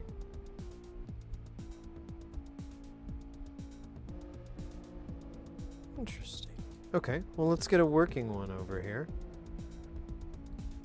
And see if we can, well, if we get the same thing. Oh.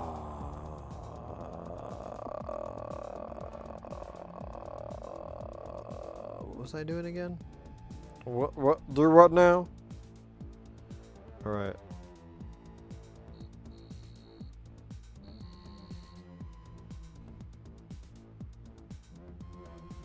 Whatever, that one works. I know it. So now this needs to go to 7, which I thought. Oh. Power died.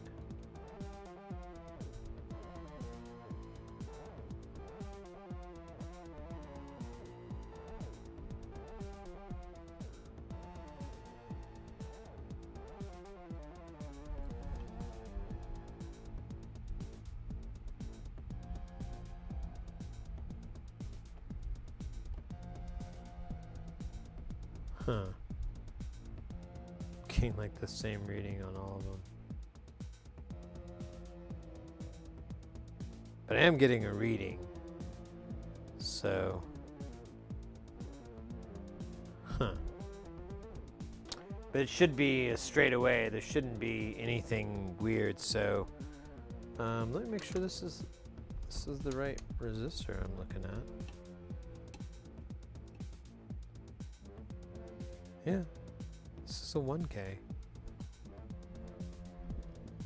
Because the other one's a 1 meg. I get the two confused because there's just slight color variance.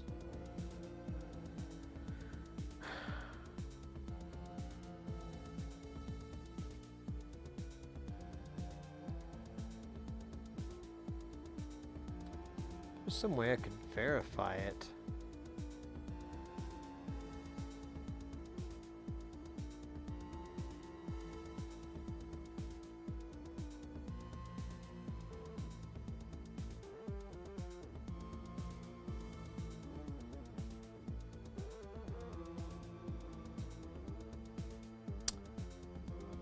All right, well, let's go back to the comparison A-Bing this stuff.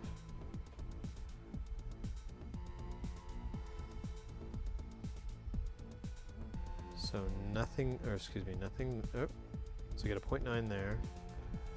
I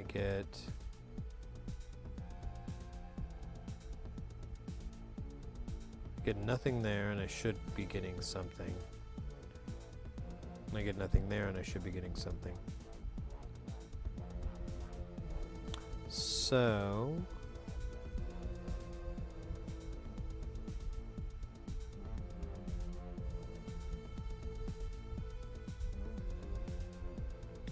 it should connect to these two. Let me see.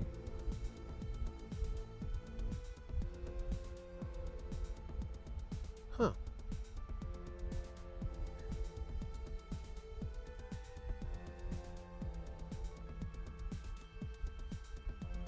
Okay.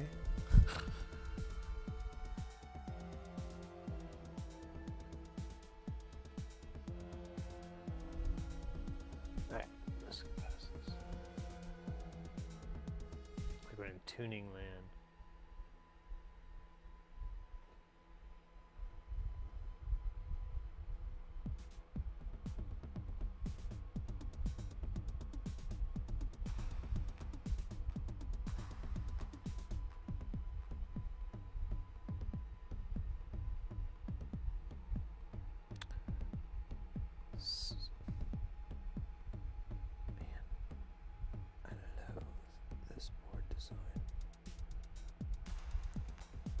So I'm just gonna reheat this joint. It doesn't look, it's not my proudest moment.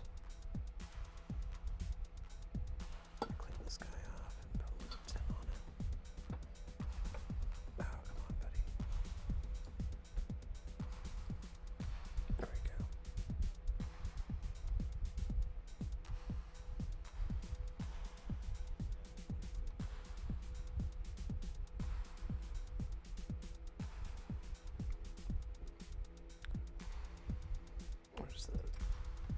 I'm just going to remove it and resolder it. I don't know if that's it, but it looks like garbage, and I don't like it. And, you know, that can happen. Juice this up a little bit with the...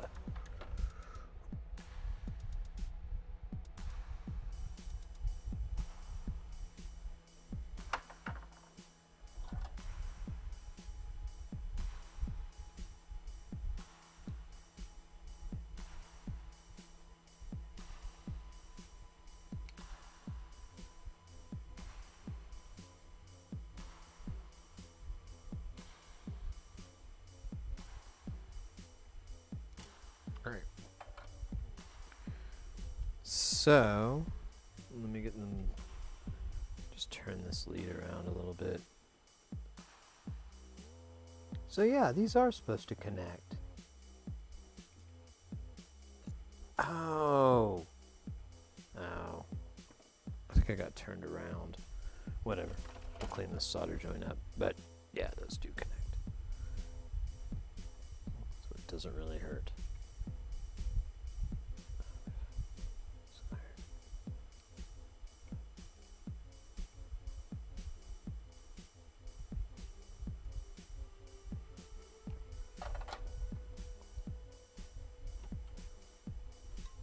Alright, so I was supposed to be over here. No, wait, that's right. So I'm...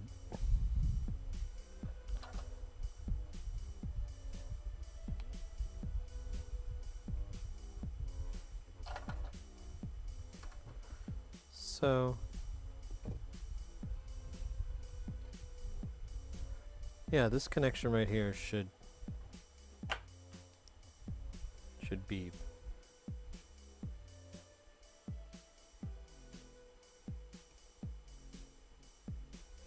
oh, damn it, I'm on the wrong thing. Oh, I wonder if I hope not. I hope not, that would hurt. Okay, so that works. So let's flip this guy around.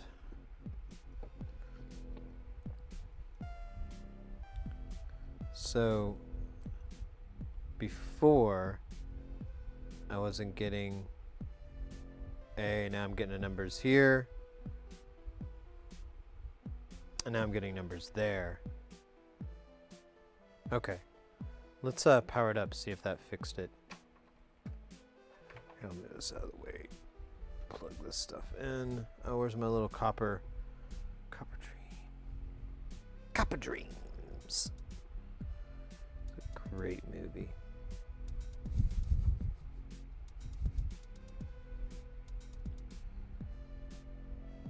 I'll be home in time for cornflakes.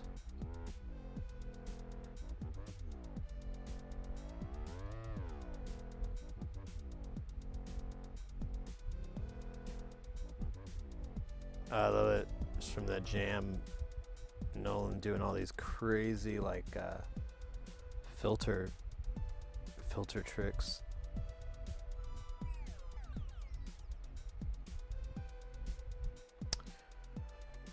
All right, let's power her up.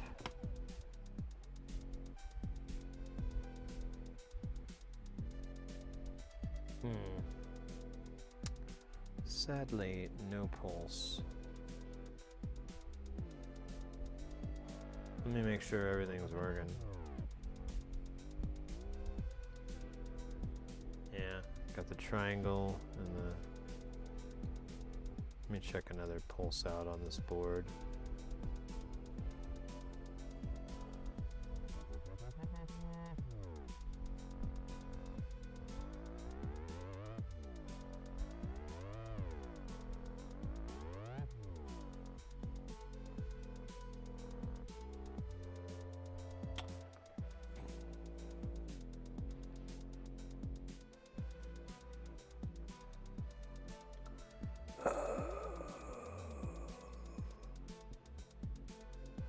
Doesn't look like a pulse to me, right?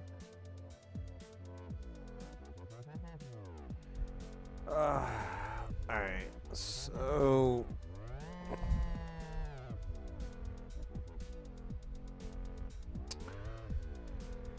Here's that R27. Pardon me, guys, that was rude. I didn't mean to. Hey, look at that. So that's one side of our R27. Let me see if I can change the speed. I totally can. So there's our feed for our pulse wave. And then we go to the other side of this, and it's still there.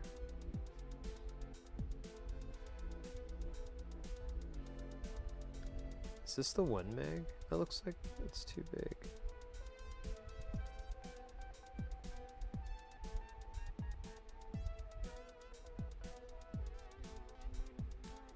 Okay. So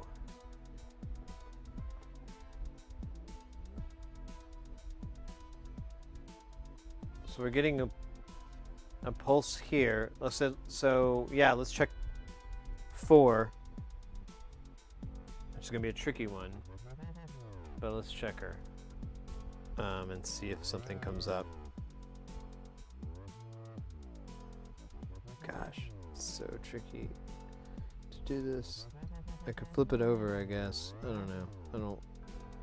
Then I'll have to relearn all the components.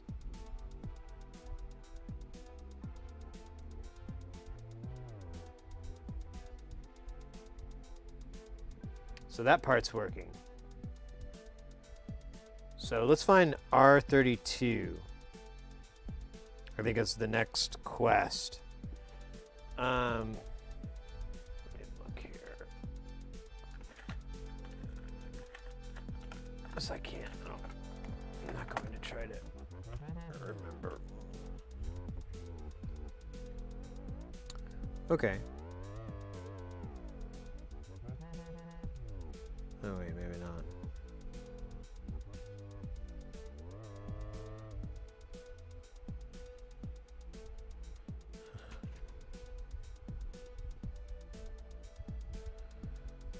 Alright, so I've got one here. I'm just kind of there.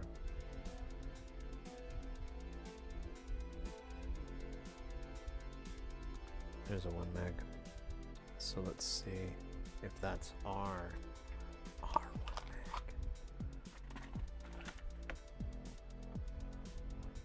meg. Alright, I'm gonna do continuity. Where did I see that one? Oh my god, it just went away, didn't it?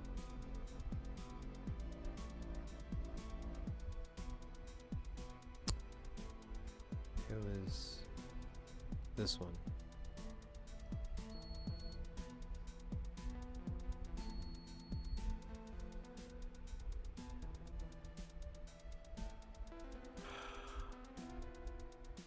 So it makes it so I should be able to see something on that. Let's scope it out. Let's keep going. Let's keep scoping. Keep on scoping on. You scope me? You know what I'm scoping about? Scope, yeah. Scope, yeah.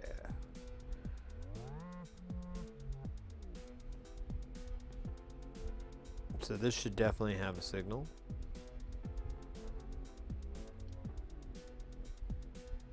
Does, if my twitchy hands would stay still. There's that. And then on the other side, is it going to go way too down?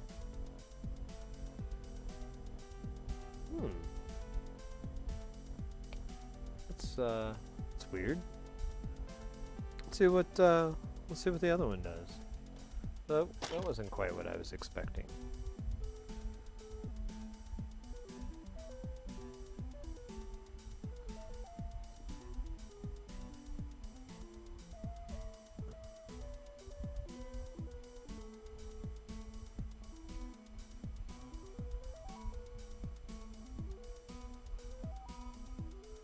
All right.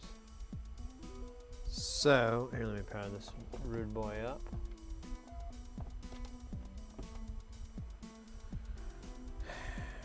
And so we should see, I'm not gonna mess around, but we should see signal right here. Oh, interesting. It's like way louder, way hotter, way hotter. That's 8 volts. The other one, we were nowhere near that. Interesting. Okay, on the other side of this, it's probably gonna be enough to push through. Yep. Okay. So, what's our voltage on this side then? It's the same. Oh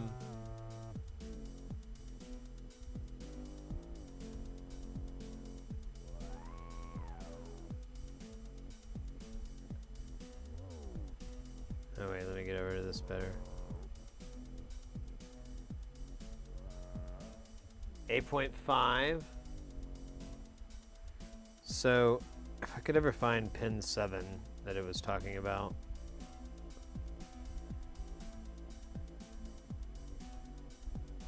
That might be pin 7.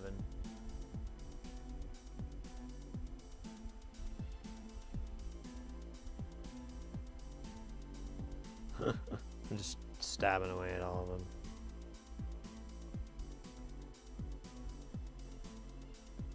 Now that looks more likely.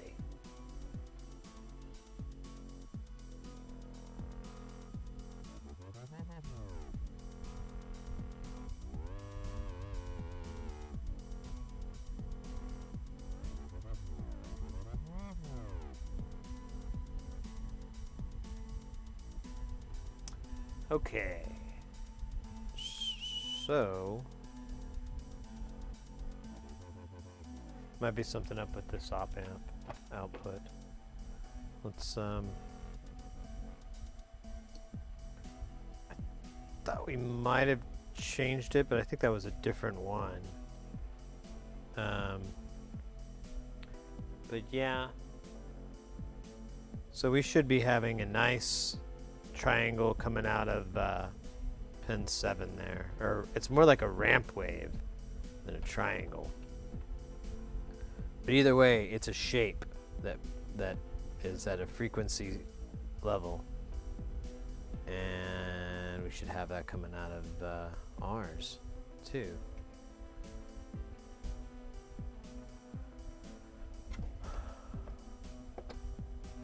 All right. So let's check it here. So it looks good there. We got a nice 10 volts. I like it. So that travels along until it meets here at R27. Now it's reduced by a little bit, which is weird, but not too much. It's still 7 volts. I think the other one was 8 volts. Now we're going to come to the other side of this resistor. And now it's 6 volts. And then I'm going to come to the other side of this 1 meg. It's gone. So it's kind of there, and then it's gone. And by the time it's there, it's 6 volts.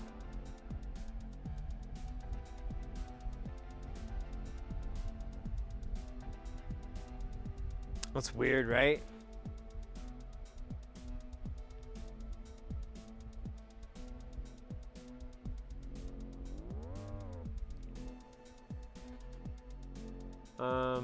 Here.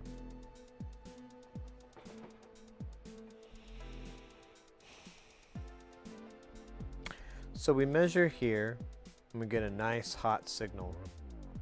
It was like 10 volts or something on the working one. Then we get to here. And so when I measure out of this pen, I get 1 signal. When I get measure out here, it drops down, but that's not too weird.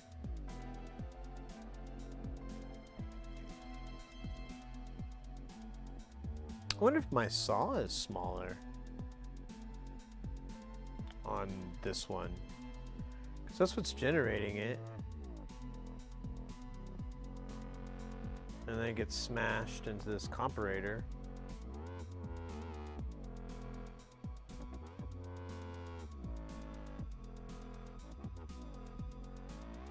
But then it dies after this 1 meg, so here's the disconnect. But I don't understand why. The 1 meg registers 1 meg of resistance. When I measured it earlier, I'll remeasure it just in case. But I'm pretty sure that was the one I checked earlier.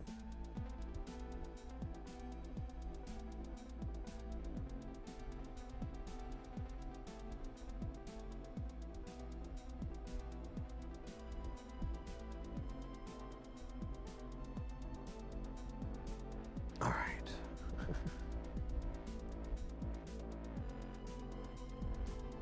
Yeah, this one is tough. I think it's because there's 3 of them.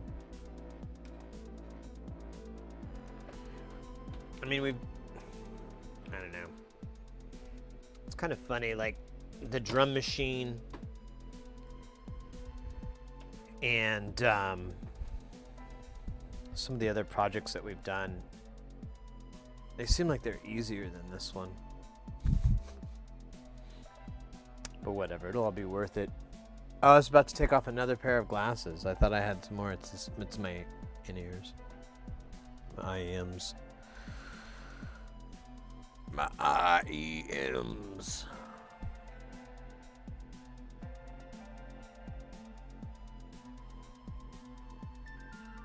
Just stretching my butt. Okay, so why don't we...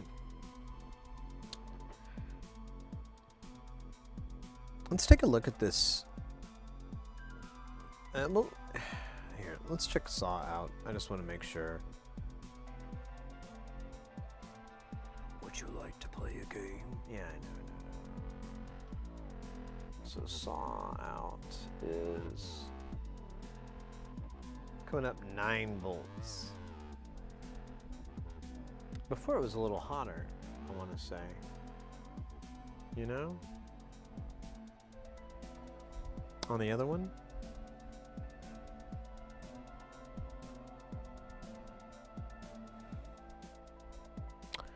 Let's switch there. Let's do a little switcheroo.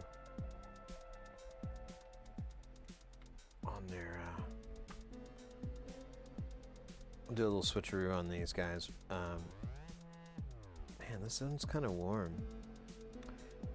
Before I do that, let's do the old check for ground. It's my favorite thing to do. Is if something's not working. Now I'm pretty sure that's supposed to be on ground. Pin 5. Yes. 4. Pin 3 is supposed to be on ground. I think so too. Yes. Pin 2. Pin 1. Okay. Just wanted to make sure I didn't get any short outs.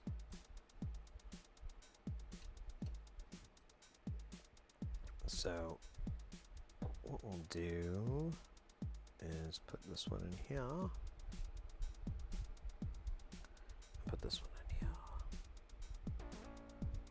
All right.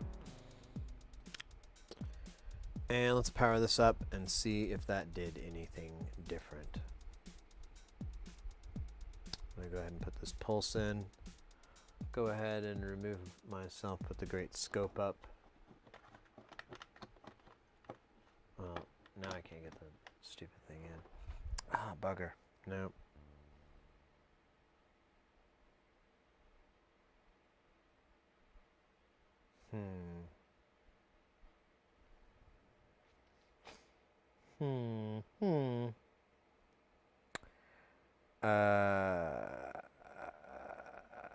So it's still stopping. Let's see here. So it's, yeah, that's just,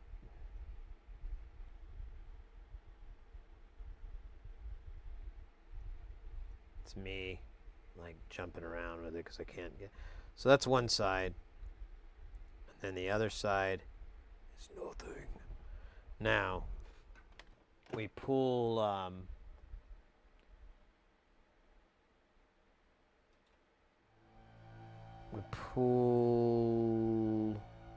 this guy, swap it over to Mr. Workin', and then move all our sweet connections once again. Should just like make a, I wonder if I do. Like a header type connection. All right. So let's power her up. Now we're going to check on, here's just regular pulse. So that's 11 volts. Here's pin 7.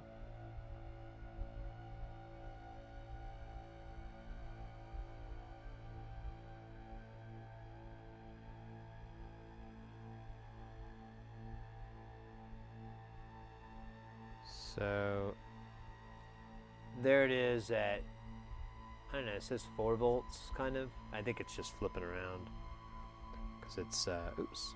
Oh, maybe the ground came loose. Stand by, it's just broke.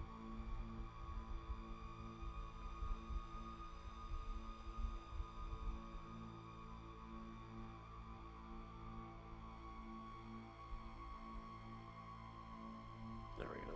Hopefully that'll hold a little better. Okay. So there's 7, that's much better. So that's 10 volts. That's what I expect. Then we come over to this bus and it should be almost the same. It's a little bit less, 8.5. Check over here. Now it hasn't deformed any either. And then I come over to this one on the other side of the 1 meg. And it's beautiful. So something is occurring.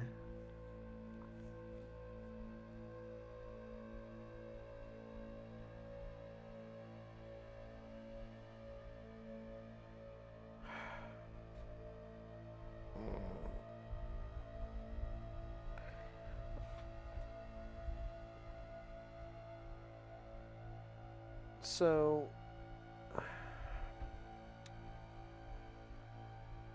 yeah, I'm getting different amounts on this output. And then it stops dead here.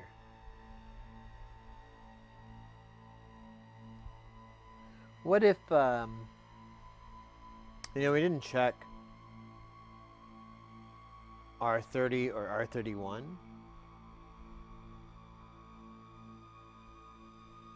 I mean, if there's a disconnect there, that's going to prevent it from pulsing.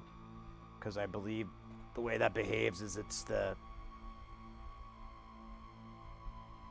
other side of it. And that would prevent that. So let's go to QC, Q6.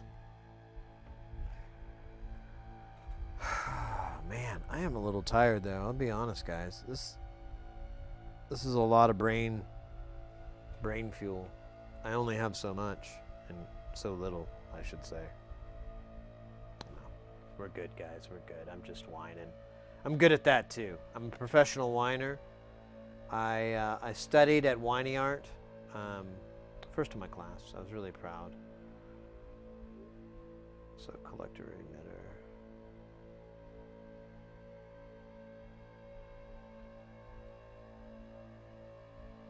So first I want to find R30. And when I find R30,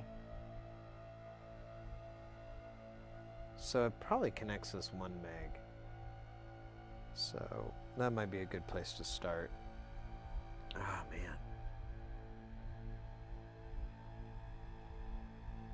Might have to change the song.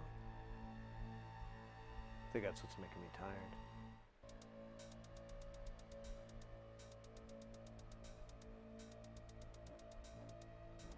All right.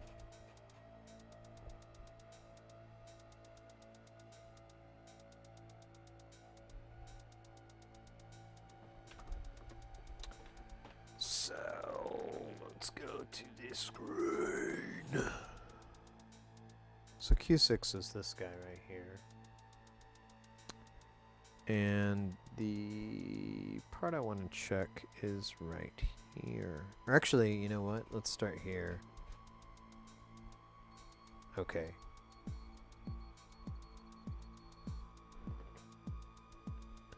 So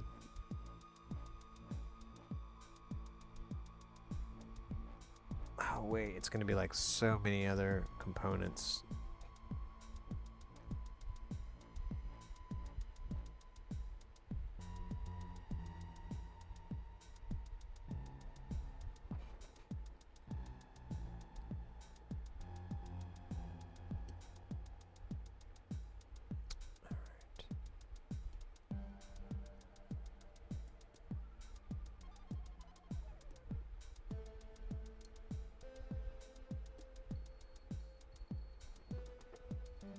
Is this 6.2? It sure as hell doesn't look like a 6.2.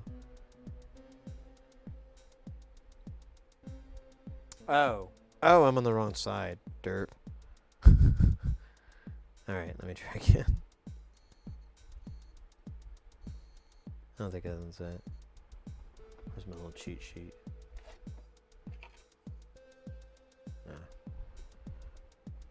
Oh wait, this one might be. It's kind of weird that it's doing that. Keep going. Make sure that. Oh, maybe that was it. Okay, so this is a 6.8. So this should connect to this. It does not.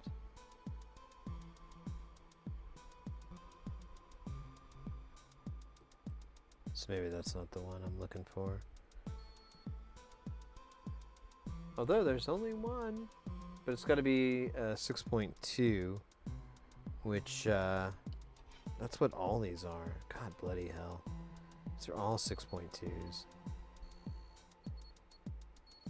I'm going to try to figure out. I was tripping out because I saw sometimes leave it.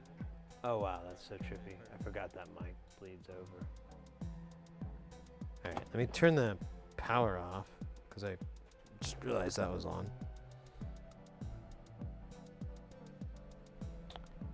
So, you know, that's going to give you some reading differences.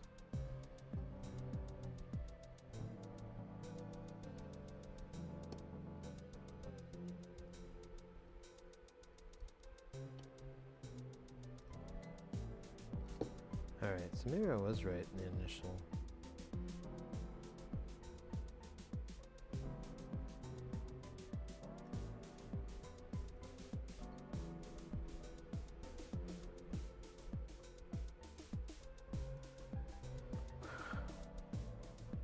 Sit rep.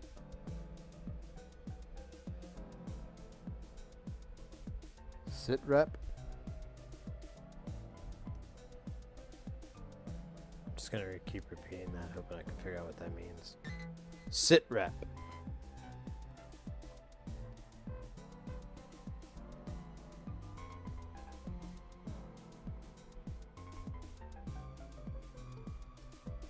Oh my god.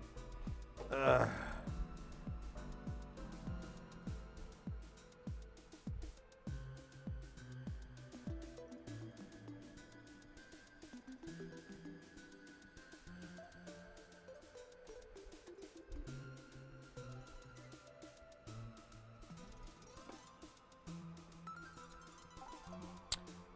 Oh, let's see. We pretty much have everything currently working, except this pulse out isn't working. I've determined the issue is here. I'm trying to figure out. Unfortunately, it touches so many parts, and but there's no signal here on this side of this resistor, and so I'm trying to find this 6.2, this R30, to make sure this is working right. But it is proving a little trickier than I expected. And I'm not too sure why, but I feel like I'm close, you know? I don't know. Close to the edge. All right, so I need this side. And then, God, this is so hard to do backwards. Okay, so it's these resistors.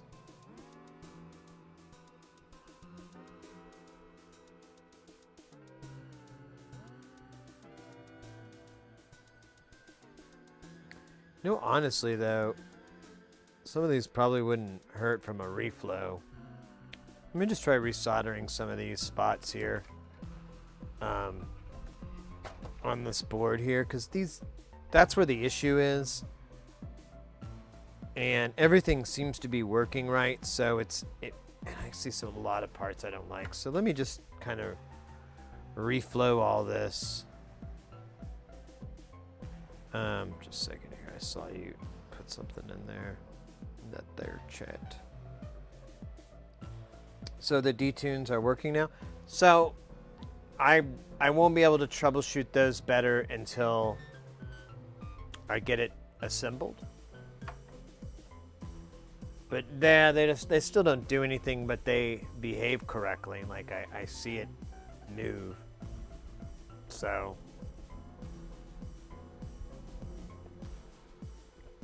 it's kind of an odd situation like this one where it's it should all be working, but it isn't. I'm just gonna reheat these joints a little bit. Put some fresh solder on there.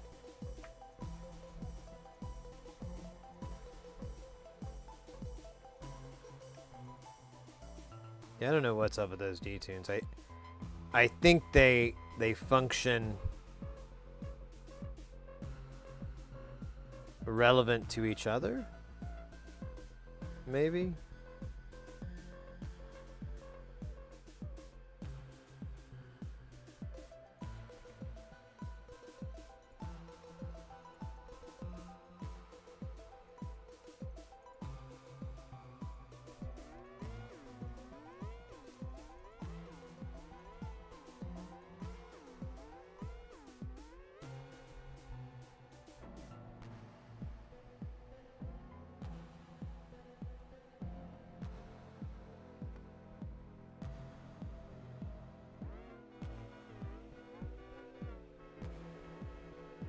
Oh wait, what am I doing? This is the working one. Oh well. Let me do the same to both, because really, it's in that area, so hopefully now that one works. I didn't just break fix it. You know what? That looks really shitty right there. That looks super shitty. I am highly suspicious of this transistor shorting out.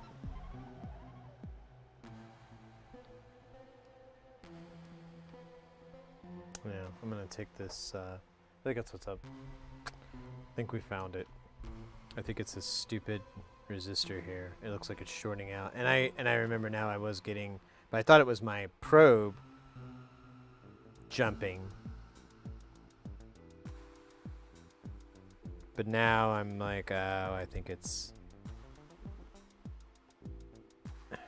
Man, it looks like they...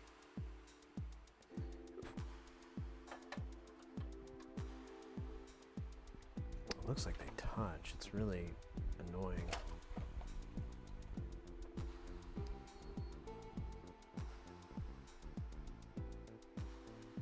Okay, it says they're not. Let's drop some solder in here.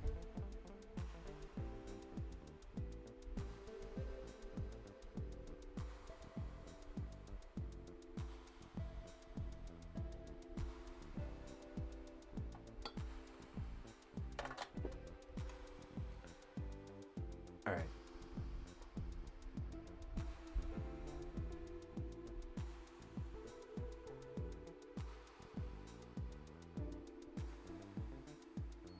Okay, so that's not touching anymore. I'm not entirely sure it was before, but sweet.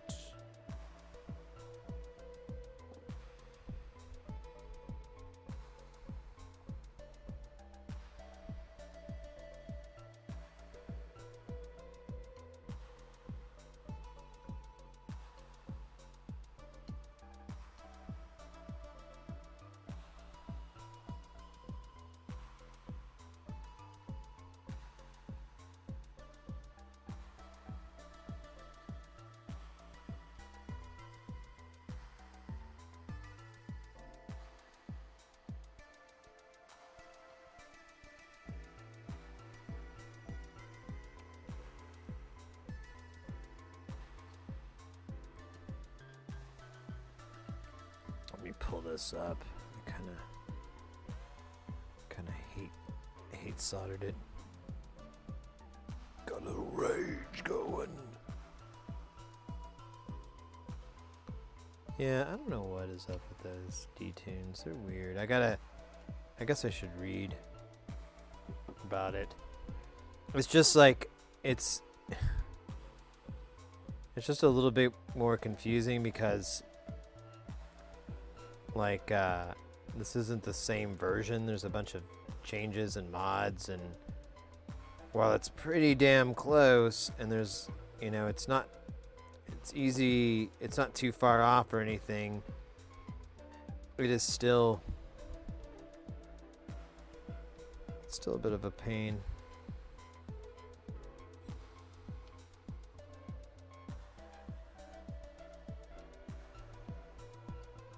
Reflowing all of these little joints here.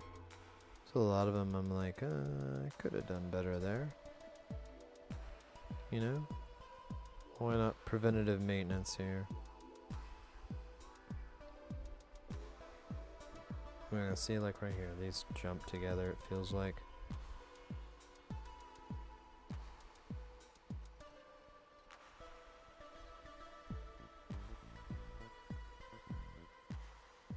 Still didn't pick it up.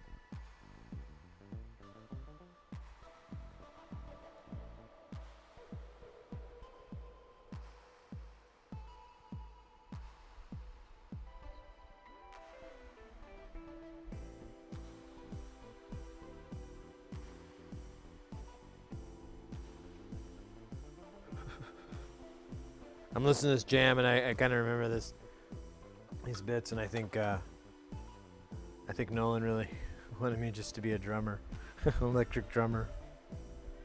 I play the electric drums. Professionally.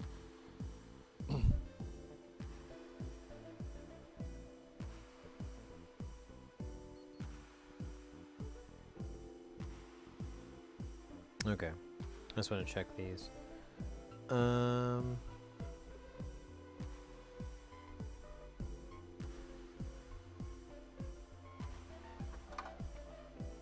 Big O honkin' caps.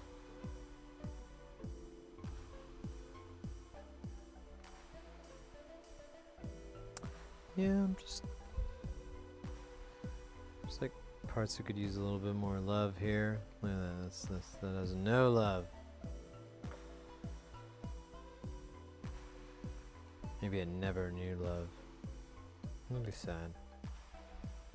It's better to have gotten hot from solder and to have lost that heat, but to never have known that heat.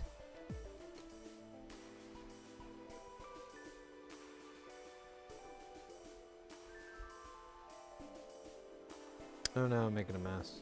There we go.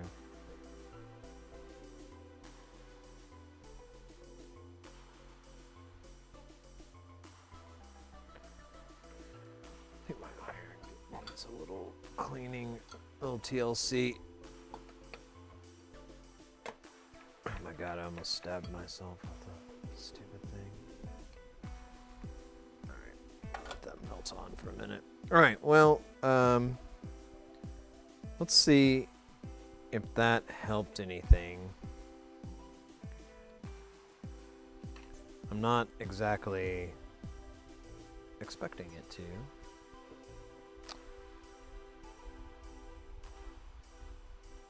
Yeah, so T is no pulse out. Cool, cool, cool. Just making sure I didn't get lost again, as I am wanting to do. So I don't need this guy anymore. Don't need you right now. And this guy over here. Alright, still messy as F. Messy AF. Yo. Messy. Alright, let's throw a ground in here.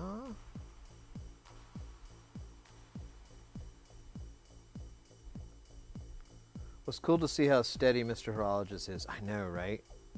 I like that guy a lot. He's really chill.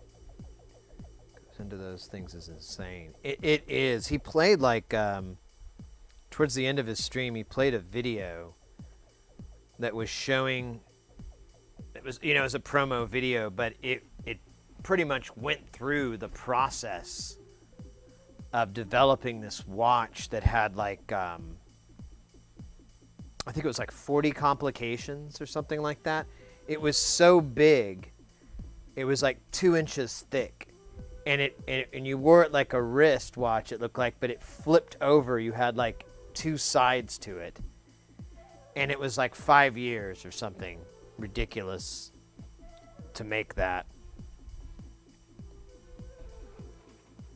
Yeah, I got fascinated with mechanical watches and chronographs a long time ago. With there was this guy on Instagram called Fake Watch Busta, and I think he had to get rid of it because he was getting so many threats because he was really shaking up shit, I guess. But he would basically oh, you did see it? Okay, cool. Yeah, I can't remember when it was, but anyways, he the Fake Watch Buster guy would go on like pictures of like celebrities and famous sports figures and all this stuff.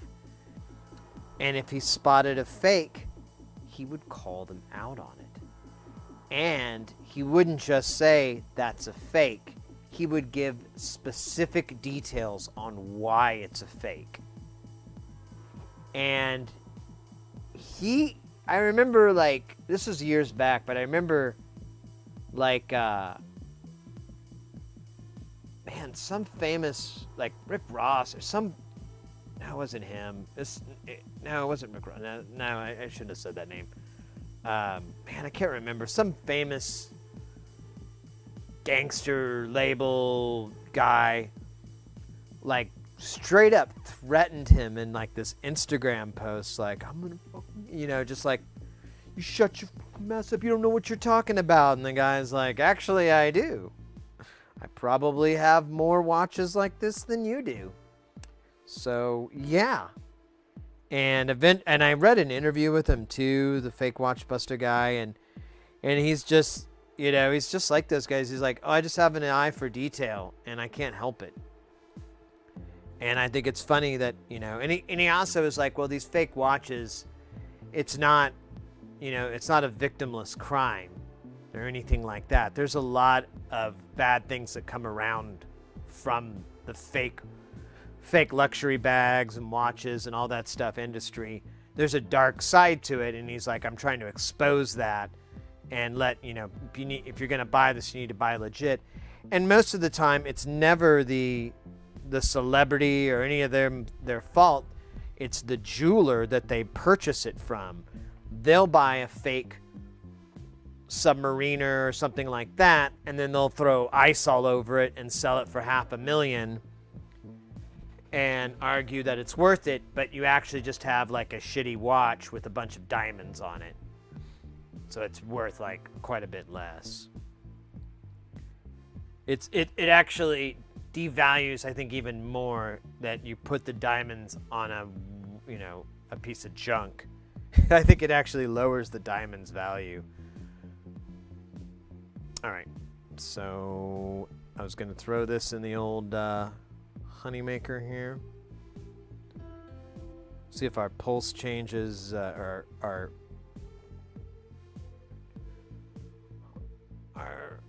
solder reflowing has helped, and if not, I'm going to start hunting around this path, maybe replace that resistor. I don't know, the resistor measured fine, so I don't know. Let's not talk about that until we have to.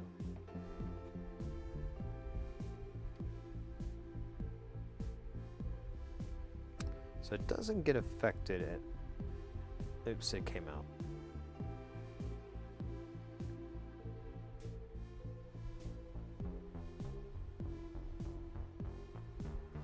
So let's pull this guy free. So here's 7. This is where it should be like a 10-volt signal.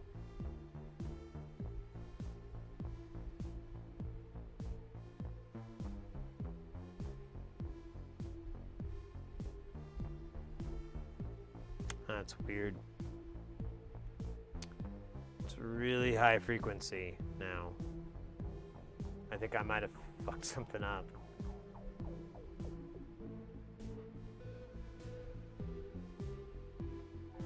Because, yeah, the frequency is really high now. It should be at 6. Oh my god. And the pulse still doesn't work.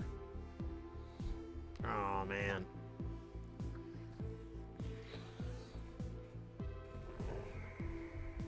I don't know. This one's tough. This one's hard.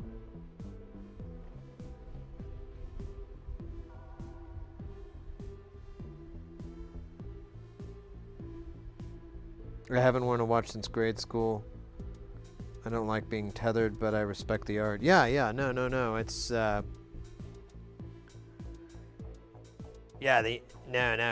it really is an art. And it's amazing, too, when, he gets into a lot of the details from time to time on, you know, what what generates like a higher value on a watch and things like that. I didn't even realize until I started watching. So I knew a little bit about watches. I didn't realize that the jewels that are in there as basically pins and whatnot, that blew my mind. I was like, oh, I didn't know that. That's cool. Man, I don't know. I feel kind of worn out on this one, to be honest. We could take a break and whatnot and goof around, look around on some stuff and come back to this. I feel bad that I seem to have made it worse because now the frequency seems to be doubled, but that I should be able to fix that. I have some suspicions on what I did, but I tell you what, let's do this. Let's go over this one more time with the iron. Let me try to just really redo those spots, and we'll test it one more time, and then we'll just call it a day, one way or the other.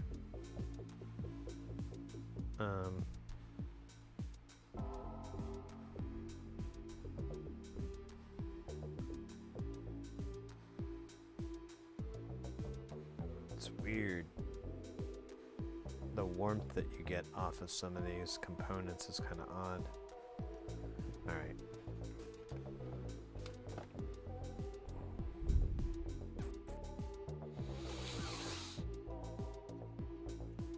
All right, I'm just gonna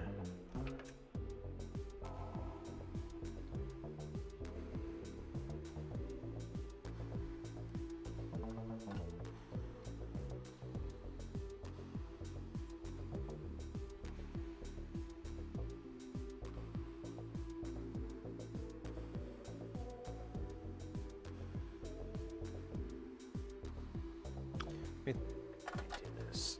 Throw it on Zoom Vision. We'll go through this.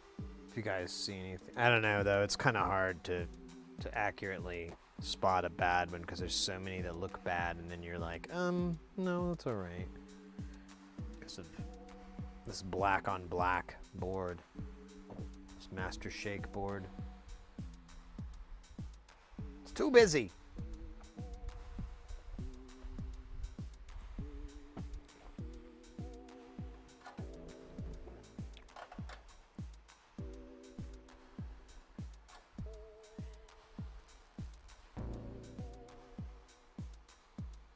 See, I just don't like how that lead like jumps over there.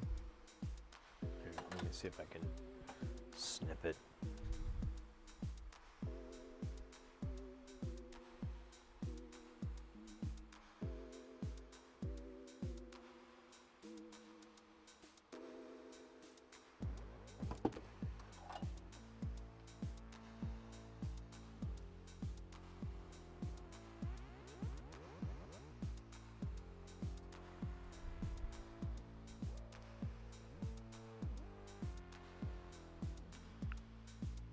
Yeah, and these two look like they touch.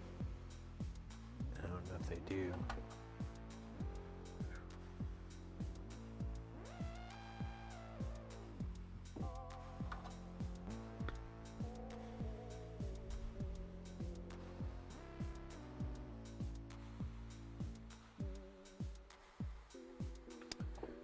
Yeah, let me pull some of that solder up.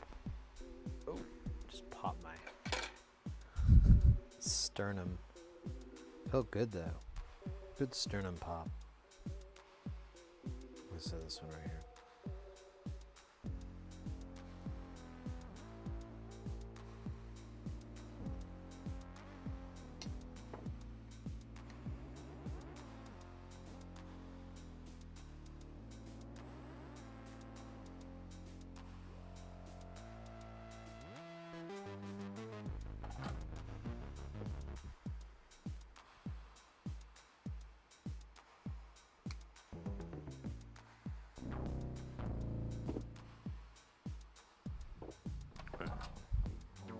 It still looks like there's a bridge.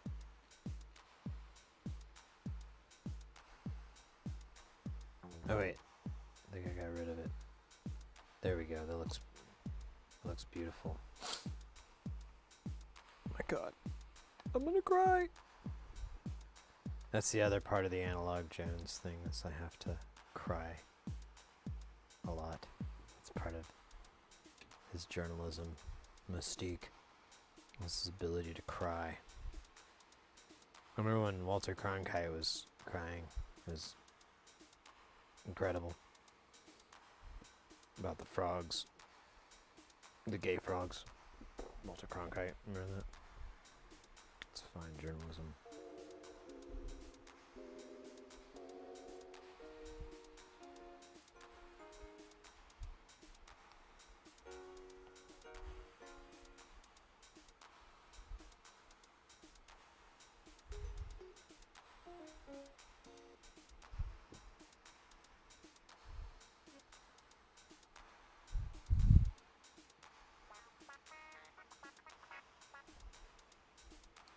I think I was asking for some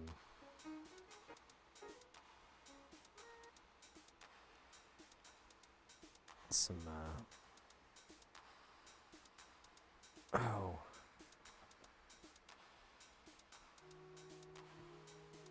I forgot his name now. He's one of my favorite R&B artists.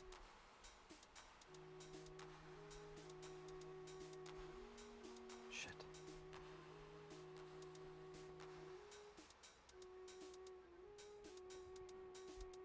Yeah, I really like her. I like channels like that where it's just real chill, and I mean the content is fascinating to me. I like timepieces. I love mechanic. I love it. I always just enjoy crafts like that, and I've considered that field a couple of times in my life, of doing like watch repair, because it's too cool. And then I discovered fake watch buster, and I kind of revitalized it or reinvigorated it, whichever. Brought it back to life. What does that mean?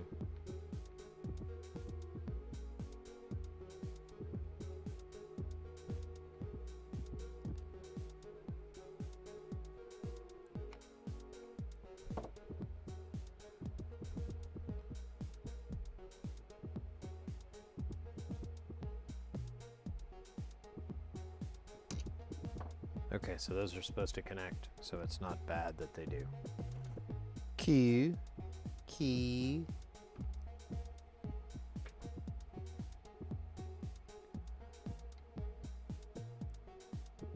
think that's the same here.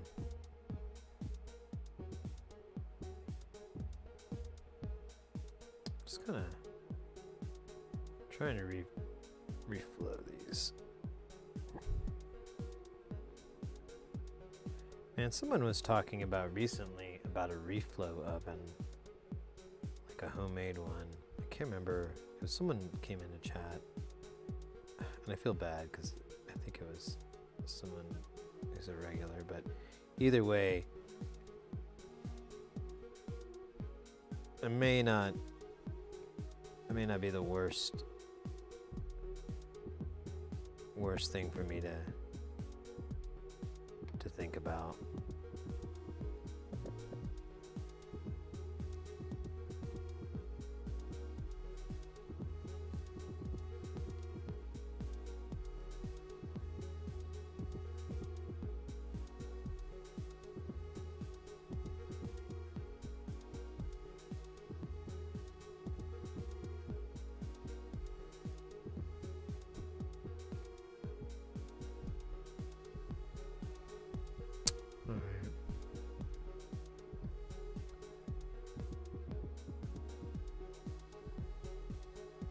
I don't know, Nothing else looks too nasty.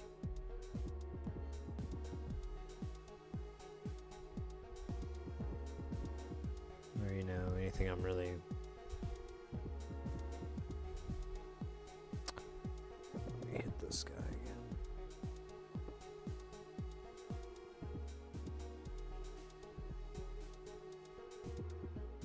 I mean, that's one thing that I think a lot of people, I don't know, myself specifically included, is that when it doesn't work, your first go-to is like thinking, oh, well, there must be a bad component somewhere. But it's almost always a bad soldering or an IC backwards, or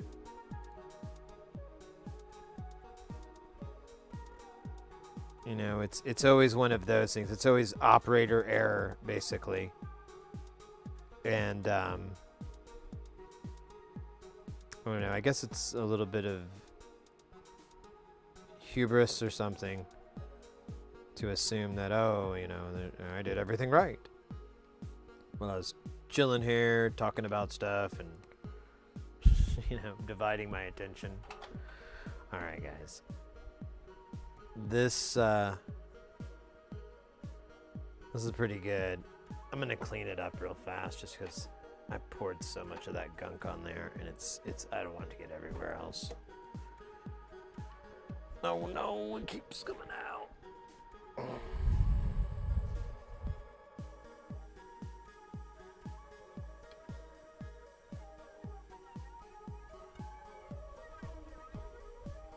Where's my toothbrush?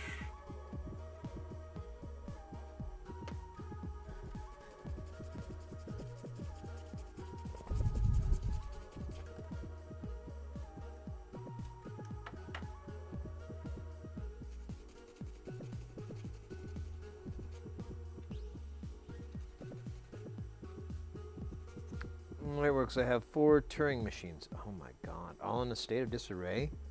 I got 3 of the PCBs for the free when I bought faceplates, convinced they are faulty. I have a Turing machine here. Oh, she's thanking us.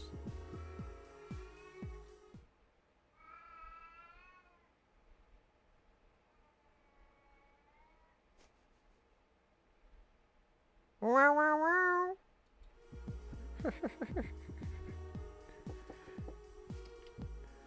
It always sounds sad though, because she like gets quieter and quieter. Yeah, I have a Turing here. That's another project that I guess I could get the panel for, but I was getting confused about it, so I didn't. I figured, oh, we'll wait.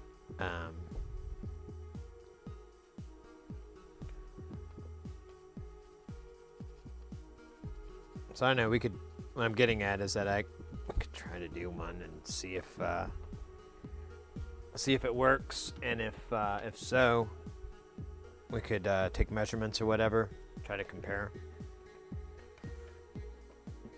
I had someone send me a thonk kit and built it no problem before I got mine. Then I got a thonk. Then I got a thonk, thinking I could blend a compare or something, but it doesn't work either.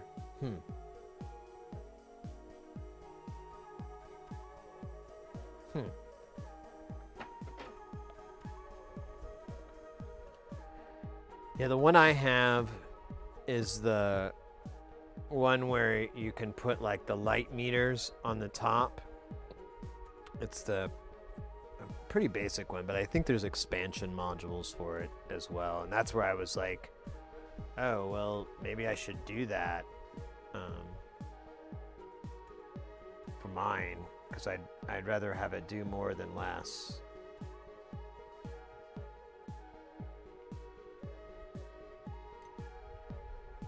Sweet, sweet live flute. Well, it might be looped.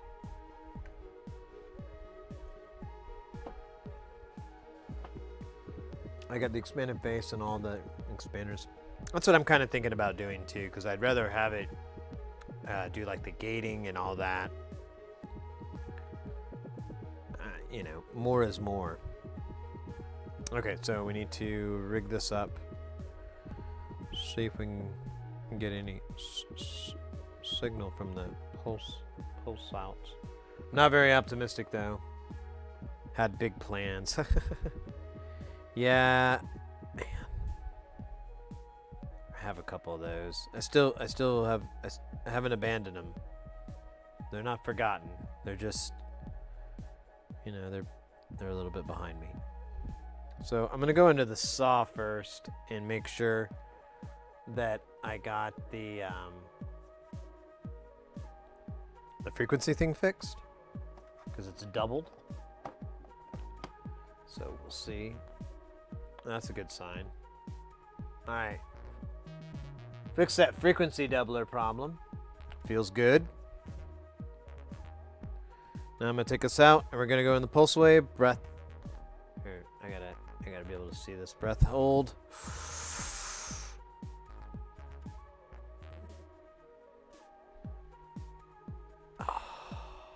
Exhale.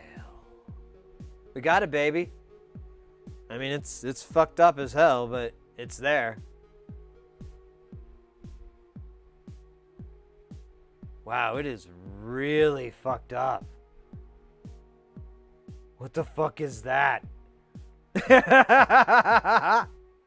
It's probably getting smashed. Let me turn the voltage down. Wow, it is mega jacked, but it is there. Let's see if I can. Oh no, did it go? Oh no, this came loose.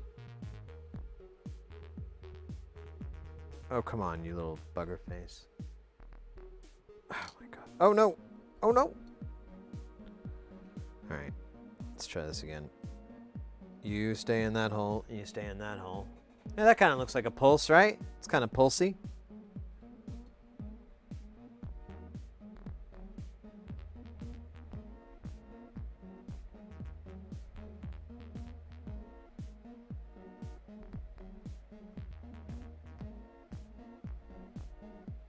It has to like redraw it every time I twink this.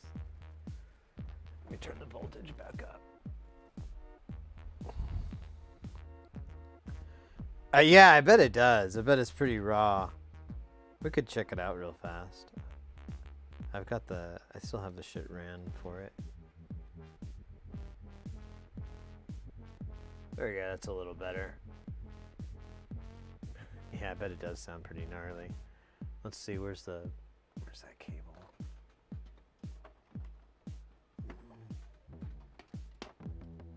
Oh my god, the heat back here is amazing. All these power supplies. It's like amazing amounts of heat. All right, so this is gonna be Snignal. I'm gonna fix this so this hooks in there a little better.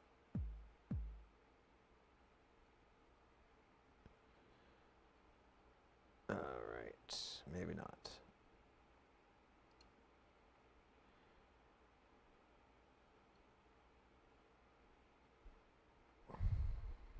I'm just trying to hook this a little better so it will stay.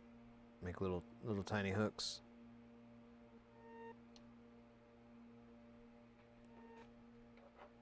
No offense to hook-handed people out there.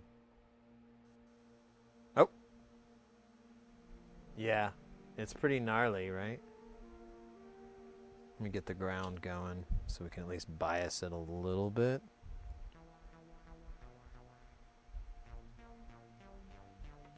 But yeah, it's fucking loud as shit too.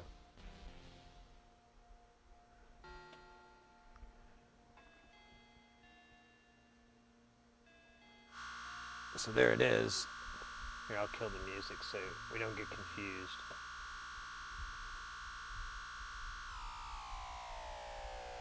Doctor?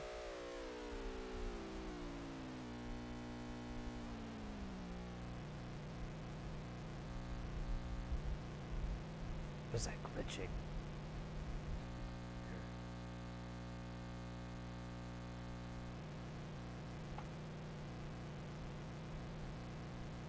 This is better. Let me turn the width in just a little bit. Yeah, look at those weird waves. It keeps doing that weird shit with one of them getting jacked up.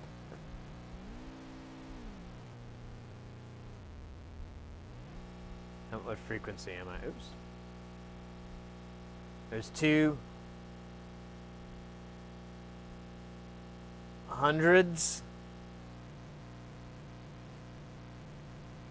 170 seems to be a little jackety jack. Here, let me roll them numbers. There we go. There's some levels.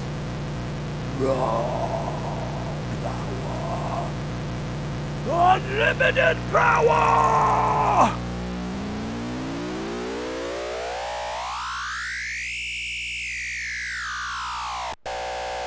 Uh-oh.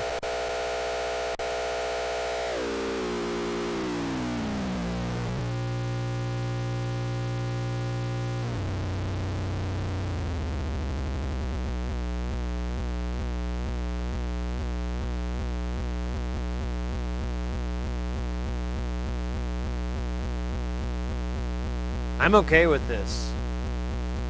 If we never get this thing to work, I can do something with this. God, my voice sounds weird over this fucking frequency.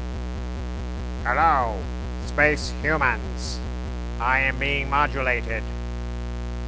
We are doing cross modulation. Please, give us all your polystyrene capacitors. Immediately. I also like Dr. Pepper.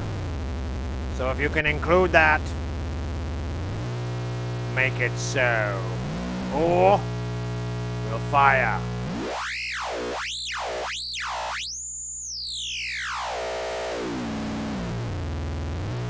This is your only warning.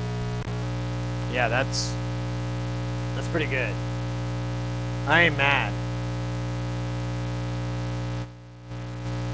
It's so hot though. I don't have any way to attenuate it, so like you just barely turn the volume and it comes in. If I turn it down, it's a little better, but you can tell it's like slamming into it. So it's probably an even like more of a square wave. It may even be creating what am I trying to say? Another harmonic, because it's so smashed in. But I don't care. I don't care at all. It's a good thing as far as I'm concerned, because we got I think we got them all working. And then the audio goes out. I think we got all three of these working. We'll go ahead and cross this off. We'll pick back on when we start up tomorrow. We'll go ahead, and since we're using the same kind of power supply, we'll go ahead and check. We'll check them again and kind of run through them, and we can either we'll kind of try to figure it out. We can either do. Oh, sorry there, Mr. Camera. We can either do more. We can work on the clay. We can work on the TKB and get that finished. I kind of wouldn't mind doing that. Or we can continue working on the Sydney bot getting excited. He's a wild man.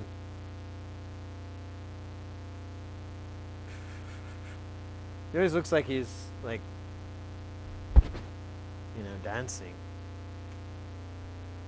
Oh man, what an awesome day though, guys. I'm really happy this worked out. Here, I'll change the frequency to something else. Then we get nasty. Get a nasty frequency.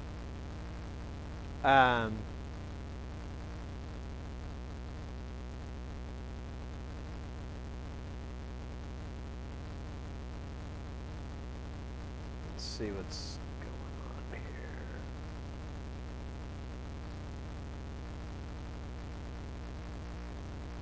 Yeah, I'm glad you got stuff doing stuff. I know, right? Well, I'm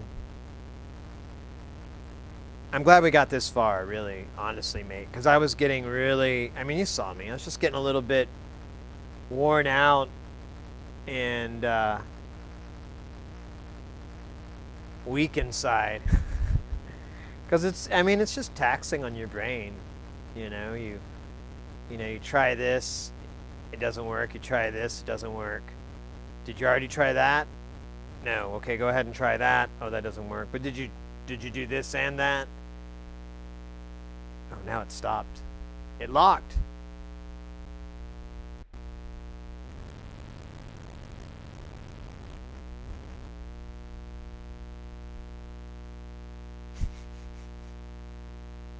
That's weird. So if I don't know.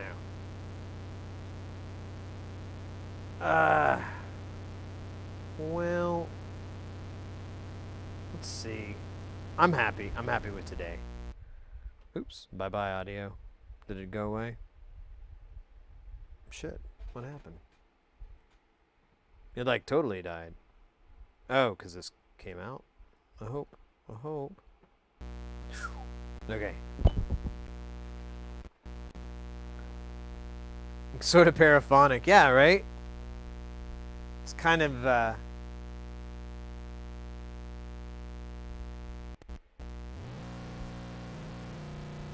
it's that FM that's occurring. And then that weird jacked up shit with, we'll look at that later. It does, right? We'll look at that later. I'm not too worried. Let's raid somebody. Man, there's nobody new to raid, though. I haven't raided in my raiding time. Last time I raided.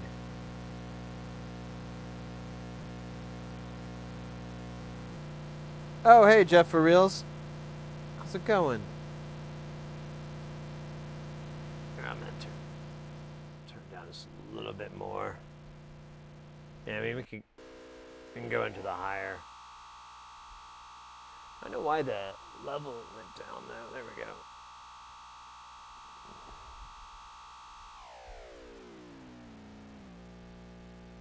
Yeah, now it just looks like a glitched out video game or something.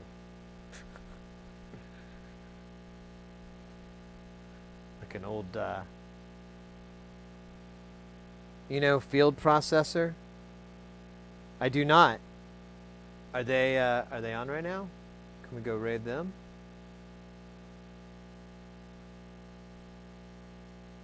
Yeah, let's check it out.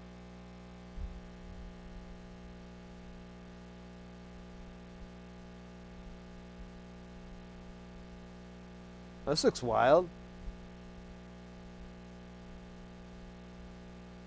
Okay. Yeah, let's hit this cat up. I'm in.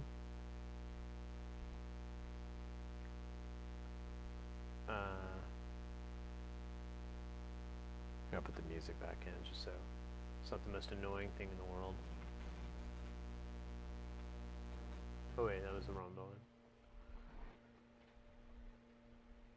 Oh, it's supposed to play music. Oh, Lights yeah. off.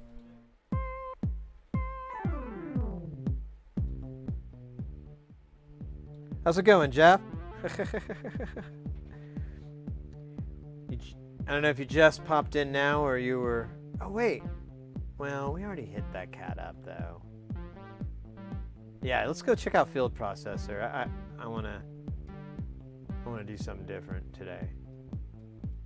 Field Processor.